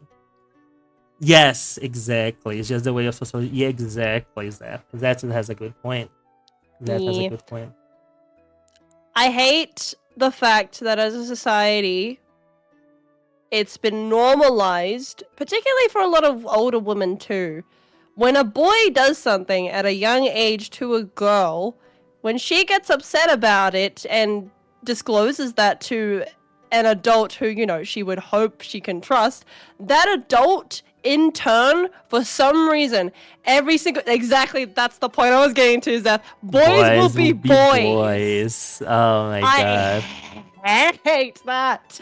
Why are you allowing a boy to get away with something, but then when a girl does it, you're like, no, that's not very ladylike. Excuse me? That's crazy.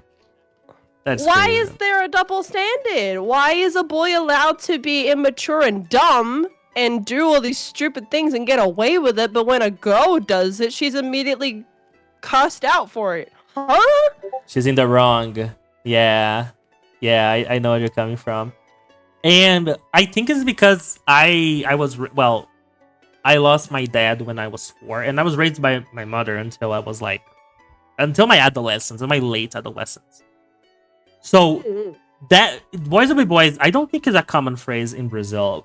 And I was never told that. Like, if I did something wrong, I would be corrected by my mom. And my mom, and despite what is the Latino popularity of raising kids, I was never spanked. I was never yelled at. My mom raised me with treating me right and respect, and taught me to share that to the world as well.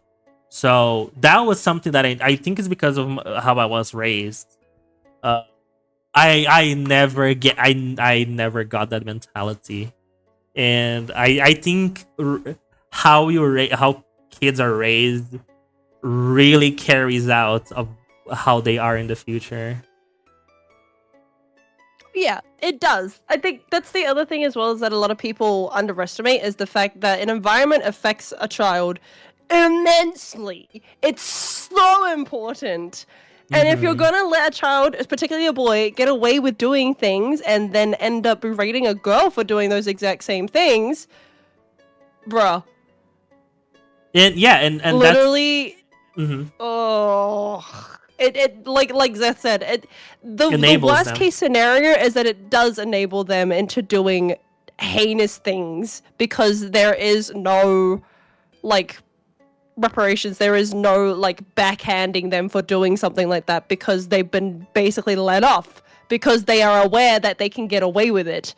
Whereas for girls, we learn very early. That's why we mature so quickly, is because we have to learn at a very young age that we don't get what we want all the time, because the second we want what we want, we get berated for it. We get told off. We get basically said that, no, you can't have that because you're a girl. What? That is crazy. Do you know how unfair that is? We have to talk it out, whereas whereas guys get to fight it out. What? Huh? Why am I expected to have the emotional maturity? Why can't it be said on both sides? Huh? This is why I'm the biggest hater I Real. know. Babe? Never practice being calm. Never practice being the bigger person. Be a hater. Be a hater. I encourage that. Oh my god. Too many injustices. It's time to take revenge. Real. For real. It's time to destroy gender. Gender norms as well. Just the concept as well of guys cooking for girls is recent. It's very recent. In the 1950s, that would have been considered modern because nobody else was doing that, because it was an expectation that a wife would be at home cooking and cleaning and taking care of the children.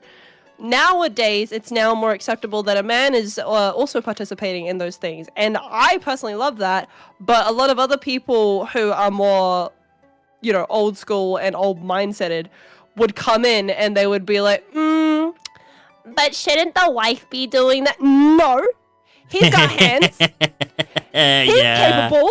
Yeah. He can do it. He can sort it out. Oh my gosh.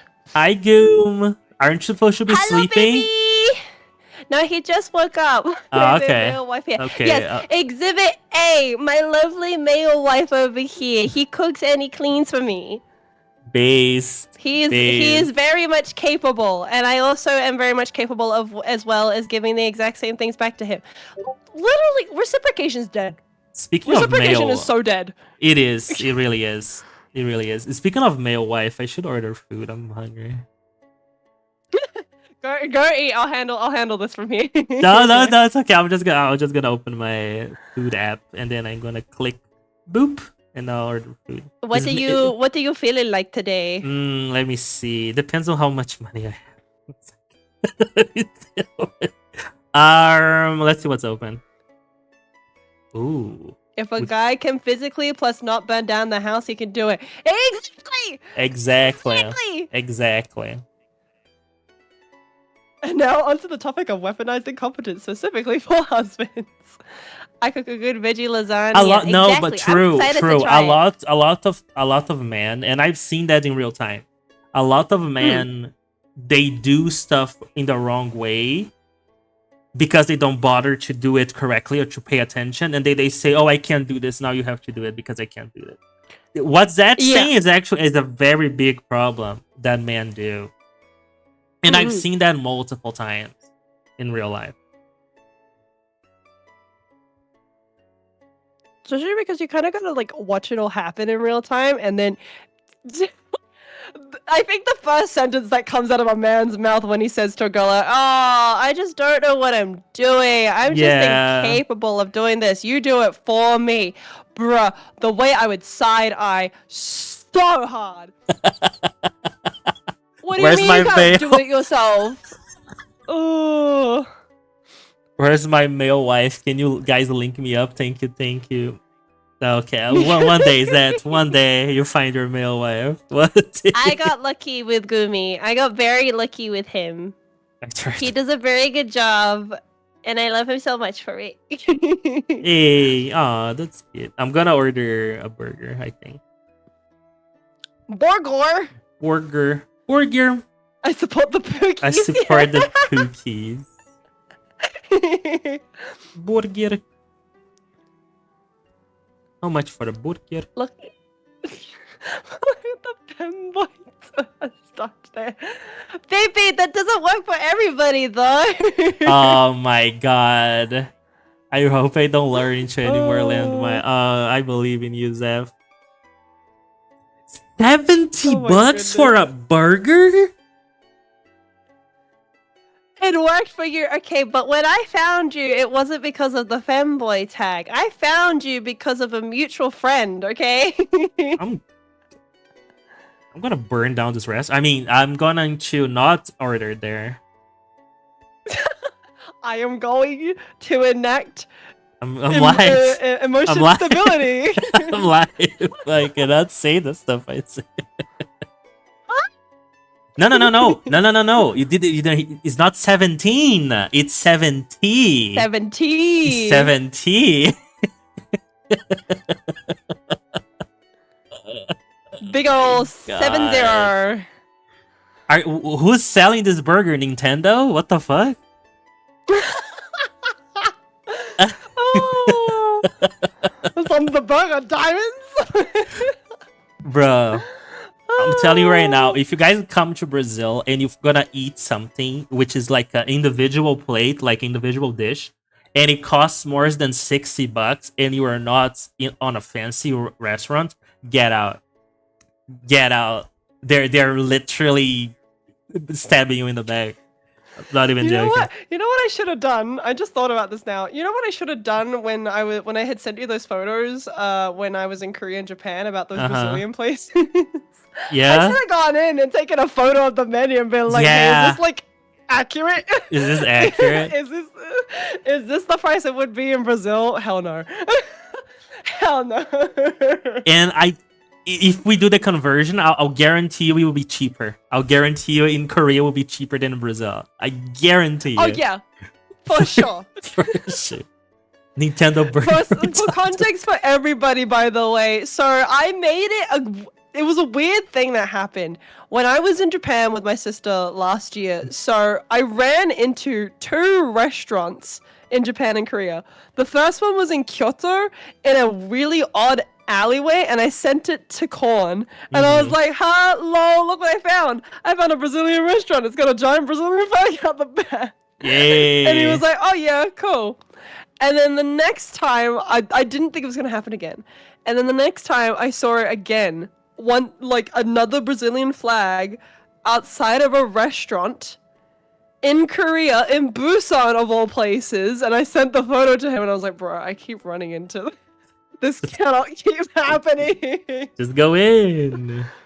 Oh. Oh, this is the place that takes forever. Oh man, I forgot this was the place that takes forever.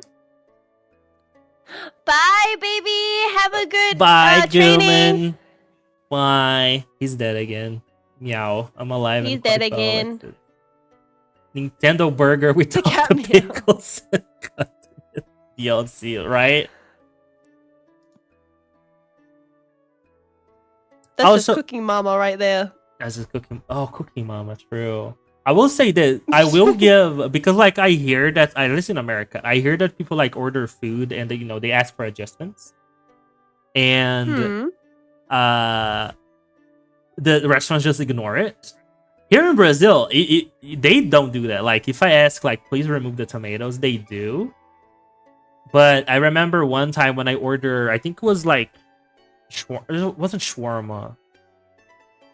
Oh no, what's is another thing? It's like it was an Arabic cuisine, and I order one without vegetables because I have a child's palate, and they mixed up the orders and they delivered me the veggie order, and I opened it up and it was just like wrapped like as a wrap of like vegetables. And I was like, please return this. Please, I will not. It was full of tomatoes, lettuce, fuck. What's the name of the cabbages? I was like, Find your distaste to vegetables so funny sometimes. it is. I'm sorry. It is. I know it's a very immature, but like I cannot do it. It's too late for me. It's too gone for me. Vegetables are too cold. Yes. Yes. I literally avoid touching it. And yes, Alex, Brazil is huge. Brazil is huge. The Brazilians keep following you, Mecca, for reference. No, they do. Every single time I see a reference to Brazil, I always send it to Korn. Because I'm Yeah. like, bro, can you like stop? Can Can you, you stop like, following me? Garlic is nice. Oh. What? I love garlic, but I don't like vegetables in general. And I was like, the moment I opened up, I fell to my knees and I called the restaurant and was like, please, you got my order wrong. And I was like, no, we didn't. We sent it like no. You got my order wrong. Please. My order's Please. wrong. Send it another fucking thing. And they did, which were kind of nice. And they sent a free dessert as an apology to get my order wrong. So good on them. But I think I gave I think I gave the veggie order to my neighbor because like I'm not gonna eat that. And not even Sophie, because Sophie, she learned from me. Sophie also does not eat vegetables if I give it to her. If I throw a tomato at Sophie, like when you throw stuff for your dog to eat and they catch it like in the air. Mm. if I bought a burger that came with a tomato and I threw the tomato to Sophie, she literally gagged when the tomato hit her mouth. Like, "Bleh." I was like, Sophie, you're like me. You learned. And Sophie does not eat vegetables as well. Chat, I'm sorry. Oh my goodness. I like garlic bread's really good. Time travel to Brazil, track down Corn, raid his fridge, and steal his dog. What? Animals imprint on people for real. Yes. Yes. They say Sophie. that over time, your dog, either you look like your dog or your dog starts to look like you. I guess. I am lazy. I am lazy, needy, and I also don't eat vegetables, so I guess that's true. I'm just I like mean, Sophie. yeah, she is your baby, so yeah, that makes a lot of sense why she's acting exactly like you. She's just like her father. Oh my goodness. Ah. That's crazy. Also, fun fact for people, speaking of dogs, in case you didn't know, they can't have avocados. They can't have avocados? Why?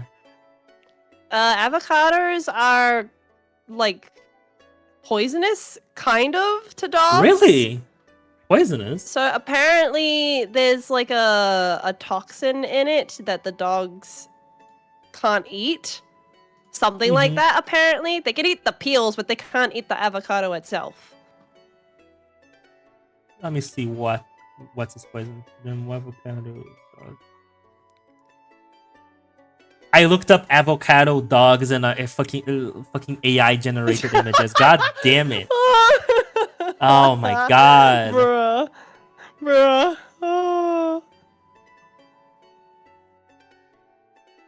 Oh. I'm reading the opposite. I'm reading that small pieces of avocado pulp are safe for dogs, but the peel, the seed, and the stub are toxic due to person. Oh.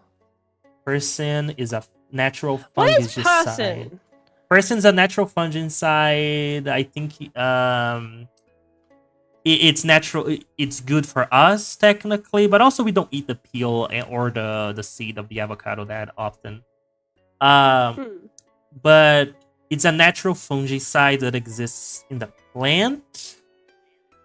But I'm reading here that for dogs it can cause vomits, diarrhea, and even choking. They can stop breathing. Oh. Yeah, so technically avoid avocados because if it's something that's in the peel, it can bleed into the pulp as well because of natural processes. So just avoid giving avocados to dogs in general. Corn cat with an actual cat furry. Okay. Catress is not a cat. Catress it's her own being that may look like a cat, you know, because there's a difference. I had a debate with you about this, remember? And I No. won that debate. The debate was that I wasn't a furry. I conceded. I am by technicality, I am a furry. But yes, Catress is not a cat. Catress is its own sentient being. Why is she called Catress then? Because her she evolved from she has she shares a common denominator with cats. What is that? What did I just hear, Corn? What did you just say there? That she shares something with a cat? The common denominator. Same way that we do with primates. It's I rest my case. Chat, help me. Is she a little cat-like? Would you say okay, Rad. Okay, I concede. I concede my point. Damn it. I give Is milk Primrose to a rose, but it looks like corn, but it's not corner. Exactly.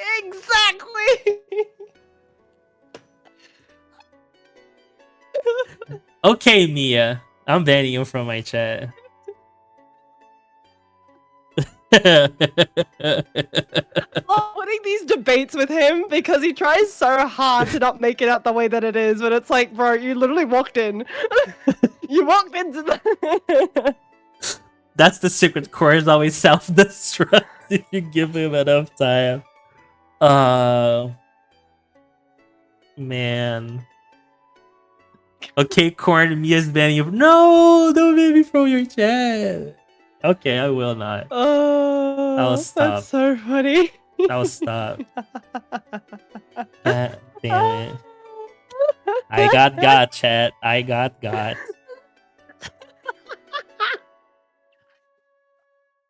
don't have to say anything. I asked one question and you walked right into it. I'd be calling him a simp for cats, but my problem is I send him the images of Catrice. That is a good point. Alexis just sends me pictures of Catrice from time to time, and I'll say, hell yeah, Catrice. Oh my goodness. Why are you laughing? It's just so funny to me because it's every time we talk about Catrice, right? He always upright and denies something about it because it's like me out here mentioning something. I don't even have to say anything too big, and he immediately walks right into that. Oh my god! Sometimes you gotta encourage the simping. That is Christ, my brother in Christ, you need to. Chat. You need to fight back. I need to, yeah. I need to be more I'm very non-confrontational. I should start being more confrontational from the time to time. Oh, that's twice now. We've had 2 times when we had a conversation about Catrice and you've lost to me. Damn it. I need better arguments. Don't make it a third. Don't make it a third. I will not. No, I said the same thing to Groovy once. I can't remember what it was, but I was like, babe, you have to be, like, you gotta be tougher than that. You can't keep letting me win. Literally. Most of the time, his argument against me is nuh-uh. Nuh-uh. That always works. Nuh-uh is the epitome of arguments. Nuh-uh. The problem is he can say nuh-uh all he wants, but I always come back fighting, and he always just resorts back to nuh-uh, even though he realizes that that's not a real argument. That's not how it works. I'm copying. Yay! Go get that ice cream, Lexus! Let's go! Yay! Yay! Ice cream! I love ice cream. Mia thought you were good with arguments, Corn. Look, I am good with arguments when I have arguments. I don't have any arguments to beat up the Catrice allegations, okay? That is true. When we debate, he fights. He fights really well. Yeah. But if he can't say anything, he stumbles. He like literally stutters. It's really funny. Yeah. Also, Mia gave you the VIP tag. Yippee! Yay! God damn it. Also, Power World. Chad, do you know that Power World will release a visual novel where you can romance pals? I cannot wait for that to drop. I'm telling you right now, it will be the time of my life. They made it just for you. They made it for me. They did. They really did. I'll stream. All your dreams are coming true. Hell yeah, they know. They know, chat. Wait, that means that there's probably like a whole society of Catrice lovers out there. You can find your people. Catrice has only one lover, and that's me. I knew you would say that. I knew exactly what you would say. That's me. Hey, you never know. There could be someone out there who shares the same love as you do. Maybe. And then you can put yap about that. Okay, that's a good point. That's a good point. Maybe I'll find a fellow Catrice enjoyer at some point. Yeah, I'm sure they're somewhere around here. I don't know. And they'll be like, Catrice, though? I'll be like, hell yeah, Catrice. Catchers for real, for real. For real, for real. I can't even think. Wait, no, we did talk about this a while ago when you did the Yeah. tier list. I did say that I thought Anubis was pretty good looking. You But that's because of the did! mask aspect again, so... Anubis is pretty good. There's a lot of good looking pals, and they added new pals as well. Oh. I did hear about that! There's one that's actually just furry bait. There's one that was like, when I saw her like in the world, I was like, I know what you are. I know why you're here. Let me try to find I know her. who you are! I know who you are. Pal World. I think it's the Pal deck. Is there where they... 1 second. I will find her. I've been investing a lot into flying pals because I kept finding...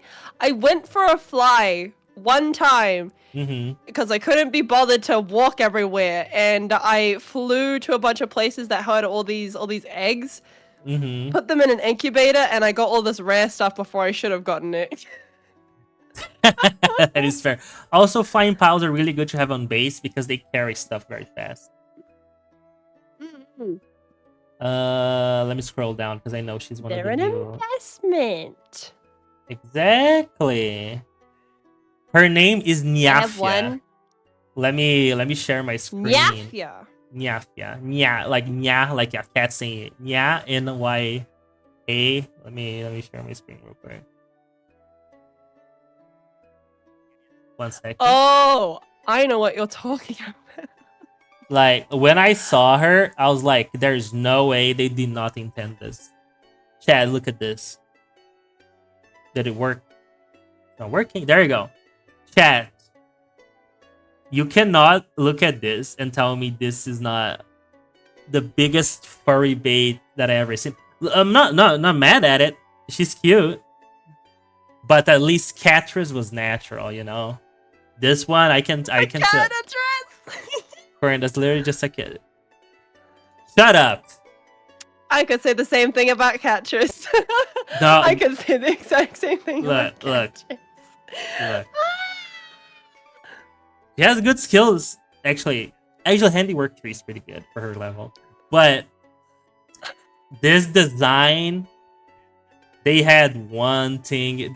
Their dress even. Shut up. Okay, we're not doing this. I'm stop. I'll stop sharing. Shut fuck you, Rad. I'm not talking to you. That's nothing to do with Catrice. Are you crazy? Crazy, insane. Macaron, defend me.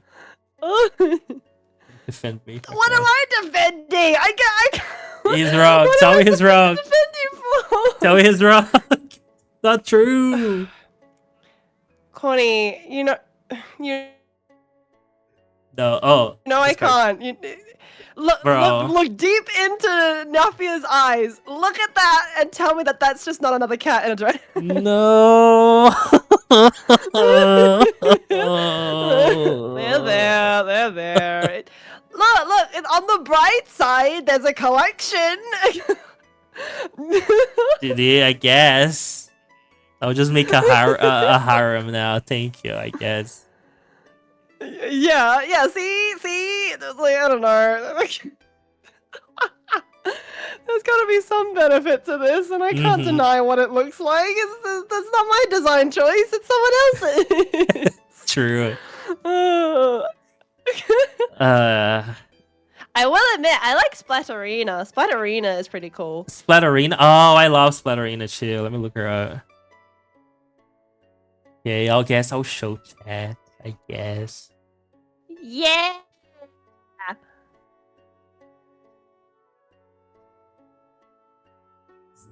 Splatterina. Ooh. Omascal, I really like Omascal as well. I love Omascal.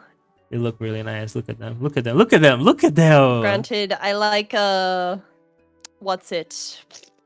What is it called? I called it Plague in my game, but that's because it looks like a plague doctor. I know exactly. It's K something like. 1 second. He's here somewhere. Cognito. That's it. I remember the first time I saw him, and I told Corn about this, and I was like, I Mhm. like it. I like it. It's a silly looking bird, and I want it. You can have his mask I like now. the birds. What can I say? Yeah, I saw that. I like that. Who else? My Cognito is called Plague because it looks like a plague doctor. Oh, Bella Noir. And Bella also Noir. people. Yes. I love Bella Noir because she's a raid boss. You can't get her unless you're playing. You can get her, but you need to be really high level because you summon her and she fucks up your shit. I'll let you know. She is level 30. I was level 50 something. I was like, okay, I can take her. I could not take her. Me and my Catrice, we fought for our lives and fucking died. And I have to wait her to despawn Yikes. because she started attacking your base and destroying everything. I was like, holy shit, I love her. So I still haven't captured her yet.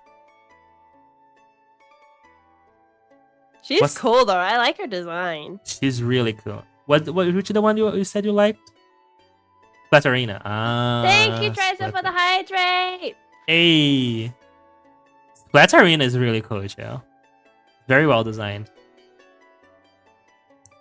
She reminds me. I like the way that she looks in the sense of like her own name, like a ballerina, but would really splat you. Exactly, and she has a meat cleaver.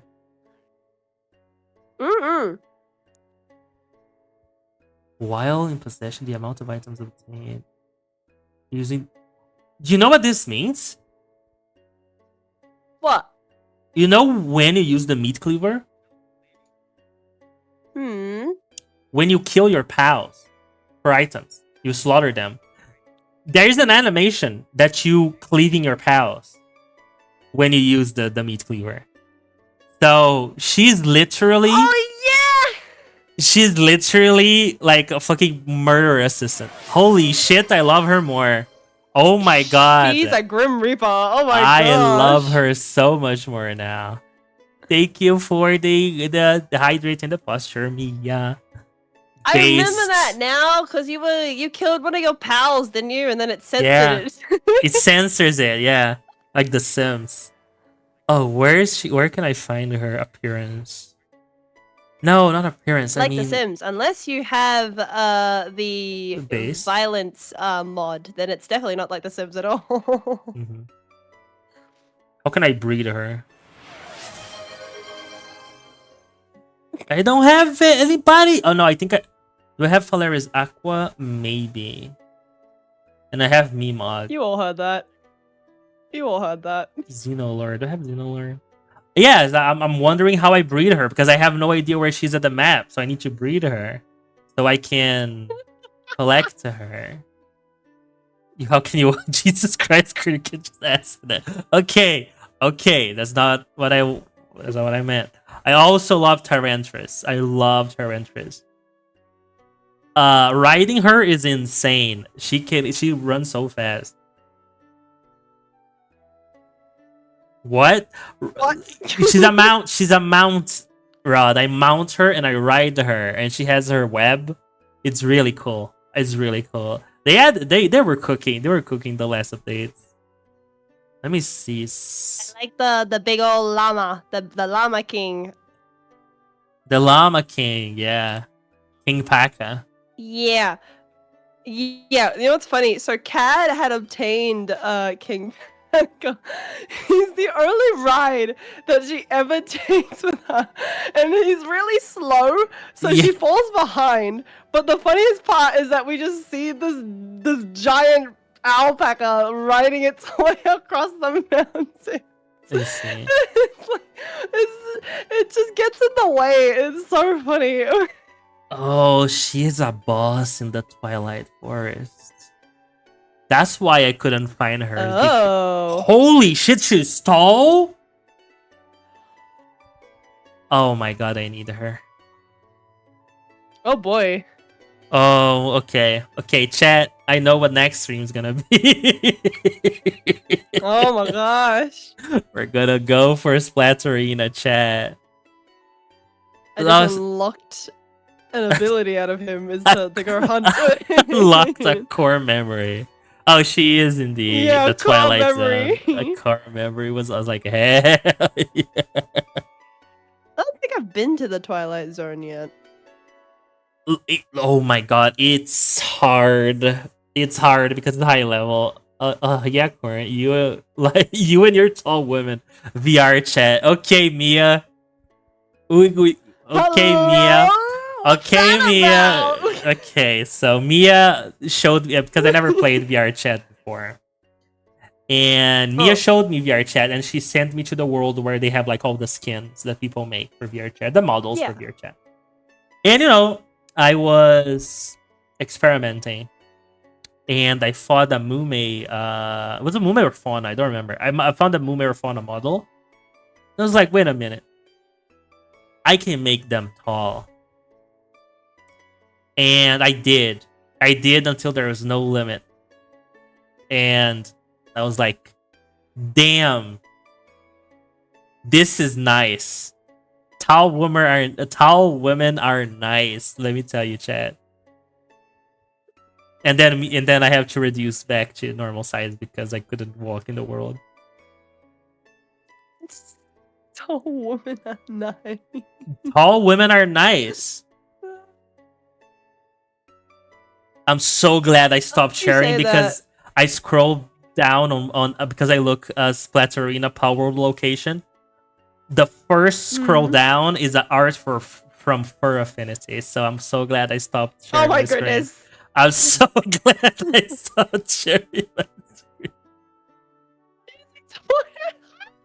You figured my things goodness. that thank you, Rod. Thank you. Also, VR chat is really First, fun. The furry, second, the giantness. Okay. It's not that bad, so calm down. Calm down.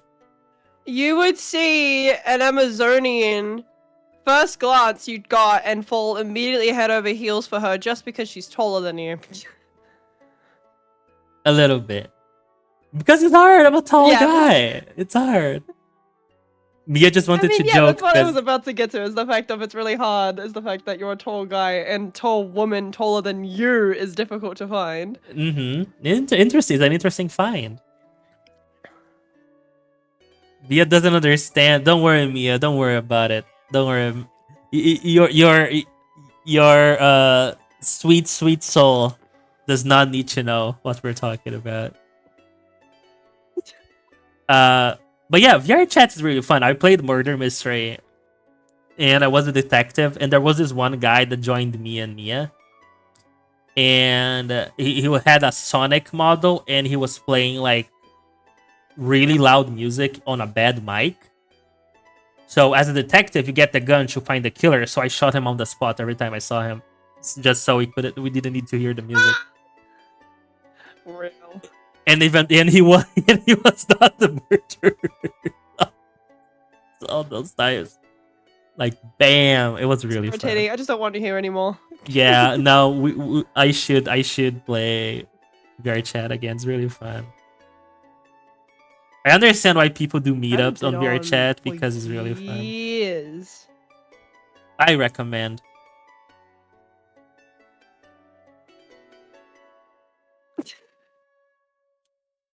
It's At insane. the beginning. Right at the beginning. That's why you shooting someone right at the beginning? Yeah, that was me. That was me. Oh, you can mute them. I didn't know you could mute them. Damn. Yeah. Yeah, I haven't played it in... Highly I recommend. shouldn't say play, like it's a game. It's not a game. I haven't used it in forever. Like the last time I was active on there was when Ugandan Knuckles was still a thing. And the Tide Pods was a big thing. Oh, right. You're right. Yeah. VR chat is that old. I forgot how old VR chat is. Yeah. Uganda Knuckles. Yeah. Do you know the way? Do you know the way? No. It's interesting being there. You find some interesting fellows, but then you also get a bit too real in realizing just how chronically online some people are.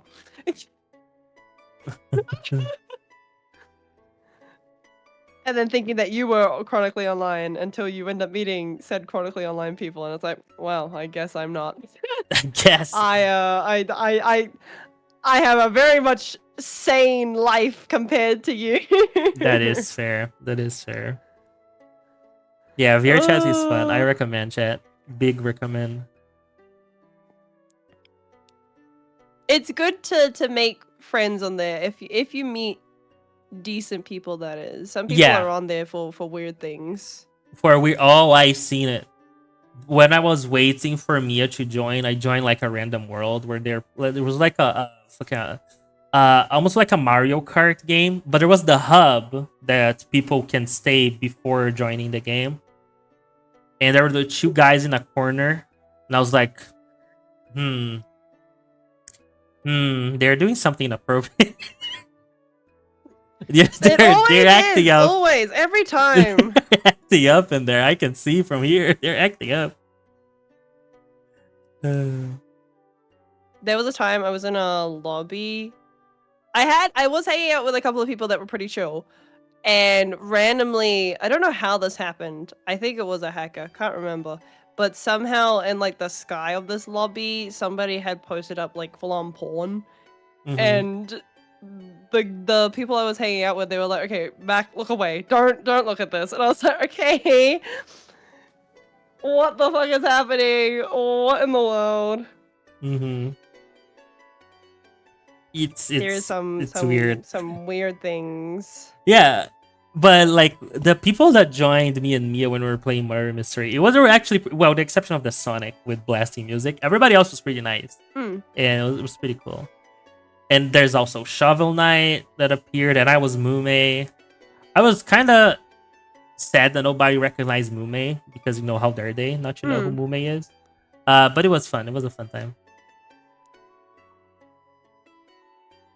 Mume is niche. What? You cannot say that. Is niche. Look, I can say that. Remember, I sent you the photos when we were in Japan. Every single Animate store we went to that had a Hololive section never had Mume for some reason. You're right. God. And if they did have Mume, she was in a collection with a bunch of other people that you didn't care about, and it was a gotcha. And I was like, if I get this for him, it's gonna be a problem if he doesn't get Mume. So there is no point. Okay, have a point. You have a point. Yeah, I had to witness it firsthand for you. Remember that? Man. Not gonna lie, Mia was surprised that it went that smooth. Really? Is that the case? Damn. Also, Mia heard Hollow Yen Men Japan, so it are makes in sense. Japan, so Yep. sense.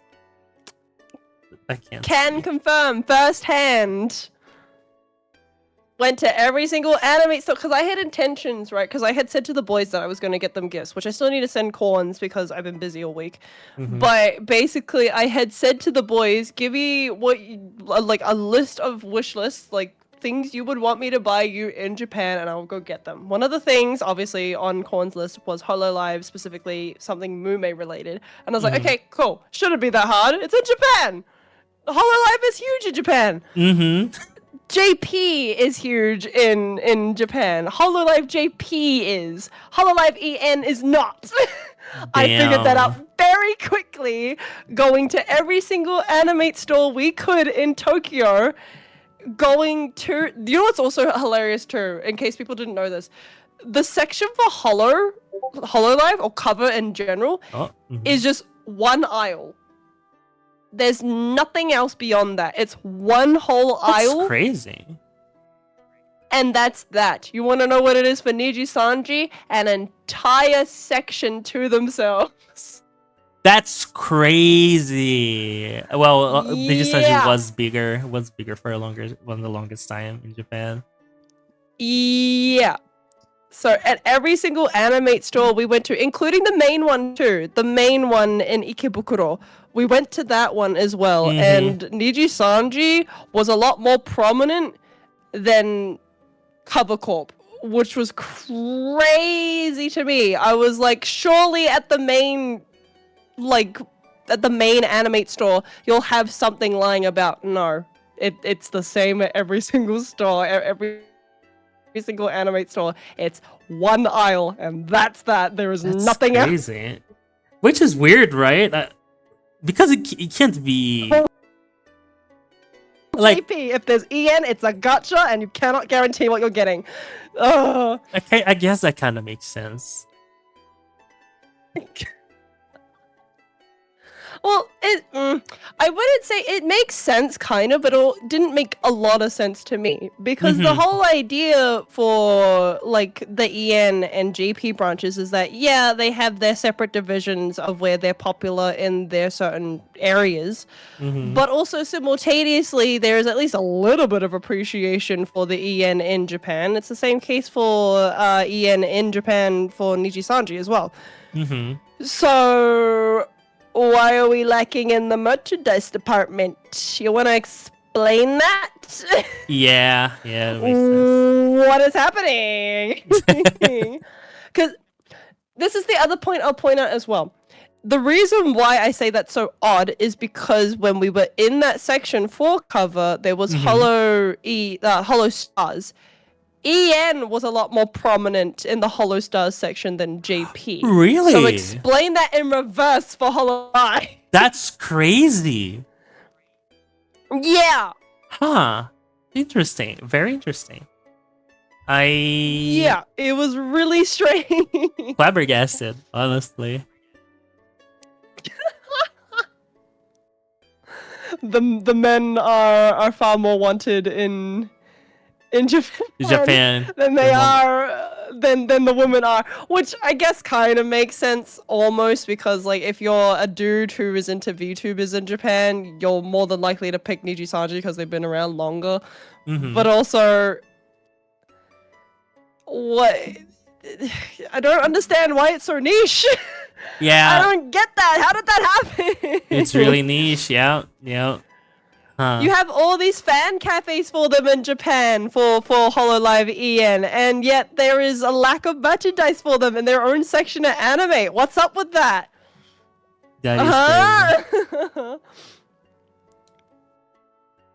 I did Interesting, manage to get Korn a figurine though for Overlord like he wanted.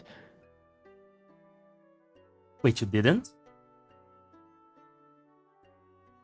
The crazy part as well though is the fact that Overlord is not niche. Wait, you did Overlord not? is not niche at all. You didn't get the figurine? No, I did get you the figurine, so I bought the figurine. Okay. Oh, shit. The figurine is very much here. The funniest part about the figurine, right, is that a fun fact for people who don't know this, there are book-offs. And Book Off is a secondhand store that usually sells a lot of books, but they also sell a lot of figurines there as well. There's an entire section dedicated to figurines from any kind of anime you can think of. I thought it was going to be really hard to get a figurine for Overlord for Korn. Because I thought it was like niche in Japan, because I don't know, people would more than likely want to be talking about Miku and Rem from ReZero. I was very right about 2 of those points, but the third point being about Overlord, I was wrong about. The figurine I bought him, there was like 6 others on the shelf of the same quality in the same condition.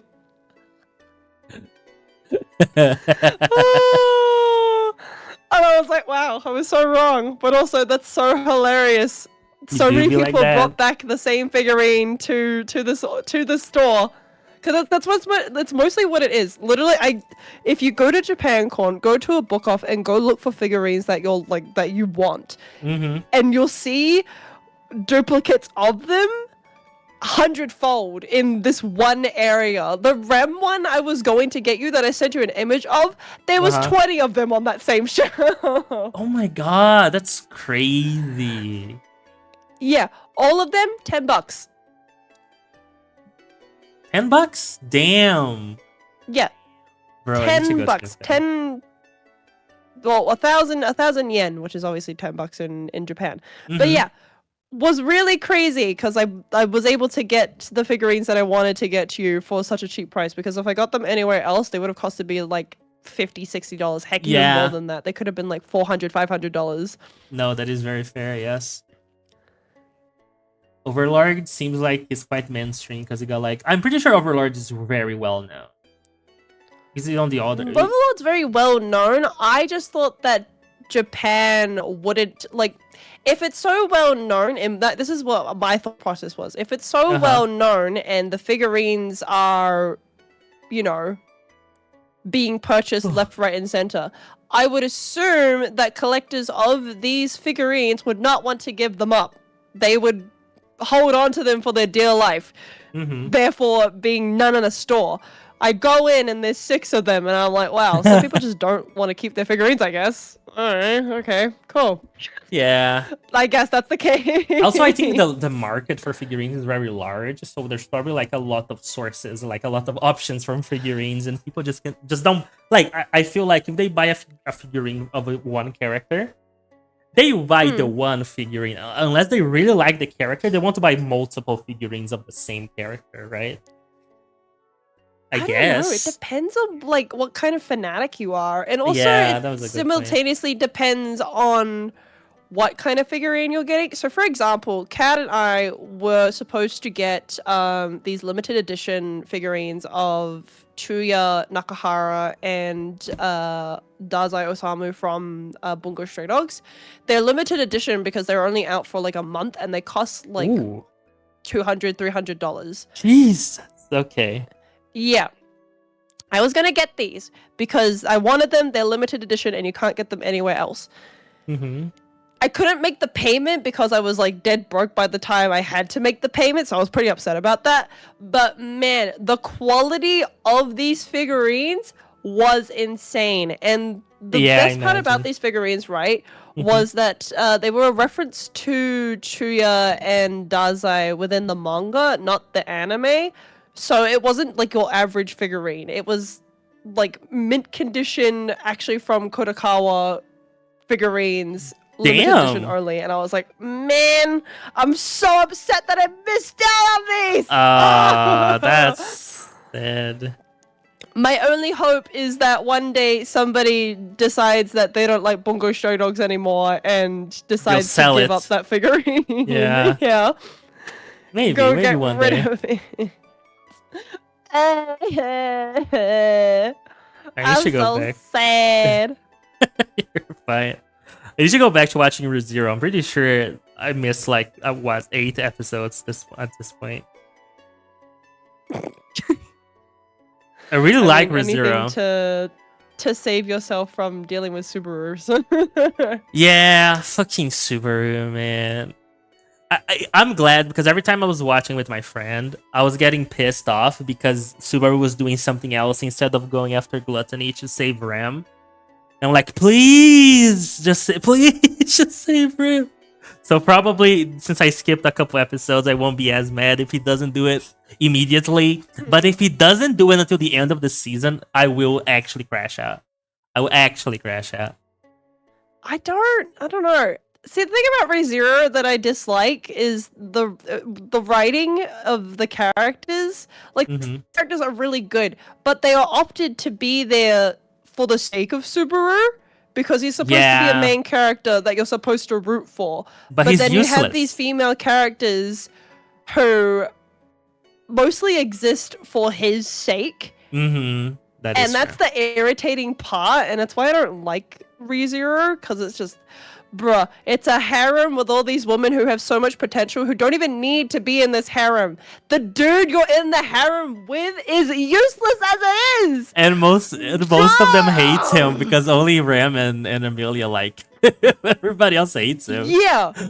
Yeah, it's not a case of like, oh, they're just like having a different like attitude towards me because of blah blah blah because tropes. No, homie. They really don't like you. You're just not a likable character. I don't even like you as a watcher. Why would they like you? As a character. In Mia's opinion, if a figure is popular plus the character has lots of figures, the price goes down quite a bit, depending on how much expensive the other similar ones are, like Nekopara. They seem really expensive. That's a good point. That's a good point to sum it up. Yeah. Yeah, it really depends on what the figure is, when it came out, who made it, and also how much of it there is. Mm-hmm. Because like I said, the one that I wanted to get for me and Cad, by the way, these figurines had to be purchased separately from each other because you could only get one or the other. So I had to purchase them both as like two separate entities. So we're talking like 200, 300 for each. So that's like a whopping $600 right on the tab. And the thing about this, right, is that I had the same scenario happen a while ago with a limited edition figurine with Huacheng from Heaven's Official Blessing. Bruh, some of these fans. Some of these fans. I'll be right back because I think my food arrived. 1 second. That's all good. But yeah, some of these fans really hold tightly onto their figurines. Like I said, it depends on the person, depends on who is manufacturing these figurines, as well as who is selling them, the amount that they're selling, all that jazz. There's 1,000 things to take into consideration. I didn't think they were going to have an Overlord figurine, considering the fact that of that factor of either it's too expensive, there's not enough of it, or people just want to hoard. And it could have been for any reason. There was only 6 of the figurines that of his favorite character from Overlord, which says a lot considering the fact that other figurines like Miku Hatsune figurines, Rem from ReZero, there was a lot of Nami from One Piece.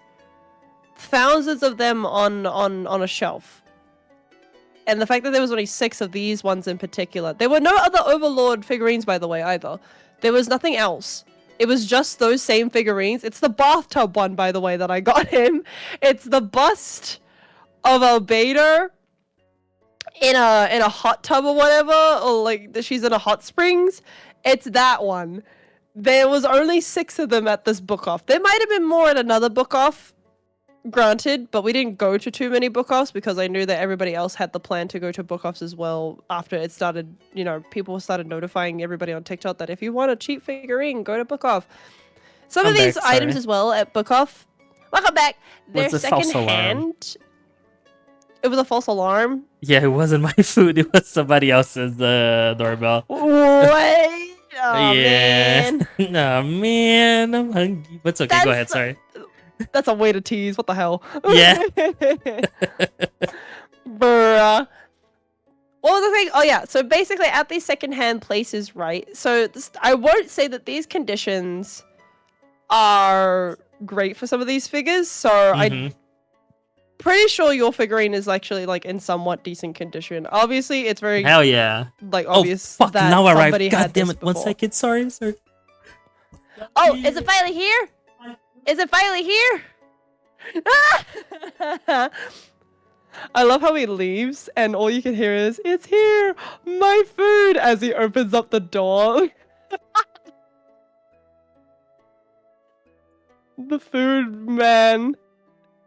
Who probably only speaks Portuguese is probably thinking to himself, what is going on? What is happening? But yeah, some of these figurines, when you buy them, sometimes they can be worse for wear. I'm pretty sure the one that I got for Korn is pretty decent anyways, because most of the time in Japan, they will label on the package if there's a certain condition that the figurine is in. Like sometimes there's figurines that you can get that are in completely fine condition, but for some reason it'll smell like cigarettes. They'll actually notify you on the package if there's a problem with it. Which I liked about Japan. It was pretty convenient in that case. So it wasn't too bad. I think I got a pretty good, decent figurine for him. And I think he's gonna like it a lot. It's the first figurine that he'll ever receive, by the way. Yeah, Welcome my back. first one. Did you receive your food? I did. Yay! Yay! He I'm got not his gonna. burger. I did. I'm not gonna eat it right now because Sophie's gonna bark. So I'll wait after we finish the episode. She's gonna yell at you and be like, "Oi, where's my piece? Where's Literally, mine?"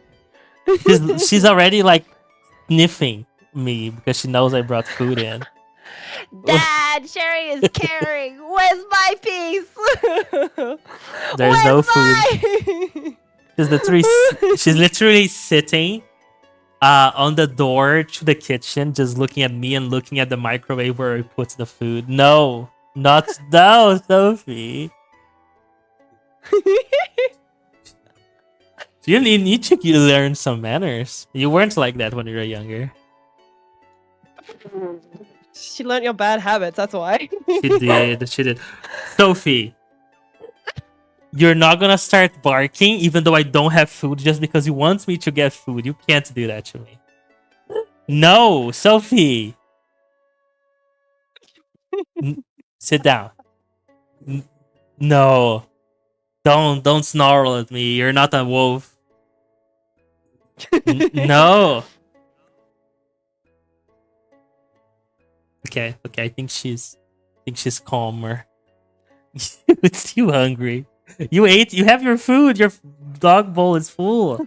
That's but what I I had want to a do. burger. But I want a burger. I want a burger. That's what I have to deal with, chat, every day. It's Sophie. It's so funny with dogs is that because you get something, Mhm. your dog assumes that they're also gonna get the same thing. Exactly. Exactly. Reciprocation is dead. Like I said, guys, it's so dead. It's over. Oh. Oh. She's such a good girl. You know what? She We can is. actually wrap it up here if you want. If you're hungry, that is. I am. Because we've been going for 3 hours, actually almost 4 hours, and on your end, you've been going for 5 hours. So Almost 5:30. That is true. All of them are Sophie. All the needy girls in my life are Sophie. Right, Sophie? Sit down. Yay. Yeah, I think we can wrap it up here. We covered a lot explains why of he can't say topics. no to some girls. Okay. Okay, Macker. Okay, Macker. Had to add that jab in. That's right. But yeah, we covered a lot of topics. It's been a while since we did the podcast, so It's been like, I think it's been longer than 2 weeks. It's been like 3 weeks, hasn't it? 3 weeks, yes, because we had to reschedule. Speaking of, I have some very good news, and I think you're gonna like hearing this. Hey, yes. Bokura Planet is now out. Let me look it up. You know what we have to do. You know exactly what we have to do. I know what we have to do. We have to continue. We have to continue the saga. Oh, it's really cheap as well. How much is it? It's $16 for me. That means it'll be cheap for me. I've Hey. got plans to try out. Maybe I should wait to see what other people do with Expedition 33 because I've wanted to play it for a while. Oh, I really want to play that game. I wish listed because I didn't know about that game, but I saw like I saw it like on the Steam page. I was like, "What is this? This seems really good. I want more." Mm-hmm. Like I saw it on my TikTok feed ages ago. It's the multiplayer. And I was like, this is a really cool concept. No. And then I ended up, oh, she wants it. She wants it. He really wants it. It's for cheap right now. It's $7.30. Yay! Is Why does Scooby want this game? Uh-oh, conflict of interest. Uh-oh. He wanna play with you. Uh-oh. Uh-oh. Granted, he liked watching us play Bokura. Bokura was really fun. I really like Bokura. Yeah, but we must play Bokura Planet. Yes. I'm ready to be traumatized again.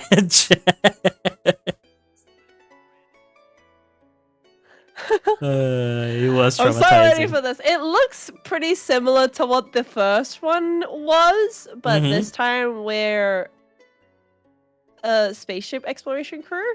Mm-hmm. So we're on a planet. Or that's where they think they are because they're hallucinating again. True, remember the Yeah. hallucinations got a bit too real at some point. Yep. Expedition Excuse 33 me, looks add really to good. cart. Yeah. Hey. This is a gift. View my cart. No, you don't have to buy me as a gift. I'm Can just I gonna buy the send game. I'm for just I'm $16? yeah, I'll just buy it. It's okay. Sophie, For stop. $16. For 16, yeah. Well, how much is for you? 7. It's like half. It's okay. Yeah, but it's a better price. It is better. You don't have to buy me. I can just buy it. Think about it. You get it for free from me. Okay. I'll let you give me a gift. I need to give you something. You're giving me Yay! you're giving me too many gifts. I have to pay back at some point. It's because I'm richer. That's why. Wow. Okay. I'm sorry. I'm sorry, first worlder. I'm sorry. Okay. It's not my fault. No, it's okay. You don't have to pay me back. I already told you that. I know, but I feel bad. Well, don't. I'm giving it as a gift. Gifts you don't give back. Okay. Thank Got you. the I payment. appreciate it. That is okay. We need to play the next part anyways. And then also, we need to continue with the We Were Here series. We do. There's a lot of games in there too. Wait, what game is Maka giving current? Bokura Planet. It's the sequel to Bokura. One of the games me and Maka played together. I think it was our first collab, wasn't it? It was our very first collab. Yes, it Yep. was. And it was a very good time. It was really fun. It was a very fun. Okay, so I gave to you. Please accept. Please I accept will. my gift. Where's my family view pin? What? Why do I need family view? Oh my god. Steam. 1 second. Let me just open the in the thing. There we go. Let me open my email. Gmail. Then I open. Is it inventory? Speaking of other collabs as well Yeah. that we need to do as well, because for date night, Gooby and I, we played a card game that I introduced him to. We should all play this game. Which game? It's called Flip 7, and we can play it on Tabletop Simulator. Ooh, I have Tabletop Simulator. Yeah. Yay! Thank you for the gift. You're welcome. And okay, yeah, it's added on my library. Yay! Yay! That's good because last time I gave a gift to somebody, it was Gumi, and it was like $15 for him to get Final Fantasy 15, and Mhm. he forgot to accept my gift. That's interesting. That's actually funny. That's actually very funny. The thing is, as well, for Repo, I had to tell him, I had to remind him literally the day of to accept the gift because I was like, you know, it disappears after a while, so you gotta accept it. It's And literally Mark was wasted like, money. luckily, I accepted it. Exactly. Okay. Let me But look. yay! We'll have to plan our collab for it. Yes. That and then the Detroit Human collab as well. It's the Four Yes. Stooges. The Four Stooges. I also want to play Baldur's Gate. Oh yeah, so we forgot about that. Did Lofi get it? He did get it. I don't even know if he started playing it. Okay, we're just gonna say loaf. Suck it up. We're gonna play Baldur's Gate together. We're playing Baldur's Gate. Playing Baldur's Gate.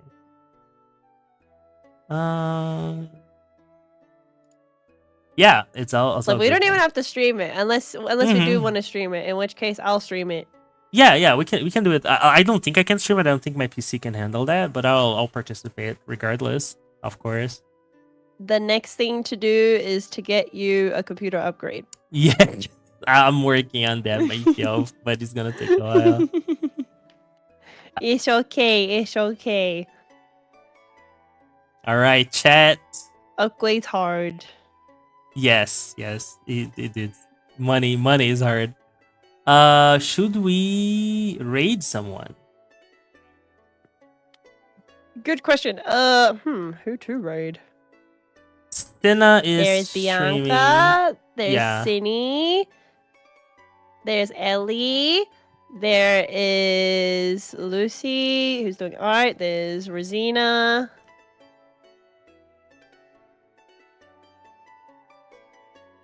Let's go. Let's go to Bianca because she's playing Monster Hunter. Okay, I have Bianca Kaida. Yeah. Twitch raid. Yeah. Filter. Young. I spelled that wrong. It's okay. Why is Twitch not Raid. working? Twitch? Please? Oh, there you go. All right, The chat. day that Twitch actually finally falls through after 1,000 attempts of us trying to get it to work is the day I crash out. Like, Yeah, me heavily. too. Let me put the hi corn message. Corn raid. I should have made this an emote. Hi corn. Thank you guys for stopping by. I hope you guys have fun. And I will catch you guys next Yeah. time. Any closing There we statements, go. Macaron? Okay.